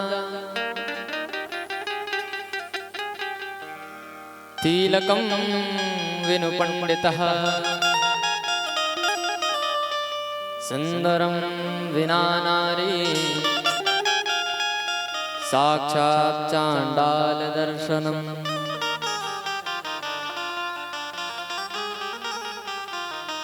राजा के मुख की शोभा पान से होती है, ऐसे ही हर एक जीव मात्र की मस्तक की शोभा तिलक से है। यदि सौभाग्यवती स्त्रियां सिंदूर ना लगावे तो ऐसी स्त्रियों का भी मुख नहीं देखना चाहिए। क्योंकि तिलक के बिना सुना माथा, और सौभाग्यवती स्त्रियां यदि सिंदूर ना लगावे तो इनका दर्शन साक्षात चांडाल को देखने के बराबर है। समझे? क्या समझ में आया? कि अपना चिन्ह धारण करके चलो। हाँ, शास्त्र यह भी कहते हैं कि माताएं भी ये जो रंगे बिरंगे आप सबने टिकली लगाई हुई है ना, ये क्या है? ये उसी श्री के स्थान पर आप सबने लगाया है, जबकि इनका कोई रोल नहीं है, कोई महत्व नहीं है इनका। माताओं को भी अपने मस्तक पर श्री ही धारण करना चाहिए, क्योंकि श्री लगाओगी तभी तो श्रीमती बनोगी। श्री ही नहीं मस्तक पे तो श्रीमती कैसे बन जाओगी? पुरुष श्री लगा करके श्रीमान बनते हैं, तो स्त्रियां भी श्री लगा करके श्रीमती बनती हैं। इसलिए मस्तक पे श्री होना अति आवश्यक है। तो अब से ध्यान रखना, प्रतिदिन मस्तक पे श्री आवश्यक है। और श्री किसे कहते हैं पता है? श्री किससे बनता है? श्री हल्दी और चूने के मिश्रण से जो लाल वर्ण तैयार हो जाता है, श्री हल्दी से ही तैयार होता है। केमिकल युक्त कोई भी कुमकुम नहीं लगा लेना चाहिए, क्योंकि वो हमारी त्वचा के लिए हानिकारक है। श्री अपने घर में आप खुद भी बना सकते हो। और सबसे उत्तम श्री किसे कहा जाता है पता है? जिसका निर्माण दीपावली के पूर्व हो, जिसका निर्माण दीपावली के पूर्व हो। और दीपावली के दिन जब हम लक्ष्मी पूजा करते हैं, तो माता लक्ष्मी की जो प्रतिमा होती है, माता लक्ष्मी की प्रतिमा, उस प्रतिमा में उस श्री के द्वारा उनका अभिषेक हो, चाहे माता लक्ष्मी के मंत्र का जाप करते हुए या फिर श्री सूक्त का जाप करते हुए, जब उस बनाए गए रोली से उनका अभिषेक होता है, तो वो रोली ही श्री बन जाती है। और जब हम उसे मस्तक पर धारण करते हैं, तो हम पे सदैव माता लक्ष्मी की कृपा रहती है। इसलिए भैया श्रीमान श्रीमती बनो, है ना? बोलो भक्त वत्सल भगवान की। तो आज ग्वाल वालों ने कहा, लाला तिलक लग जावे तो आनंद आ जाए। अब चंदन की व्यवस्था हो जाती तो सोने पे सुहागा हो जाता। कन्हैया बोले चिंता काहे करते हो, हम अभी व्यवस्था करते हैं। सोई कन्हैया ने देखा कुब्जा, हाथों में कटोरी जिसमें चंदन का लेप भरा हुआ है। कन्हैया ने पीछे से ही पुकारा, अरियो सुंदरी, अरियो सुंदरी, कितको जा रही है? क्या ये चंदन का लेप हमें ना लगाएगी? कुब्जा ने तो मुड़ के देखा भी नहीं। भला जिसका अंग जगह जगह से टेढ़ा मेढ़ा हो, उसे कौन सुंदरी कह सकता है? भला कौन सुंदरी कहेगा उसे? कन्हैया ने फिर पुकारा, अरे वो सुंदरी, सुनती क्यों नहीं? रुक जा जरा। पुकारते हुए कन्हैया कुब्जा के पास पहुंच गए, सामने जाकर खड़े हो गए। क्यों, सुनाई नहीं देता क्या? कुब्जा ने सिर उठा करके देखा, कन्हैया मंद मुस्कान होठों पे धारण किए हुए उन्हें निहार रहे थे। कन्हैया को देख करके वो कुब्जा, जिसके नेत्रों में आंसू डबडबा रहे थे, वो कहने लगी, अरे ओ लाला, क्यों हमें परेशान कर रहे हो? मैं कहां से सुंदरी दिखती हूँ? मेरा शरीर कितना कुरूप है और तुम मुझे सुंदरी कह रहे हो? क्या तुम भी मेरा मजाक बनाना चाहते हो? कन्हैया बोले, अरे कौन कहता है कि तुम कुरूप हो? तुम तो बहुत सुंदर हो। क्या तुम हमें चंदन नहीं लगाओगी? अरे तुम्हारे हाथों में ये चंदन का लेप है, क्या ये लेप हमें ना लगाओगी? कन्हैया के स्वरूप को देखकर तो वो कुब्जा भी मोहित हो गई। कन्हैया के स्वरूप को निहार करके कुब्जा मंत्र मुग्ध हो गई है। हाथों में जो चंदन का लेप था कन्हैया के मस्तक पर लगाया और बाल बालों की मंडली भर सबको चंदन लगाया है। कन्हैया कहने लगे, देवी मैंने कहा था ना कि तू सुंदरी है, देख तू कितनी सुंदर है। ये कहते हुए ही कन्हैया ने कुब्जा के ठोड़ी पर हाथ लगाया और जैसे ही ऊपर उठाया, जो कुब्जा कुरूप थी, टेढ़ी थी, जैसे ही प्रभु ने हाथ का स्पर्श किया और उठाया, सोई कुब्जा का टेढ़ा मेढ़ा शरीर सीधा हो गया महाराज, और ऐसा सुंदर स्वरूप धारण किया। स्वर्ग की अप्सराएं भी जिसके सामने फीकी पड़ जाए, कन्हैया बोले देख अब तू कितनी सुंदर है। कुब्जा झरझर आंसू बहाते हुए भगवान कृष्ण के चरणों में गिर पड़ी। कहा प्रभु मेरा सारा जीवन चंदन घिस घिस करके उस कंस को समर्पित करते बीत गया। मैं तो कब से इंतजार कर रही थी कि क्या मेरे परिश्रम का किसी दिन मुझे फल मिलेगा।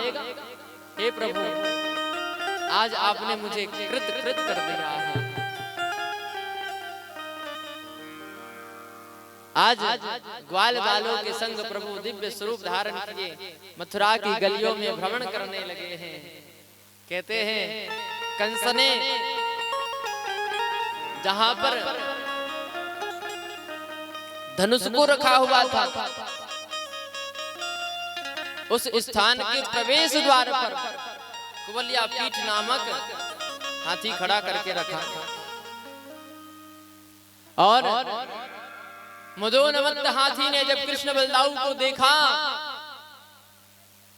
तो भयंकर आवाज करते हुए टूट पड़ा, परंतु देखते ही देखते प्रभु ने उस कवल्यापीठ हाथी का उद्धार किया है। और प्रभु यज्ञशाला में प्रवेश कर जैसे ही शिव जी का धनुष उठाए हैं भयंकर गर्जना होने लगी है, और जैसे ही कंस को आभास हुआ किसी ने शिव जी का धनुष उठा लिया, भय के मारे कंस कांपने लगा। महाराज आज जैसे ही सभागार में कृष्ण बलदाऊ का आगमन हुआ तो कंस के पाले हुए पहलवान कृष्ण बलदाऊ को युद्ध के लिए चुनौती देने लगे। देखो उस सभा में बड़े बड़े राजा महाराजा, राजकन्याएं, गोपांगनाएं, ऋषिगण, महात्मागण, तपस्वीगण, योगीगण सब बैठे हैं और सबको प्रभु का अलग अलग स्वरूप दिखाई पड़ रहा है।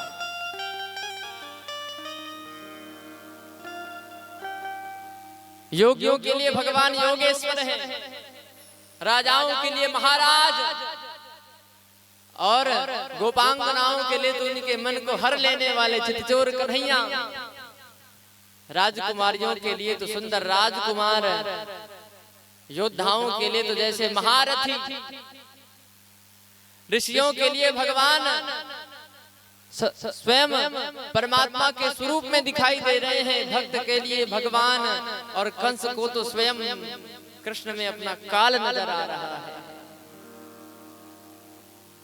प्रभु का ये स्वरूप देख करके तो सब मंत्र मुग्ध हो गए हैं। जो योद्धा युद्ध के लिए ललकार रहे थे पल भर में ही ढेर हो गए, और आज जहां कंस विद्यमान था प्रभु वहां पहुंचे हैं और कंस के केस पकड़ खींचते हुए उस ऊंचे आसन से नीचे धरती पर पटका और एक ही मुष्टिक प्रहार से प्रभु ने कंस का उद्धार कर दिया है। बोल कंस मर्दन भगवान की।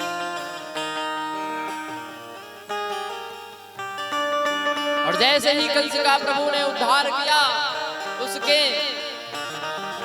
सैनिक सेना नायक दौड़ पड़े, भगवान ने सबका उद्धार कर दिया।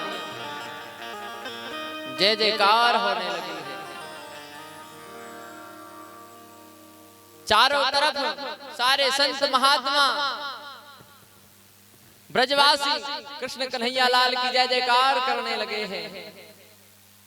भगवान की इस मनमोहक छवि को निहारते हुए सबके हृदय में आनंद की लहर उठ पड़ी है। बड़ा अद्भुत स्वरूप है प्रभु का। जरी की पगड़ी बांधे सुंदर आंखों वाला, कितना सुंदर लागे बिहारी, कितना लागे प्यारा।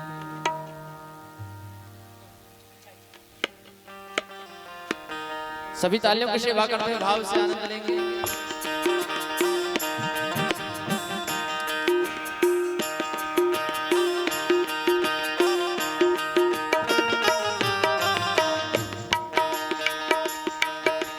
जरी की पगड़ी बांधे सुंदर आंखों वाला, जरी की पगड़ी बांधे सुंदर आंखों वाला, जरी की पगड़ी बांधे सुंदर आंखों वाला, जरी की पगड़ी बांधे सुंदर आंखों वाला।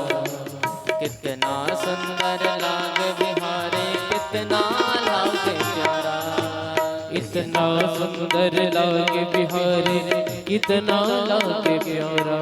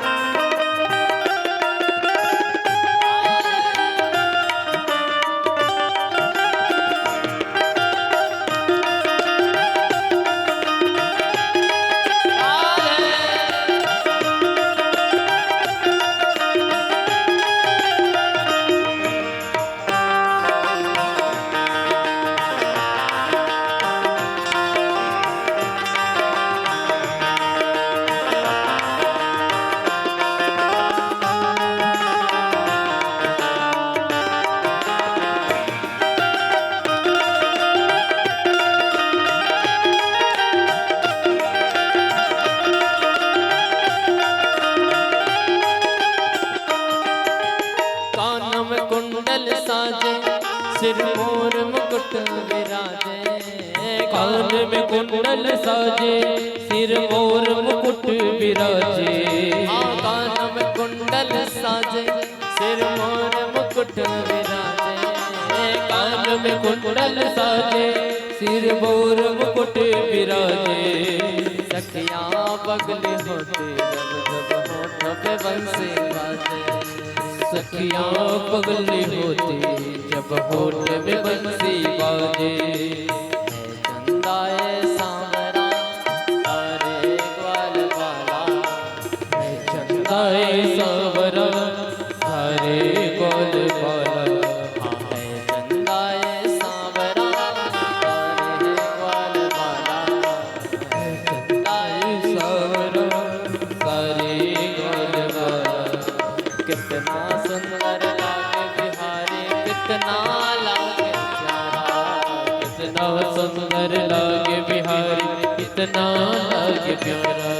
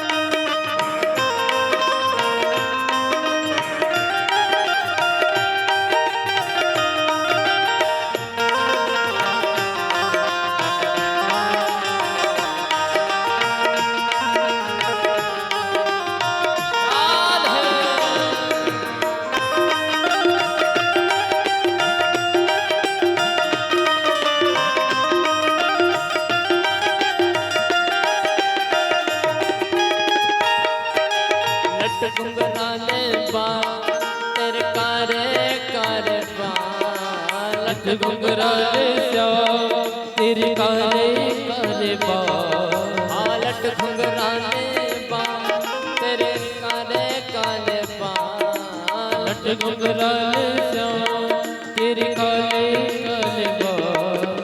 सुंदर श्याम सलोना तेरी टेढ़ी मेरी चाल सुंदर श्याम सलोना तेरी तेरे मेरी चाल। हवा में सर सर करता तेरा पीतांबर मतवाला हवा में सर सर करता तेरा पीतांबर मतवाला। हवा में सर सर करता तेरा पीतांबर मतवाला हवा में सर सर करता तेरा पीतांबर मतवाला। कितना सुंदर लागे बिहारी कितना लागे प्यारा कितना सुंदर लागे बिहारी कितना लागे प्यारा। घड़ी के पकड़े बांधे सुंदर आंखों वाला के पकड़ी बांधे सुंदर आंखों वाला। कितना सुंदर लागे बिहारी कितना लागे प्यारा कितना सुंदर लागे बिहारी कितना लागे प्यारा। कितना सुंदर लागे बिहारी कितना लागे कितना सुंदर लागे बिहारी कितना लागे प्यारा। बोल कृष्ण कन्हैया लाल की राधे राधे। कुछ ही देर में बारात निकलेगी हमारी, ठीक है। हमारे कन्हैया दूल्हे बनेंगे। अब ज्यादा देर नहीं है, बस 5 से 10 मिनट। हाँ, सीट की पेटी बांध के रखो। अब जो है फ्लाइट टेक ऑफ करने वाली है, जो सीधे मथुरा से कहाँ जाएगी? द्वारिका, क्योंकि कन्हैया द्वारिका जाकर ही दूल्हे बने हैं। तो भैया अब मथुरा की लीला थोड़ी तीव्र गति से बढ़ाते हुए हम कहाँ जाएंगे? सीधे द्वारिका की ओर। तो आज कन्हैया ने जब कंस का उद्धार किया है और माता देवकी वसुदेव जी से मिले हैं, ग्वाल वालों को समझा करके भगवान ने ब्रज वापस भेज दिया है और स्वयं मथुरा में रहने लगे हैं। मथुरा में रह करके प्रभु सांदीपनी गुरु के आश्रम गए हैं, जहाँ विद्या अध्ययन करते हुए सुदामा जी से उनकी मित्रता भई। भगवान वहां से जब मथुरा आए तो पता चला कि जरासंध ने मथुरा में आक्रमण कर दिया है। तब प्रभु ने जरासंध को एक बार नहीं 17 बार युद्ध में पराजित किया। फिर भी जरासंध नहीं माना और 18वीं बार फिर आ गया सेना लेकर के। और 18वीं बार जब वो आया तब प्रभु मथुरा छोड़कर ही भाग गए। मानो जरासंध के आने से पहले ही प्रभु ने सारी तैयारी कर रखी थी। द्वारिका का निर्माण हो चुका था और जब कालयवन सेना लेकर के आया, 18वीं बार जब जरासंध आता है तब प्रभु रण छोड़कर ही भाग पड़े हैं। कालयवन उनके पीछे पीछे भागा। प्रभु दौड़ते भागते उस गुफा में पहुंचे जहां पर वर्षों से महाराज मुचकुंद गहरी निद्रा में है और अपनी पीतांबरी उनके श्रीअंग में डाल दिया है। कालयवन को लगा मानो कन्हैया ही वहां पर लेटे हैं, इसलिए जैसे ही मुचकुंद को नींद से उन्होंने जगाया, अरे कृष्ण तुम उससे लड़ने के बहाने सो रहा है, सो। जैसे ही कृष्ण समझ करके मुचकुंद को जगाया, महाराज नेत्र पड़ते ही कालयवन भस्म हो गया। और तब प्रभु ने महाराज मुचकुंद को सुंदर मुक्ति प्रदान कर वहां से सीधे मथुरा को छोड़ द्वारिका चले आए हैं। क्योंकि भगवान ने सोचा भैया जब तक मैं मथुरा में रहूंगा ये जरासंध आता ही रहेगा। सोई मथुरा छोड़कर सीधे द्वारिका प्रभु आ गए हैं और द्वारिका में निवास करने लगे हैं। और द्वारिका जब प्रभु आए हैं और द्वारिका में निवास करने लगे तभी से उनका नाम पड़ गया है द्वारिकाधीश। बोलो द्वारिकाधीश भगवान की। और द्वारिका आकर के महाराज कुछ दिनों के बाद बलदाऊ भैया का विवाह रेवती मैया के संग हुआ है। ध्यान देना, पूरे ब्रजमंडल में बलदाऊ जी का एक विशेष स्थान है जिसे बड़े दाऊ जी के नाम से जाना जाता है, जो मथुरा वृंदावन से कुछ ही दूर है, राया बस्ती में, जहाँ बलदाऊ जी का बड़ा ही सुंदर स्थान है, जिसे बड़े दाऊ जी ही कहा जाता है। उनका मंदिर है जहाँ बलदाऊ भैया और रेवती मैया का ही स्वरूप है।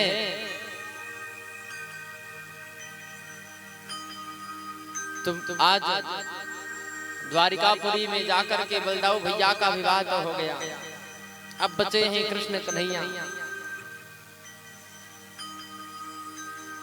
तो महाराज सुखदेव जी वर्णन करते हैं, राजन एक कुंडिनपुर नाम का राजा नगर है जहां पर महाराज भीष्मक निवास किया करते हैं, जिनकी 5 पुत्र और 1 पुत्री है।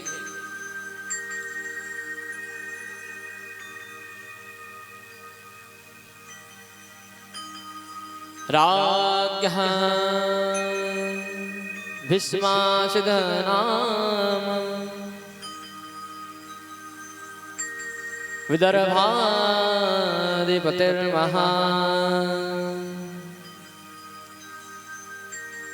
तस्य पच्चा भवनपुत्रा कन्या एका च वरानना। राजा भीष्मको नाम विदर्भाधिपतिर्महा। महाराज भीष्मक जिनके 5 पुत्र और 1 पुत्री हैं, जिनके सबसे बड़े पुत्र का नाम है रुक्मी और इनकी एक ही पुत्री है जिनका नाम है रुक्मिणी।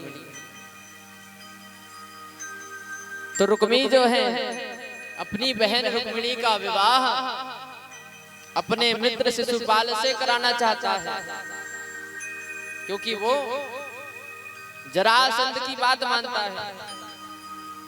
तो जरासंध की बात मान करके अपनी बहन का विवाह शिशुपाल से कराना चाहता था, लेकिन रुक्मिणी ने तो पहले ही कृष्ण कन्हैया को वरण कर लिया था कि मैं विवाह करूंगी तो केवल द्वारिकाधीश से, अन्यथा अपने प्राण त्याग दूंगी। लेकिन जब पता चला कि उनके भ्राता श्री तो उनका विवाह शिशुपाल से कराना चाहते हैं, तब आज अंतिम उपाय के रूप में उन्होंने भगवान द्वारिकाधीश को एक पत्र लिखा है। अब क्या लिखा पत्र में, विचार करो क्या लिखा होगा उन्होंने, बताओ। जब टेलीफोन की सुविधा नहीं थी तो क्या करते थे लोग, पत्र ही लिखा करते थे। आज मैया रुक्मिणी ने पत्र लिखा है, किनके लिए, द्वारिकाधीश के लिए। अब क्या लिखा होगा उन्होंने, विचार करो क्या लिखा होगा।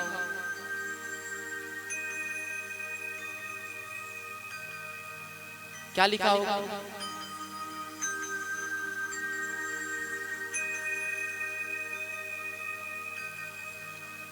नहीं पता, जानना चाहते हो? देखो भाई, किसी और का पत्र पढ़ना अच्छी बात नहीं होती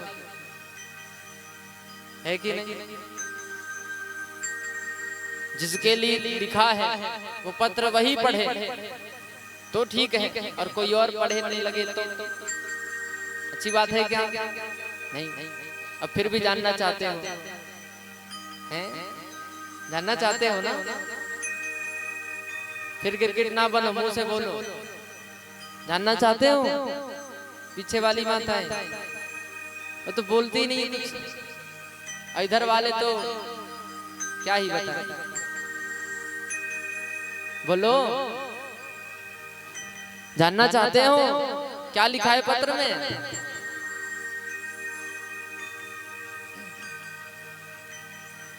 तो आज माता रुक्मिणी लिख रही हैं प्रभु को,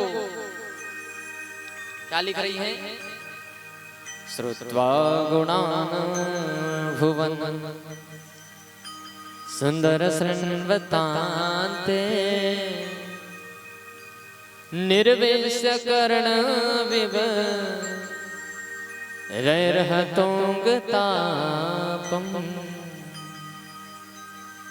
श्रुत्वा गुणान् भुवन सुंदर शृण्वतान्ते निर्वेश कर्ण विव रैर्हतोंगतापम्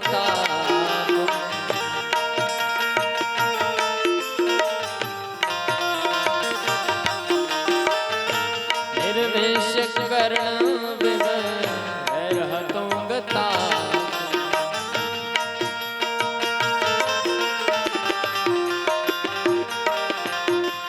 रुक्मिणी मैया कह रही हैं प्रभु, हे अच्युत, हे भुवन सुंदर, आप त्रिभुवन सुंदर हैं।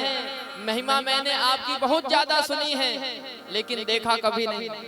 श्रुत्वा गुणान् भुवन सुंदर शृण्वतान्ते, मैंने आपके बारे में तो बहुत सुना है पर देखा कभी नहीं। पर आपकी प्रशंसा सुनते सुनते मेरे हृदय पटल पर आपका ही स्वरूप अंकित हो गया है।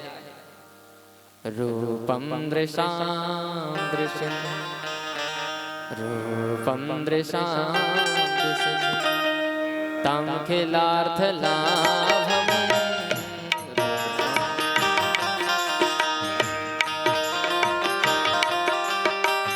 रूपम दृशां दृशं तं खिलार्थलाभम्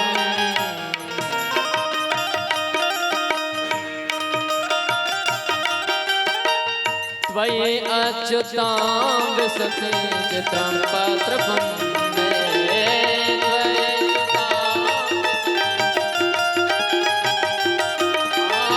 त्वयि अच्युतां विशति चित्रं पत्रपं मे।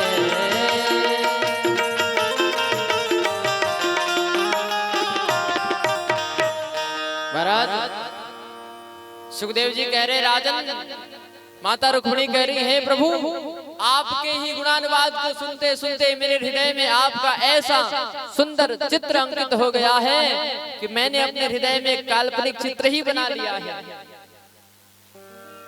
मेरे कान तो सुन सुन करके तृप्त हो रहे हैं, पर मेरे नेत्र तरस रहे हैं। हे प्रभु, ना जाने मेरे नेत्रों को परम लाभ कब मिलेगा, कब आपके दर्शन मिलेंगे। अब आप सोच रहे होंगे कि ना कभी मिले ना कभी भेंट हुआ, आमना सामना कभी हुआ नहीं, और इतना जल्दी पत्र कैसे लिख डाला। जान पहचान भी नहीं फिर भी पत्र लिख लिया। रुक्मिणी जी कह रही हैं कि प्रभु, मैंने तो आपका चित्र अपने हृदय में बना लिया है और आपको ही अपना सारा जीवन धन बना लिया है, सर्वस्व मान लिया है। परंतु दुर्भाग्य से परसों ही मेरी बारात कहीं और से आ रही है। इसलिए हे द्वारिकाधीश, हे नाथ, ऐसा ना हो कि शेर के भाग को कोई गीदड़ उठा ले जाए। हे प्रभु, इसलिए मैंने आपको पत्र लिखा है कि आप यहाँ आइए और वीरता पूर्वक मुझे यहाँ से ले जाइए। आप कहोगे कि वीरता तो हम दिखाएंगे, पर तुम्हारा हरण करने के लिए तुम्हारे भाइयों से लड़ना पड़ेगा, हाथ उठाना पड़ेगा, क्या तुम्हें अच्छा लगेगा? तो रुक्मिणी कहती है, हे प्रभु, ऐसा ना करना। आप हमारे भाइयों का वध करके मुझे ले जाएं, ऐसा ना करना। मैं आपको इसका भी एक उपाय बताती हूँ जिससे आपको युद्ध करना ही नहीं पड़ेगा। क्या? हे प्रभु, हमारी कुल परंपरा के अनुसार जिस कन्या का विवाह होता है ना, वो विवाह के पहले माता पार्वती की पूजा करने के लिए जाती हैं। उसी परंपरा के अनुसार मैं भी सखियों के संग मंदिर जाऊंगी और उसी समय आप आना और मुझे ले जाना। लेकिन याद रखना प्रभु, यदि आप नहीं आए मुझे लेने के लिए तो हाँ, मैं किसी और से विवाह ना करूंगी, प्राण त्याग दूंगी। भले ही मुझे 100 बार जन्म लेने पड़े, लेकिन विवाह करूंगी तो केवल आपसे, किसी और से नहीं। रुक्मणी ने ये बड़े भाव से पत्र लिखा। महाराज द्वारिकाधीश प्रभु ने जब ये सुना, कहने लगे ये तो बड़ी विचित्र सी दुविधा है महाराज।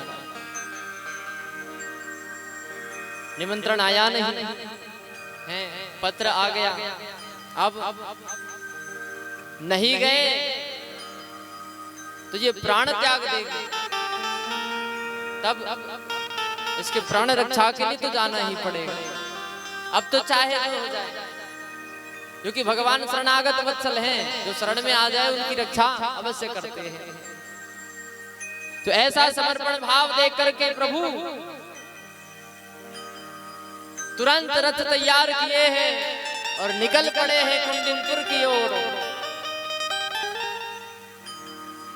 जैसे ही बलदाऊ भैया ने देखा, अरे कन्हैया अकेले अकेले रथ लेकर कहां जा रहे हैं। बलदाऊ भैया ने सेना तैयार की, निकल पड़े। जे कन्हैया जहां भी जा रहा है भैया अवश्य कुछ ना कुछ गड़बड़ी करेगा। सोई बलदाऊ भैया सेना लेकर पीछे पीछे चल पड़े। आज कन्हैया पधारे हैं। देखो रुक्मणी मैया जब मां भवानी के मंदिर पहुंची है, दुर्भगायान में धाता नानुकूलो महेश्वर, देवी वावे मुखा गौरी रुद्राणी गिरिजा सती। हे मैया, हे रुद्राणी, हे भवानी, आपकी मैंने खूब सेवा की है। आज मुझे अपनी सेवा का फल चाहिए। हे मैया, आज मुझे सेवा का अपना फल चाहिए। आप मुझ पर कृपा कीजिए कि वो द्वारिकाधीश प्रभु मुझे लेने के लिए आ जावे। बार बार मैया से निवेदन करने लगी और निवेदन करते करते वामांग फरकने लगे हैं, मानो शुभ सगुन होने लगा हो। आज शुभ संकेत मिलते ही अचानक रुक्मणी मैया जुगर्जा भवानी के मंदिर गई हैं पूजा करने के लिए सखियों के संग। देखो दोनों ओर सैनिकों की कतार लगी हुई है। शिशुपाल, उसको बड़ा भय है कि कहीं कोई और आकर के यहाँ विघ्न ना कर दे। सेनाएं दोनों ओर सैनिक खड़े हैं रक्षा के लिए। लेकिन जैसे ही द्वारिकाधीश प्रभु रथ पर आरूढ़ हुए आए हैं, तो भैया कोई सैनिक उनके रथ की गति को देख रहा है, कोई रथ की ध्वजा पताका को देख रहा है, कोई घोड़ों के स्वरूप को देख रहा है, कोई कृष्ण कन्हैया के स्वरूप में मोहित हो गया है। किसी के मुख से वचन नहीं निकल रहा, कोई रोक नहीं पा रहा, न कोई पूछ पा रहा है। कन्हैया रथ लेकर के आए हैं और उनके सन्मुख ही रुक्मणी मैया का हरण कर अपने संग ले गए हैं। जैसे ही वो नेत्रों से ओझल हुए, तब जाकर के सैनिकों को होश आया और सब चिल्लाने लगे, अरे ले गयो ले गयो ले गयो ले गयो। राजकुमारी का हरण करके द्वारिकाधीश ले गए। और जैसे ही महाराज हल्ला हुआ, अब तो शिशुपाल व्याकुल हो गया। जिस बात का भय था वही हो गया। शिशुपाल जब सेना लेकर के कृष्ण कन्हैया के पीछे पड़ा तो बीच में ही बलदाऊ जी ने उन्हें रोक लिया और जैसे ही रुक्मी भगवान कृष्ण के पीछे पड़ा, महाराज जैसे ही रुक्मी पीछे पड़ा है प्रभु के, आज प्रभु ने रुक्मी का भी मान मर्दन किया है। रुक्मिणी मैया के कहने पर प्रभु ने मारा तो नहीं, परंतु बांध कर अपने संग ले गए। और बाद में महाराज भीष्मक ने सबको समझाया कि सुनो, ये रुक्मिणी कोई साधारण कन्या नहीं, इनका उद्भव कमल के पुष्प से ही हुआ है। ये स्वयं लक्ष्मी का ही स्वरूप है और लक्ष्मी केवल नारायण की ही हो सकती है, अन्यत्र कहीं वो रह नहीं सकती। तो आज बड़े भाव से धूमधाम से भगवान का विवाह उत्सव मनाया जा रहा है। बोल द्वारिकाधीश भगवान की। अब तो बड़े धूमधाम से विवाह उत्सव की तैयारियां होने लगी। सारे द्वारिकावासी सब आनंद मगन हो गए कि आज हमारे द्वारिकाधीश प्रभु का विवाह होने वाला है। किसकी शादी हो रही है? किसकी? पीछे वाली, अभी बोलो, किसकी शादी हो रही है? हैं? किसकी? सुनाई नहीं पड़ रहा हूं मैं। इधर वालों बताइए आप लोग, किसकी शादी हो रही है? हैं? अरे पूछ रहे हैं, कुछ बताओ, किसकी शादी हो रही है? साइलेंसर लगा के बैठे हो क्या?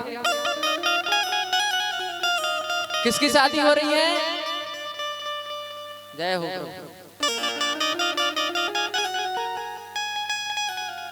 फिर तो हम फोकट में बैठे यहाँ पे,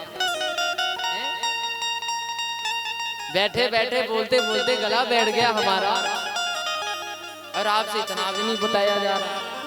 किसकी शादी हो रही बोलो?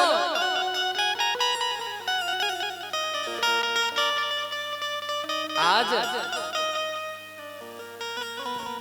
सारे द्वारिकावासी बड़े धूमधाम से विवाह की तैयारियों में लगे हैं। अब बताओ कौन कौन बारात जाएगा? कौन कौन जाएगा? बस इतने ही? इधर वाले नहीं जाएंगे? हैं? नहीं जाओगे?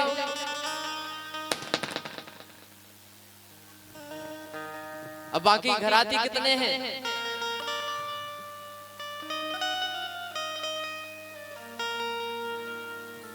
ना घराती ना बराती, फिर आए क्यों हो यहाँ पे? हैं? ना घराती बनना ना बराती बनना भैया, तो फिर विवाह वाले घर में घराती बराती के अलावा फिर होता ही कौन है? बताओ,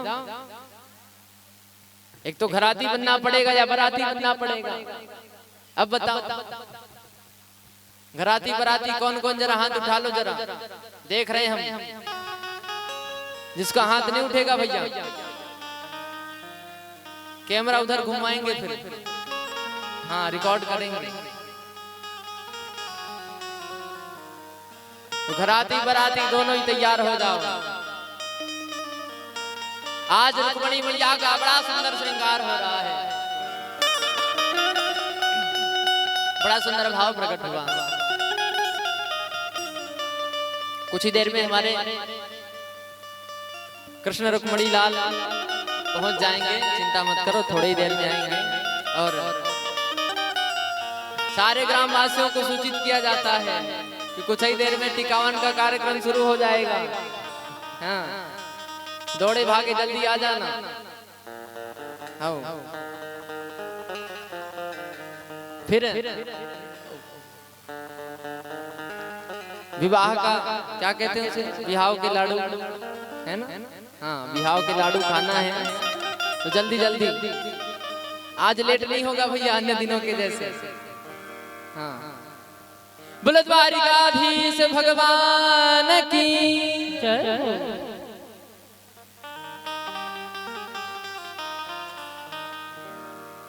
आओ मेरी सखियां मुझे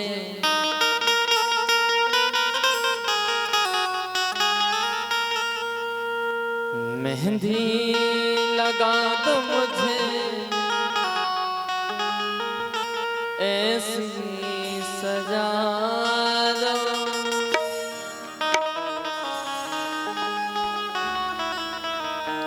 बड़ा प्यारा भाव है। मुझे श्याम सुंदर की दुल्हन बना दो, मुझे श्याम सुंदर की दुल्हन बना दो, मुझे श्याम सुंदर की दुल्हन बना दो, मुझे श्याम सुंदर की दुल्हन बना दो। आओ मेरी सखियां मुझे मेहंदी लगा दो, आओ मेरी सखियां मुझे मेहंदी लगा दो, मेहंदी लगा दो मुझे ऐसी सजा दो, मेहंदी लगा दो मुझे ऐसी सजा दो, मुझे श्याम सुंदर के दुल्हन बना दो, मुझे श्याम सुंदर की दुल्हन बना दो, मुझे श्याम सुंदर की दुल्हन बना दो, मुझे श्याम सुंदर की दुल्हन बना दो। जय हो।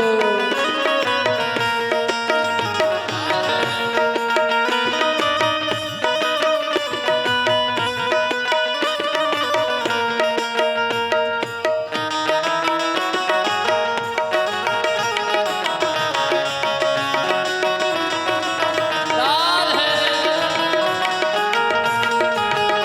जय हो।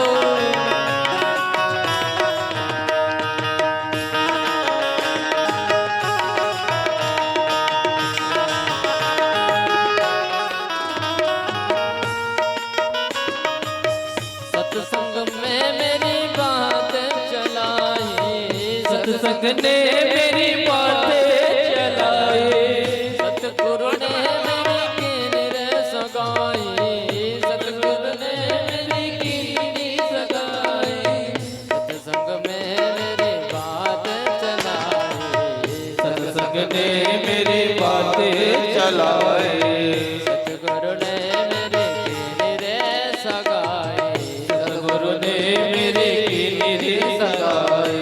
उनको बुला के हाथ लेवा तो करा दो, उसको बुला के हाथ लेवा तो करा दो, मुझे श्याम सुंदर के दुल्हन बना दो, मुझे श्याम सुंदर की दुल्हन बना दो, मुझे श्याम सुंदर के दुल्हन बना दो, मुझे श्याम सुंदर की दुल्हन बना दो।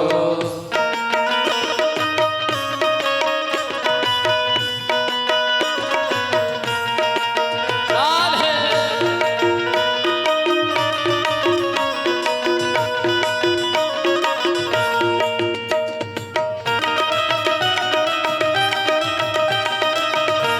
जय हो।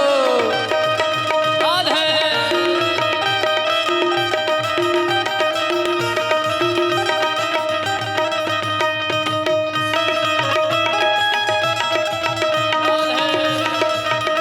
द्वारकाधीश भगवान की जय हो।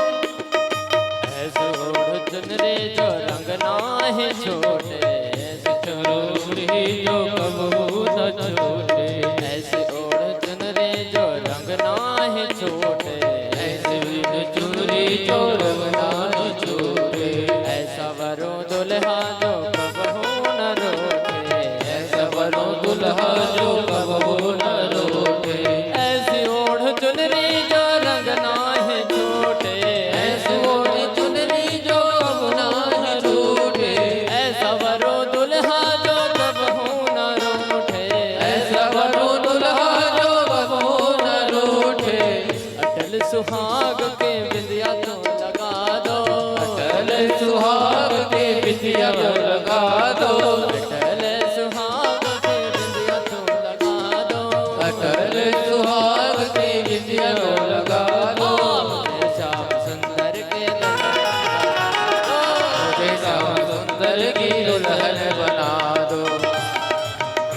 की दुल्हन बना दो, मुझे श्याम सुंदर की दुल्हन बना दो। जय हो।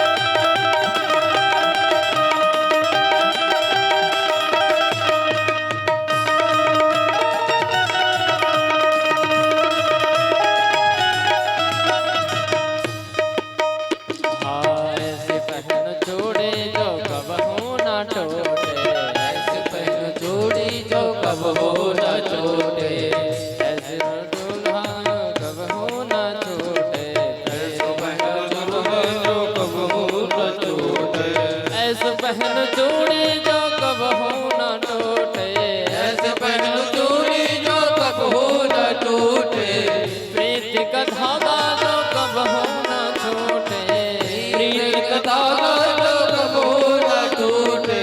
आज मेरी मोतियों से मांग सजा दो, आज मेरी मोतियों से मांग सजा दो, आज मेरी मोतियों से मांग सजा दो, आज मेरी मोतियों से मांग सजा दो। मुझे श्याम सुंदर की दुल्हन बना दो, मुझे श्याम सुंदर की दुल्हन बना दो। ओ मेरी सखिया मुझे मेहंदी लगा दो, आओ मेरी सखिया मुझे मेहंदी लगा दो, ओ मेरी सखिया मुझे मेहंदी लगा दो, आओ मेरी सखिया मुझे मेहंदी लगा दो। मेहंदी लगा दो मुझे ऐसा सजा दो, मेहंदी लगा दो मुझे ऐसा सजा दो। मुझे श्याम सुंदर के दुल्हन मुझे श्याम सुंदर की दुल्हन बना दो, के दुल्हन बना दो, मुझे श्याम सुंदर की दुल्हन बना दो, मुझे श्याम सुंदर के दुल्हन बना दो, मुझे श्याम सुंदर की दुल्हन बना दो। बोलो द्वारिकाधीश भगवान की राधे राधे। चलो भैया, अब दूल्हा दुल्हन दोनों तैयार हो गए। अब जानो है बारात, जाना है ना बारात। हाँ हाँ, तो देखो भाई बाराती गण, जरा दूल्हा दुल्हन से दूर ही रहो, पता चला नाचते गाते उन पे ही गिर पड़े हैं, गड़बड़ हो जाएगी ना। थोड़े पीछे हो जाओ हल्का सा, ठीक है। हाँ, अब बाराती आएंगे फिर ही तो टिकावन होगा ना। हाँ, तो 2 मिनट बारातियों को आने दो। तो बाराती कैसे आते हैं भैया? बाराती बारात कैसे जाते हैं? नाचते गाते।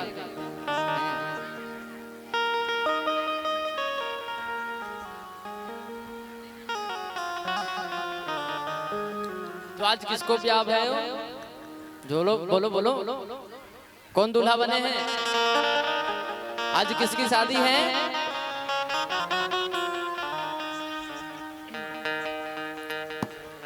दूल्हा बने हैं नंदलाल,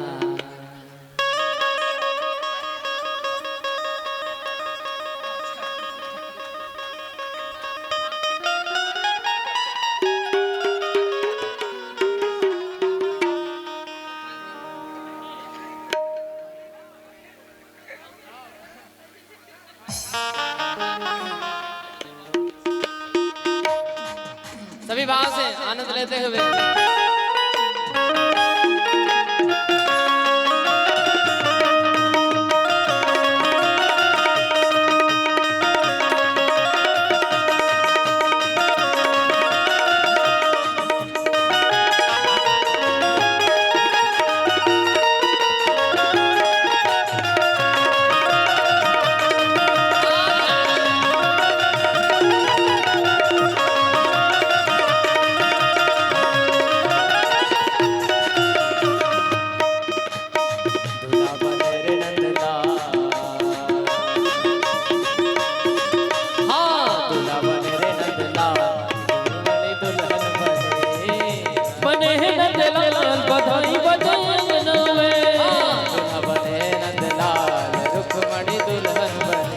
दुल्हा बने नंदलाल रुक्मणी दुल्हन बनी कि रुक्मणी दुल्हन बनी कि रुक्मणी दुल्हन बनी कि रुक्मणी दुल्हन बनी कि रुक्मणी दुल्हन बनी हाँ कि रुक्मणी दुल्हन बनी कि रुक्मणी दुल्हन बनी कि रुक्मणी दुल्हन बनी कि रुक्मणी दुल्हन बनी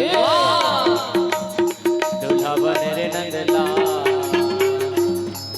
हाँ दूल्हा बने रे नंदलाल कि रुक्मणी दुल्हन बनी बने रे नंदलाल कि रुक्मणी दुल्हन बनी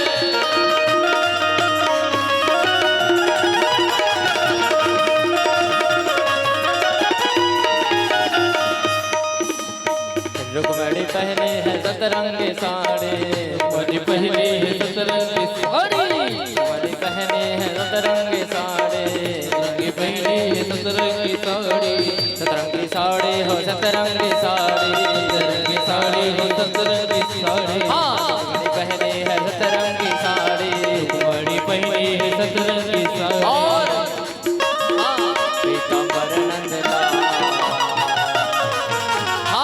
पीतांबर नंदलाल रुक्मणी दुल्हन दुल्हा बने नंदलाल की रुक्मणी दुल्हन बने दुल्हा बने नंदलाल रुक्मणी दुल्हन बने दुल्हा बने नंदलाल की रुक्मणी दुल्हन बने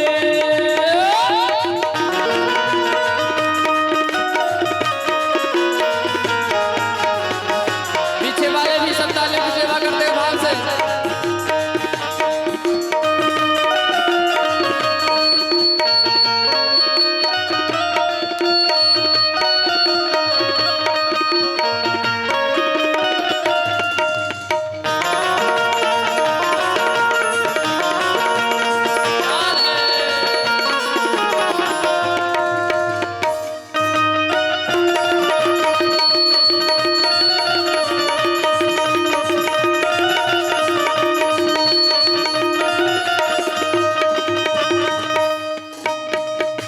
जड़ा है हार है डाला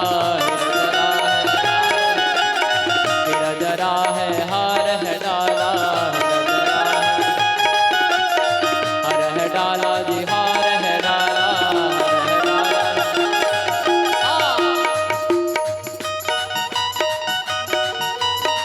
ब्रज से आया ये बाला हाँ ब्रज से आया है बाला रुक्मणी दुल्हन अपने नंदलाल की रुक्मणी दुल्हन बने नंदलाल रुक्मणी दुल्हा बने नंदलाल की रुक्मणी दुल्हन बने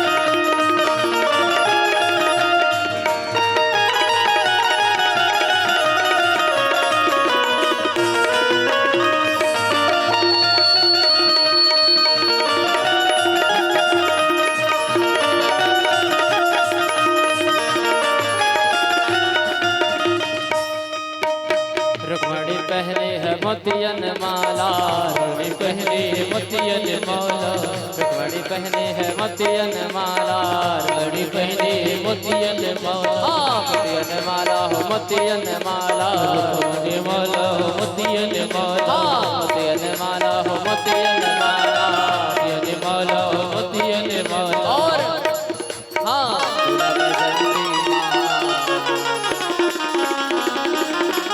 हाँ दूल्हा वैजंती माल रुक्मणी दुल्हन दुल्हा बने हैं नंदलाल रुक्मणी दुल्हन बने, दूल्हा बने नंदलाल रुक्मणी दुल्हन बने, दूल्हा बने नंदलाल रुक्मणी दुल्हन बने, दूल्हा बने नंदलाल रुक्मणी दुल्हन बने, दूल्हा बने नंदलाल रुक्मणी दुल्हन बने, दूल्हा बने नंदलाल रुक्मणी दुल्हन बने, दूल्हा बने नंदलाल रुक्मणी दुल्हन बने। बोलो कृष्ण रुक्मणी मैया की।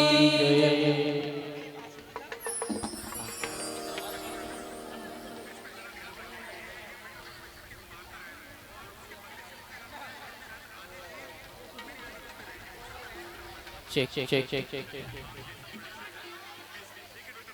check check check हाँ 2 मिनट अपने अपने स्थान पर जरा विराजमान हो जाएं।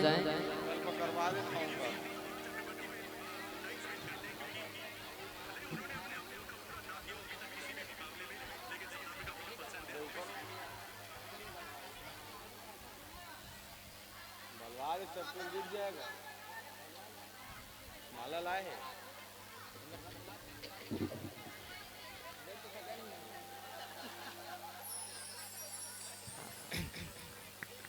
हाँ 2 मिनट बैठ जाइए आप लोग अपने अपने स्थान पे 2 मिनट। अब जजमान जी इधर ध्यान देवें।